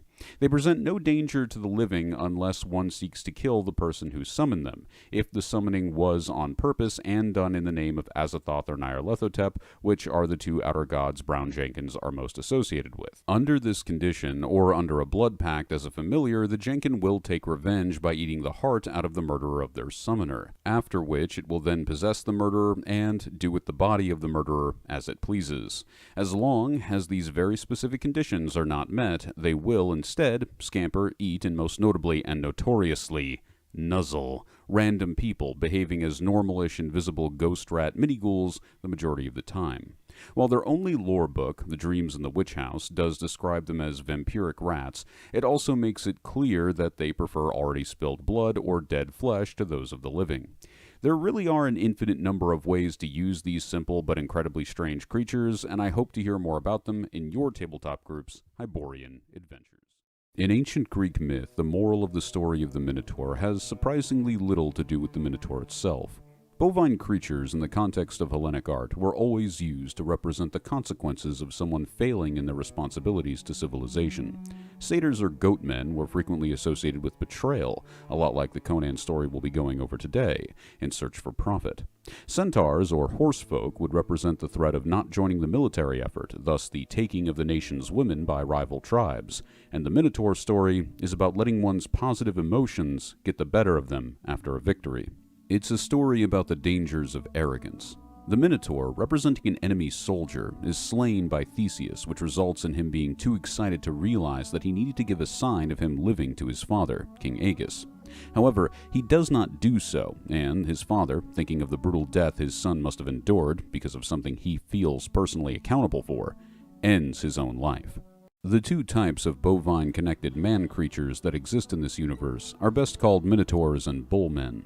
But before we get to them, we have to go back in time to the Elder Night. Long before the beings we know today as demon gods were banished to the hell realms of the Outer Dark, there existed the entity known as Jebel-Sag, dedicated to the teachings of his primal language. This language blurs the boundaries between all bestial and sentient life. He has had many children, including several demigods that could talk to animals, werewolves, and many a demon god. In his endless list of children, he must have mated with a cow, producing the shape-shifting bull-headed god Pitior, sometimes appearing as a great bull called the King Bull, and other times appearing as an obese man called Adonis. Connected to the moon like his father and sibling gods through the night sky by which all of his nocturnal rituals are practiced, this is all we can say of Pitior before sidetracking once more to explain the rest of this theory. You see, Sagian or Jebel-Sag werewolves are not the only kind present in the Howardverse, just the only kind present in the Hyborian Age. Robert E. Howard was also responsible for one of the best werewolf tales on the market called Wolf's Head. In this tale, it is explained that much after the time of Conan, during the time of King Solomon, a new breed of werewolves would be born from demons trying to escape the historical figure's mass enslavement of them by possessing themselves into wolves. In their extreme emotional state, they did not merely possess these beasts, but fused with their souls. It is likely then that Jebel-Sag's influence re-emerged under the light of the full moon, transforming them into the savage beasts. To understand the Minotaur created by Pitior, you must understand these post-Solomon werewolves. This also gives us insight into all forms of human-animal transformations. Lycanthropy in Conan is a form of heraldry, or the act of becoming a half-demon, in service to a demon god like Jebel-Sag, or, as heraldry is most famously known for, the demon god Zotli. In that same line, it is important to remember that the Minotaurs of Conan are not created through humans or bestiality, at least not directly. In Conan, issue number 142 of 1983, we see a cheating husband by the name of Phorboss the farmer, who, in retaliation for his behavior, his wife performs a magic ritual to Pitior on his prized bull, turning it into a minotaur, hungry for human flesh. In this case, it's specifically the flesh of virgins, but it's seen to eat men as well. Given what we know about heraldry, with the examples of physical transformation being present both in lycanthropes and heralds of Zotli, in both cases only eventually transforming back because of their sentient human soul being present in absence of their god's will, this begs the question of what would happen should the sentience not be there. What if heraldry was forced upon a beast? While his rituals involve gruesome acts of murder and sex, Pitior is a god of male fertility, dedicated to his father's mission of uniting all men and beasts, thus male fidelity. Proof that the Minotaur is meant to bring punishment to humanity for its improper mating is the hunger for flesh all Minotaurs possess. This is not a new sentient race or beast man, but rather an abomination with the head and legs of a bull, but the body of a hulkish man. In their ravenous hunger is a desire to cull the populations of decadent humans who are kept from learning the primal language through their civilized ways, one consequence of which is overpopulation. The only way to kill a Minotaur is by stabbing its heart. This was done by Conan, ending the threat of one of these creatures in Argos. I say that bestiality does not directly play a role, as Pitior's rituals in almost all his forms include bestiality in them. Usually with rams, goats, cows, or bulls, as these are his most used animal symbols. In exchange for these terrible rituals, along with the sacrifice of both beast and man upon his altar, the couples of the tribe will have healthy, powerful children. An alteration of this process under the King Bull interpretation of the god is also how we get bull men. Our representation of bull men comes to us from the character Baal Pitior. While not being a bull man himself, he was born with mutations that resemble them, thus why he was given his name by his current master before being slain by Conan. His master himself was also a priest of Hanuman, another of Jebel-Sag's children and father of 8 men in the Conan universe. This lends even further legitimacy to our understanding of Pitior being within the Jebel-Sag family of demon gods. It is best theorized that the ritual of heraldry occurs through a human sacrifice, which adds the man-body element, then afterwards mating with the bull, allowing Petior to enter the bull's body temporarily to mutate it into its new form. Afterwards, reverting to savagery after Petior leaves the newly turned half-demon to wage war on civilization. At this point, without the knowledge to defend herself, like Phorbos' wife, the creator of the Minotaur would be eaten as it gains its first taste for human flesh. While not shown, this theory, along with the knowledge we have of Petior, would also indicate the creation of goat minotaurs, created through similar means, serving similar purposes. This is not to be confused with satyrs, which are different creatures in the Conan universe, effectively being chimeras. Goats are famously omnivorous in diet and confrontational as animals. It wouldn't take much for a half-demon one to get a taste for human flesh. As we enter the second half of our video, we leave behind the beast-headed monstrosities to focus on more human-looking ones. The bullmen are born from a mating process being conceived in the same way that the Minotaur of Greek myth was. A bull, designated as the king bull by his worshippers, thus possessed by Petior, like in our proposed Minotaur ritual, mates with a chosen woman of the cult. From this gross coupling, many hulkish babies are born. However, most of these children are brain-dead or extremely deformed. When this occurs, they are left to die, and the woman is forced to conceive again. The supernatural stress of this possession aspect of the process sometimes also causes the death of the king bull, thus a new bull is christened. When a sentient, healthy child is born, they always grow into a hulkish, brute-bodied man, just tall enough to seem unnaturally so in proportion with his thick muscles. These healthy children are always male and are groomed from a young age to become the next high priest of the cult. We can assume from this that the series of brain-dead children and bullmen are also what would occur should a minotaur succeed in mating with a human woman.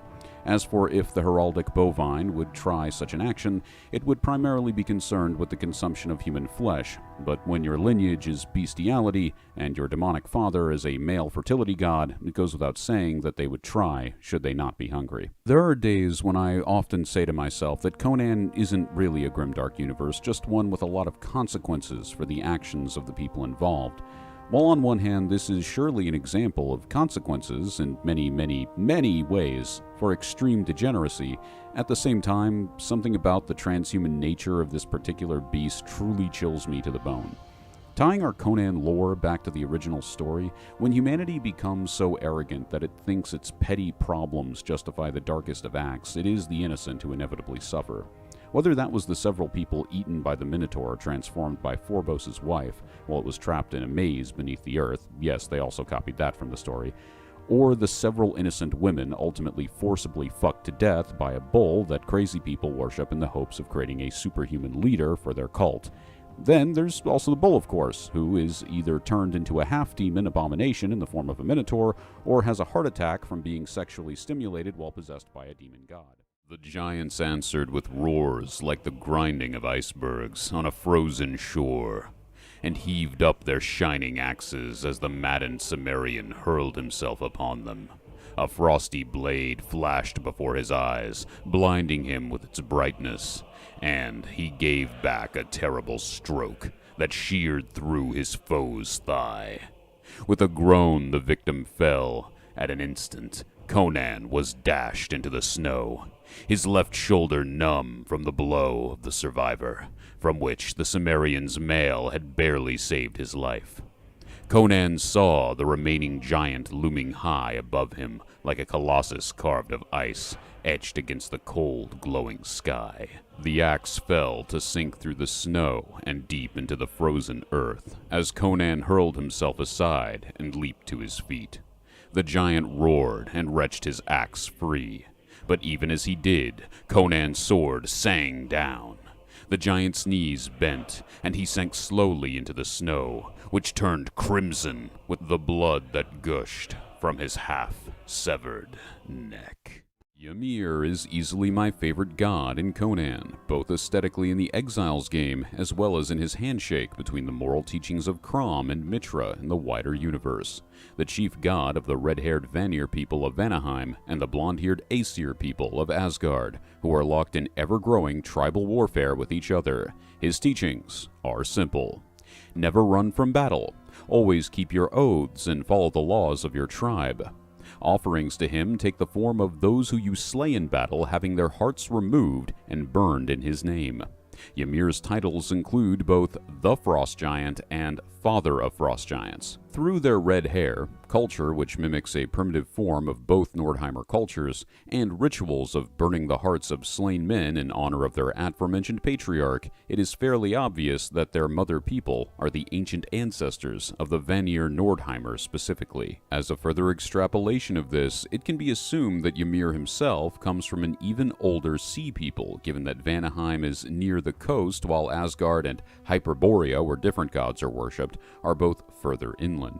Taking that a bit further, we take things back about 8,000 years to the Thurian Age, and we can assume probably a minor Thulian cult during the Age of Kull was definitely present, and Thule, of course, being the area where later Asgard and Vanaheim would be, as well as Hyperborea. In both the original stories and the games, frost giants are only encountered by those who have had near-death life experiences in the past.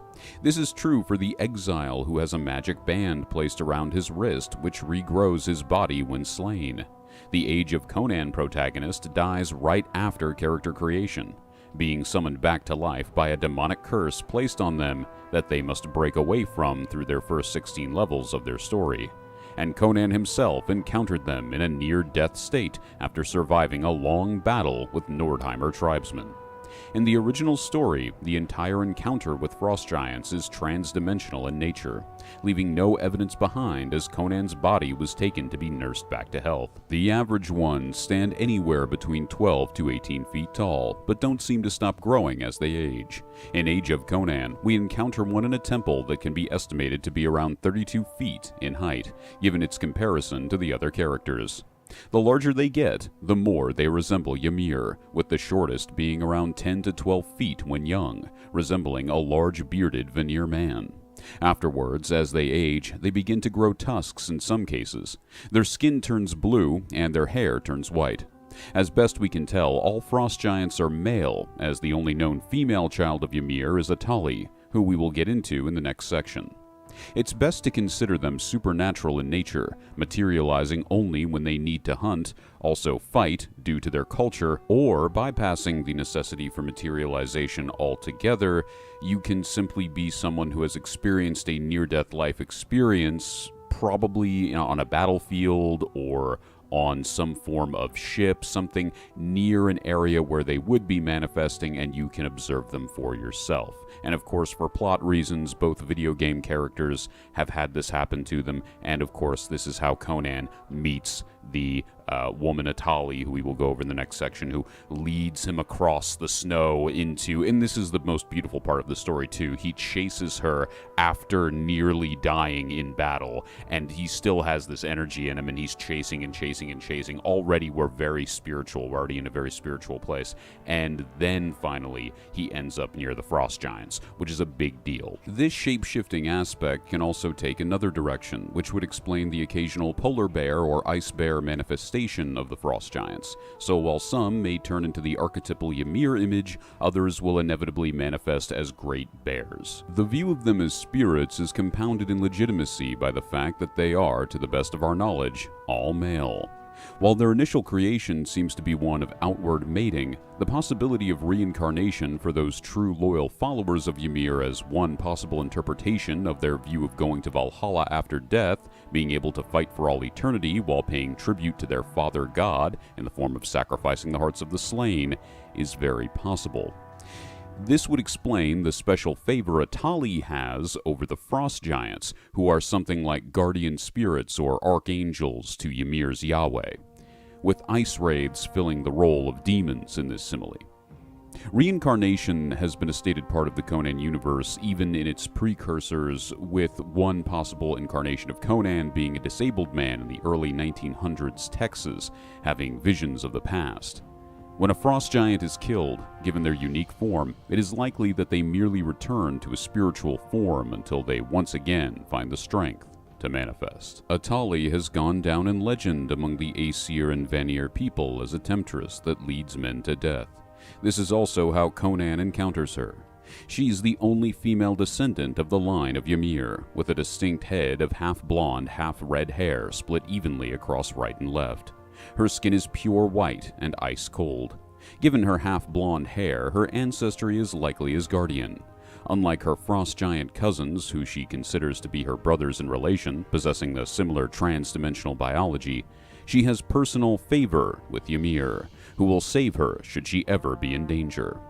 Other than this, little is known about the mysterious figure, save for the fact that she was almost the sexual conquest of Conan himself.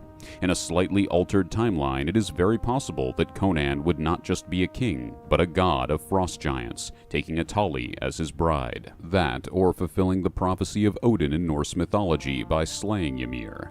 Atali is also the reason we know that frost giants are not demigods themselves, as they do not receive this same aid when in danger. From the circumstances of the outcast in Conan being sent away from his tribe, the nature of Ymir worship and militant metal forging gives us a good understanding of how these beings spend their eternity. Frost giants possess an extreme focus on practicality, frowning upon any in-depth philosophy, retrospective, or existential concepts. They would hate this channel. It is for the outcast's fixation on these things that his tribe cast him out. This lends more credence to the idea of it being a rewarded afterlife that is the reality that Valhalla is a metaphor for.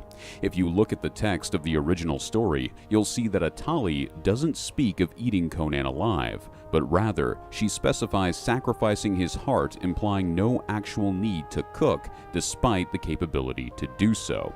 And actually, as a brief side note, Jotun actually translates to anti-god in some translations of Norse mythology.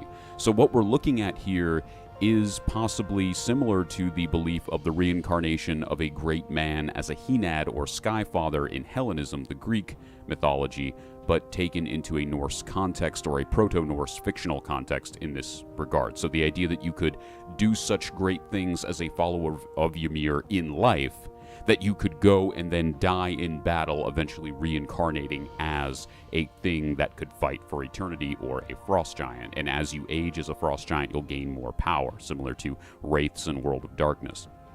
This brings us to the subject of metal forging.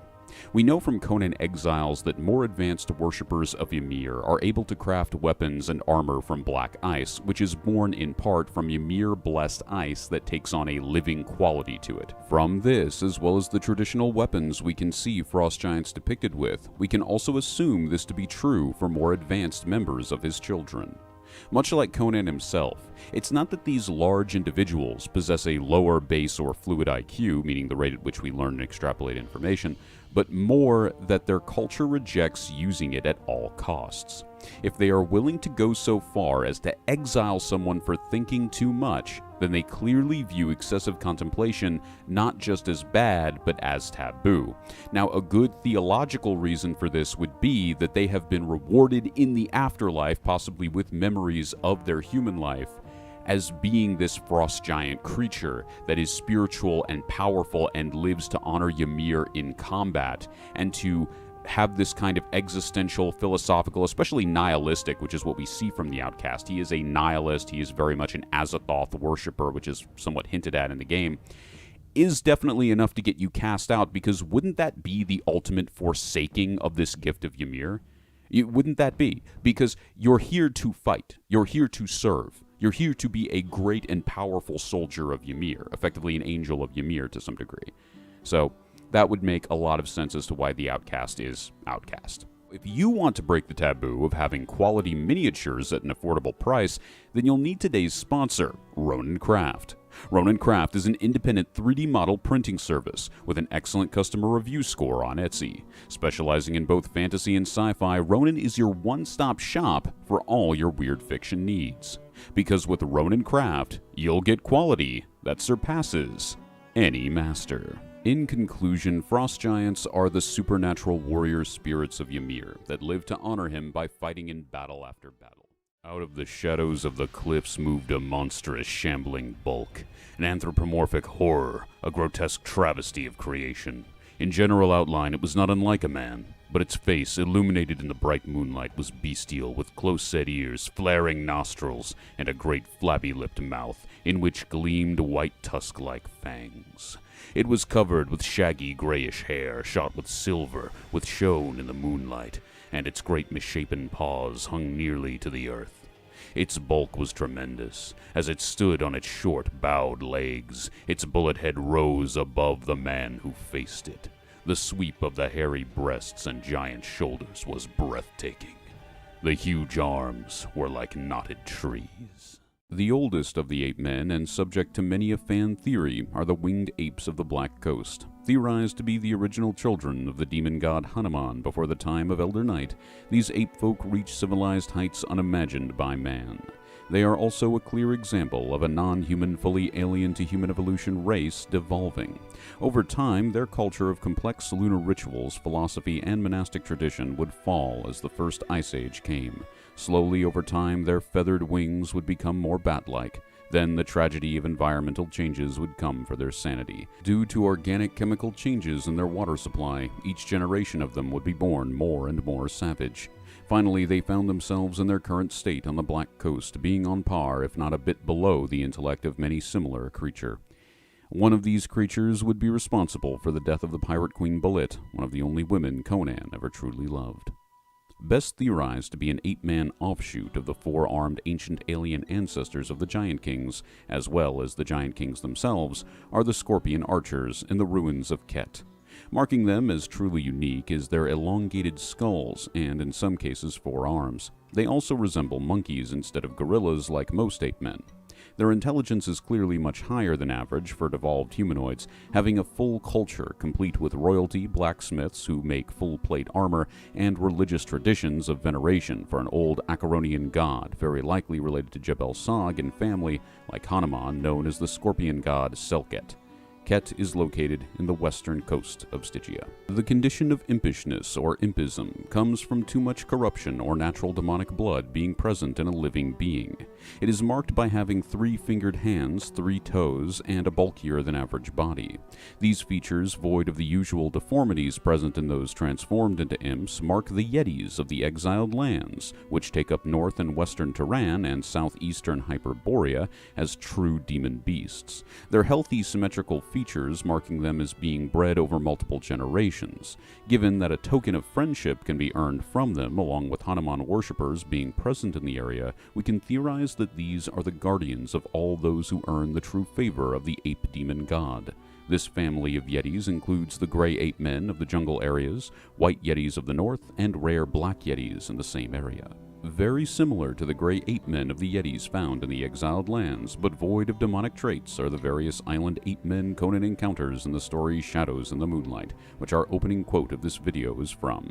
Their fur ranges from black to gray, and they possess the normal human 5 fingers, 5 toes digit morphology. Noted for their size and upper body strength very similar to the Yetis, they do not possess any form of real culture. It can be best understood that cross-mating between this group and the Yetis of the exiled lands resulted in the gray impish ape men that can be found there. These apes we will call iron apes, as they are most frequently encountered on the Isle of Iron Shadows, and iron statues in some contexts, depending on what you're reading.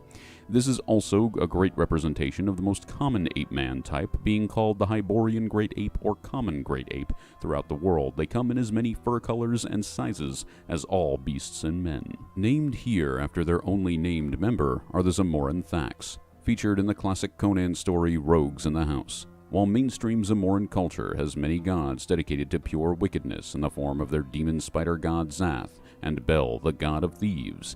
In contrast, the barbarian ape-men of Thax's tribe are beholden to an honor culture of battle and freedom. They resemble half-human, half-gorillas with black to brown fur. By the end of Rogues in the House, Conan has such respect for the way the beast-man fought that he held a great funeral in his honor, having a very similar value system to himself, saying very clearly, "I have slain a man tonight, not a beast. I will count him among the chiefs I have sent into the dark, and my women will sing of him." Thak is displayed as being much stronger than Conan, who only defeats him with aid from another figure. It is said in many versions of the story that he has the strength of 12 men. Issue number 2 of Conan from the 1970s gives us a look into the ape-man of Asgard called Snow Apes. They also refer to themselves as the true Beastmen. Like the Scorpion Apes, they have higher than average intellect for ape-men and are more upright than either the Thaks or Winged Apes. Like the Thaks, they have a warrior culture, but unlike them, they have one totally void of honor. It was through the brutal torture of Asgardian prisoners that they would learn the ways of war and weaponsmithing. After this, they would found the underground city of Bruthheim among the ruins of an ancient city that may have been their own human ancestors. Their culture possesses several chieftains who operate under a king. Their naming structure follows a two-syllable structure for the first and last names. Gantor, Zagor, Harlan, and their king, Ga-Kri, are all examples of this found in the comics. Obviously, these ape-men possess white fur and are normally man-sized. They frequently enslave humans and force them to fight for their entertainment. They are also known to use human women as sex slaves. Just as the honor culture of the Thaks can be contrasted with the wicked culture of Zamora, so too could the dishonor culture of slavery be contrasted with the honor culture of Asgard.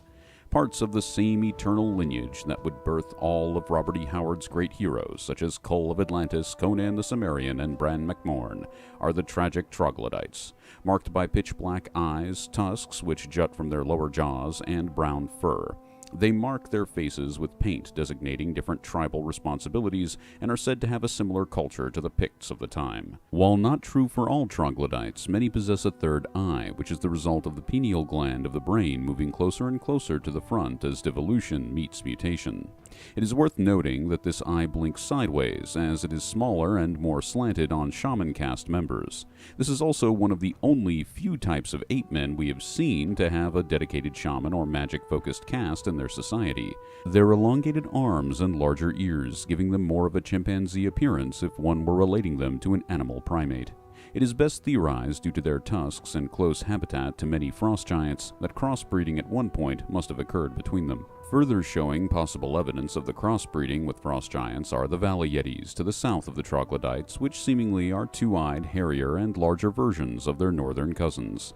Their 5 fingers and 5 toes show us that they are not demonic like the Yetis of the exiled lands. While not having a true culture, they possess the ability for advanced tool use, the desire to take trophies of their victims, which they hang as skulls around their belts, and, as just mentioned, the creation of crude clothing from skinned animals and men.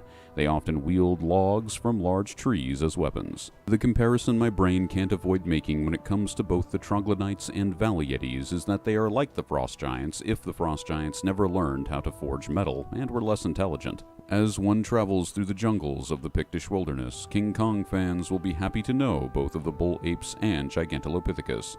While in the real world, these are both classifications for different types of theoretical and real orangutan, in the world of Conan, they are giant gorillas. They vary wildly in intelligence, with some being geniuses, such as Conan's first vampire called Varney, who was also a talented necromancer before his great transformation, but most are truly savage beasts, able to be called forth by priests of Hanuman, often acting as his protective aspect over the priest who conjures him, while the Black Skull ritual allows said priest to commune with the dead. These are theoretically the least violent of the ape-men, as if they were truly aggressive, there would be no Picts left in the Pictish wilderness. The Isle of Sipta off the coast of Stygia has been home to demonic wars between serpent men, as well as alien influence in the form of eldritch abominations and the intergalactic black matter they seem to always bring with them. This combination of insanely unique circumstances, which result from demonic influence, foreign intergalactic bacteria, and other oddities, all tied together through a tropical weather system, has resulted in 1,000 unique adaptations for much of its inhabitants.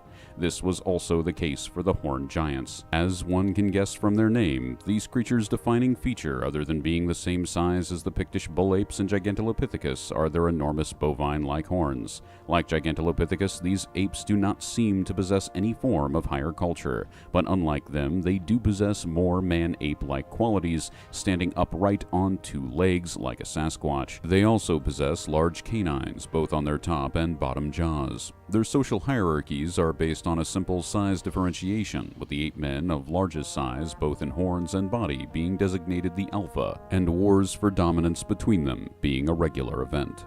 For those looking for other oddities to use that are ape-man themed but not immediately connected to the savages we've talked about here, we have included this odd section on those entities that would come up in this family of concepts, but are not truly children of Hanuman's guidance. I have ordered them in degree of weirdness from least to greatest. Zemba was a golden ape worshipped as a false god by cultists. While more of a mutant ape than an ape-man, it shares many of the same mutations as the horned giants minus the obvious ones. While having no supernatural elements about it other than fangs, albinism of the eyes, and the mutant gold fur, it gives us a good insight into how even the most savage of beasts will be held up as a god by some of the more superstitious members of the setting. Lovecraft's cave beast, featured in the story The Beast in the Cave, 1918, is fully complementary to our subject matter today. Despite this story taking place well after the time of Conan, it asks the question of how far devolution can go in only one generation. In the story, a man is tracked through a dark cave by what is in truth merely another man who was lost in the cave before him. Over this time, the stalker has gained night vision, stress has turned his hair white, and surviving in the cave has turned him into a muscular hulk. The savage is killed, and the horror of the story comes from realizing that this was once a human being. Last on our list is an ape-man in aesthetics only. This is the great old one known as Ithaqua, who is as much an ape-man as Cthulhu is a cuttlefish, also called the Wendigo and Windwalker. A deeply Darwinistic entity vaguely resembling a white yeti, the only goal of Ithaqua is to produce an offspring which is stronger than itself. On its ice planet called Borea, it kidnaps many alien species to worship it and aid in this greater pursuit. Due to its form and might makes right mentality, it clearly deserves a spot on this list. Praying to Ithaqua will gift the worshipper with his blessing, making the follower immune to hypothermia and negative effects from cold. This is a very flexible god to use should you choose to have a god that a group of ape-men worship who are not a part of mainstream ape-man religious tradition as it naturally evolves, or due to its very flexible views and desires, would make a great god for any enemy cult. I know many people were expecting this video to be much longer, but ape-men don't have that much complexity to them. They are humans and other races of a sentient nature devolved into their own view of savagery. They contrast with whatever civilized culture surrounds them and are effectively the orcs of the Conan universe. This is especially true for the troglodytes, who remind me a lot of Skyrim's depiction of orcs as more human or ape-like. In some cases, you can even make them green, as the great ape common ape man is prone to more mutations than any normal human or beast, as you have witnessed through this list today. One of the key elements of both Conan and the Cthulhu mythos are the inherent disgust reactions that humanity has in the face of non-human sentient races, which is usually one half of what makes conflict inevitable with any alien species. While the Serpent Men and Deep Ones may see this feeling as mutual, there exists a race of beings who can only be called victims of this instinct. These are the frog folk known as the Thumha, or Voiceless Ones, from the doom that came to Sarnath, later reappearing in Conan Exiles' Isle of Sipta DLC expansion as the Thunha. They were originally natives of the continent of Manar, which traveled in between Earth and the Dreamlands on full moon nights before the rise of human dominance. During this time, the Serpent Men, as they founded their city of Sarnath, would see them as a non-issue, being peaceful neighbors who kept to themselves in a great lake. However, after their human slaves overthrew them and took the city, they would slaughter the grand majority of the frog folk in an attempted genocide. The motivation for this coming from nothing more than an overwhelming urge to destroy, born from the same natural disgust reaction so common to the setting. This would nearly fail, with enough survivors to perform rituals to summon their god Bakrug, the water lizard, to take their revenge, which, through aspect magic manifesting the creature, wiped the men of Sarnath out in a single night. In Conan Exiles, we encounter them as part of the Maelstrom weather event, as like the weather system, they have a natural history of traveling between Earth and the Dreamlands. When one looks at their name and their lack of livable structures anywhere, we can see how the original meaning of their name, which was Voiceless Ones in the context of Thum, which means mute in some old languages, is changed to Thunha, or Free Ones, if we use the context of the naming scheme. So Thun can also mean free in some older languages, specifically in Norse or Old Norse dialects. This shows us that Sarnath was a defining time of adaptation for the frogfolk, who took an extreme nomadic interdimensional lifestyle after their destruction. They also now have a hostile view towards humanity culturally, but there is no evolutionary component to this. This means that allies can be made by earning the friendship of the frog folk, who may also make good guides into the dreamland if one is looking for an alternative to trusting ghouls or rat things. A token can be earned by defeating one in combat, as they have adapted a defensive rather than offensive but still warrior honor culture by the time of the Hyborian Age, which, again, it should mention is about 2.5 million years plus after the doom that came to Sarnath's story. Common Voiceless One's skin colors are often spotted or patterned red, brown, or green. Eyes have been noted to be purple, red, orange, or blue. Their anatomy is notably squishy, being more vulnerable to cuts and piercing damage than humans, and their purely amphibious nature makes them far more weak to poisons or infections. Despite this, their warrior lifestyle has put them on par in the modern age with humanity in terms of upper body strength, and obviously above them in terms of lower body strength due to their extended lower limbs. They also possess less bone density in return for more flexibility when compared to a human. Their most common weapons are throwing javelins, spears, and archery, preferring to keep their distance from their enemies as much as possible. Their armor covers as little skin as possible due to the nature of their slimy body. It carries similar dotted patterns to their skin and is usually made from a combination of leather, gold, scales, bones, and chitin. Bones and leather are also used in their fashion of jewelry, taking the form of nose rings and leather bracelets respectively. As their original name suggests, they are mute and communicate through a species-specific sign language. If you would like to learn the language of the frogmen, then may I suggest our video's sponsor, Ronin Craft, an independent 3D printing service specializing in weird creatures like the ones we're going over today. Ronin is known for their excellent customer service and ability to stay in touch with you as you get a product whose quality surpasses any master. Their god, Bakrug, we went over in our second episode of Gods of Conan, Beast Gods of Beast Men, which is linked in the list below.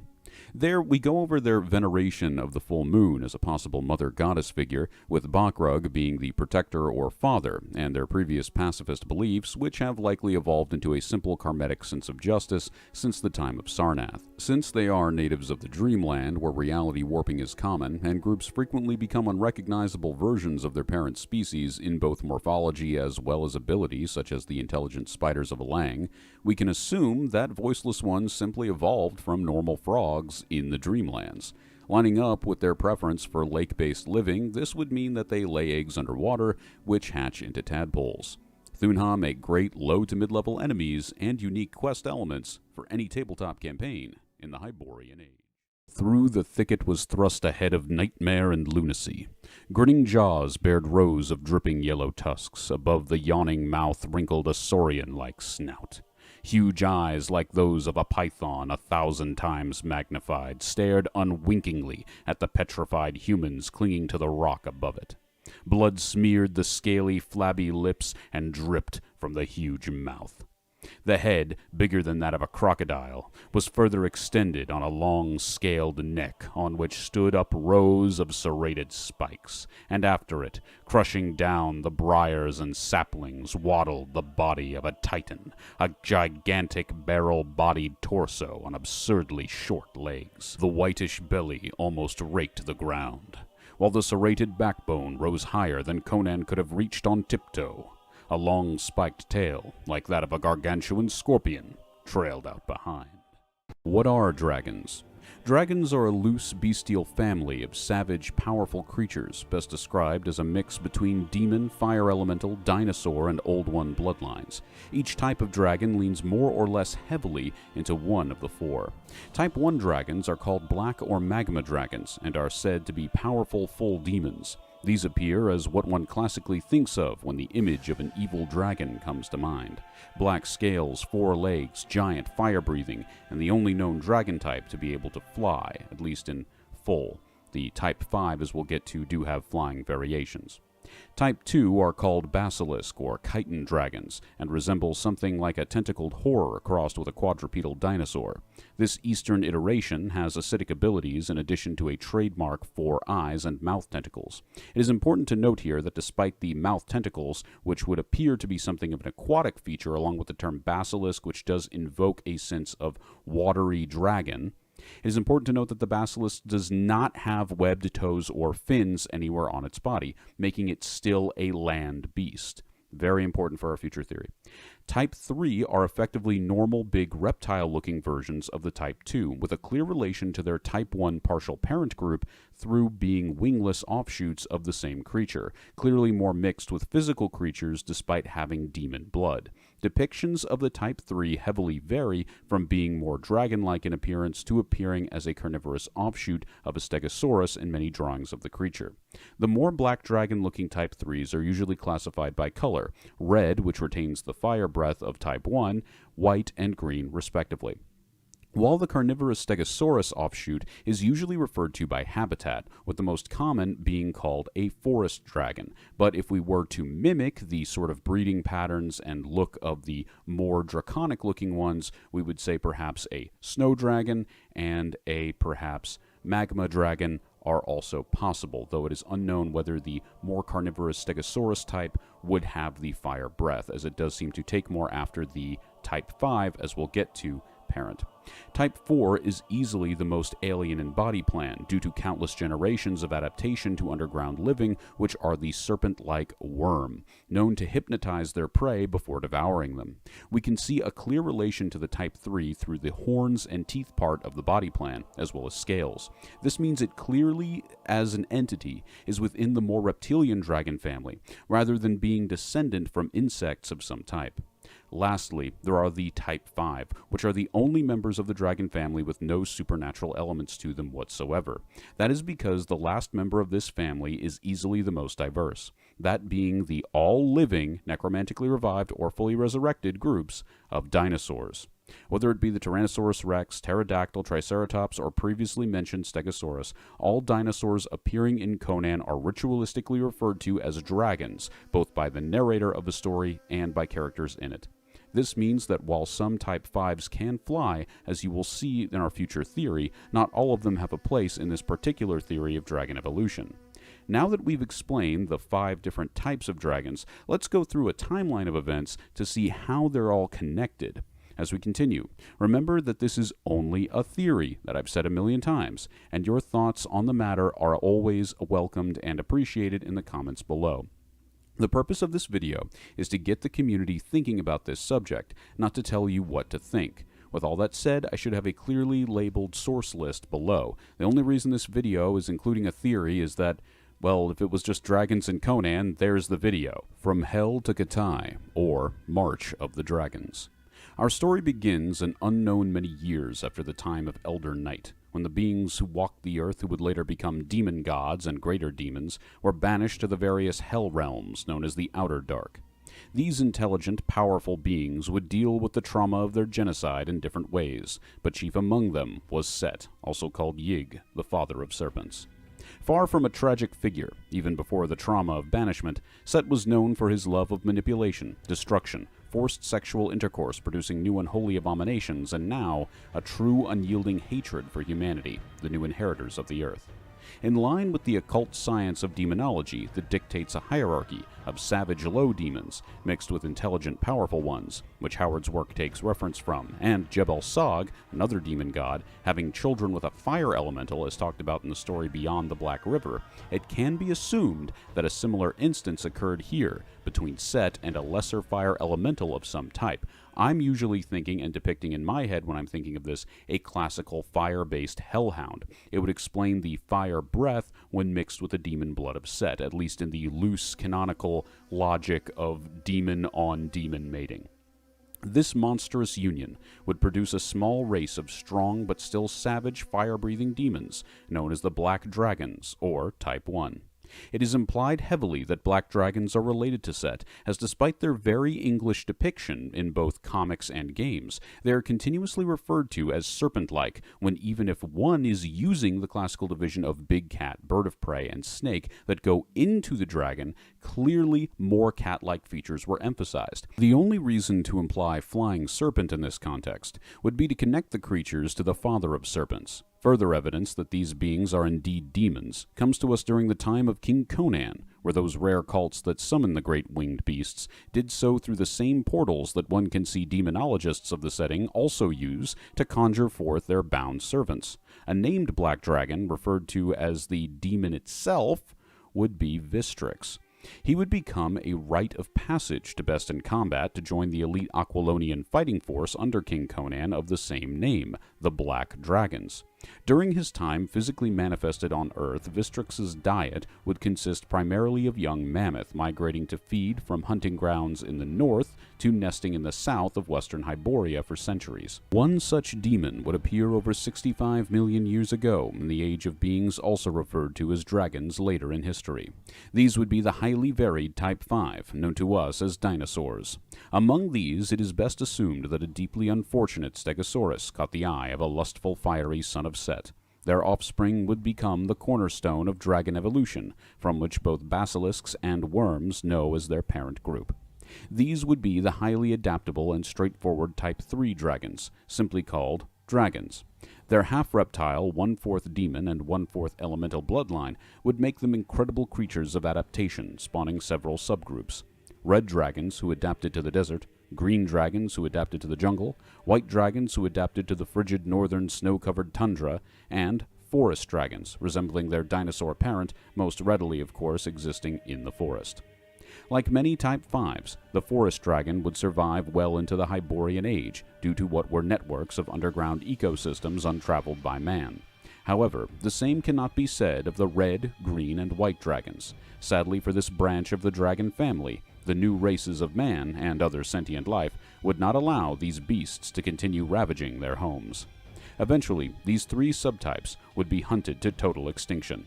After an unknown amount of time, the alien-like Giant King race would enter the scene, using advanced scientific sorcery to fully revive the dead creatures to be used as guardians and pets. This revival reintroduced the half-demon beasts into the Hyborian ecosystem and plays an important role in us understanding their nature.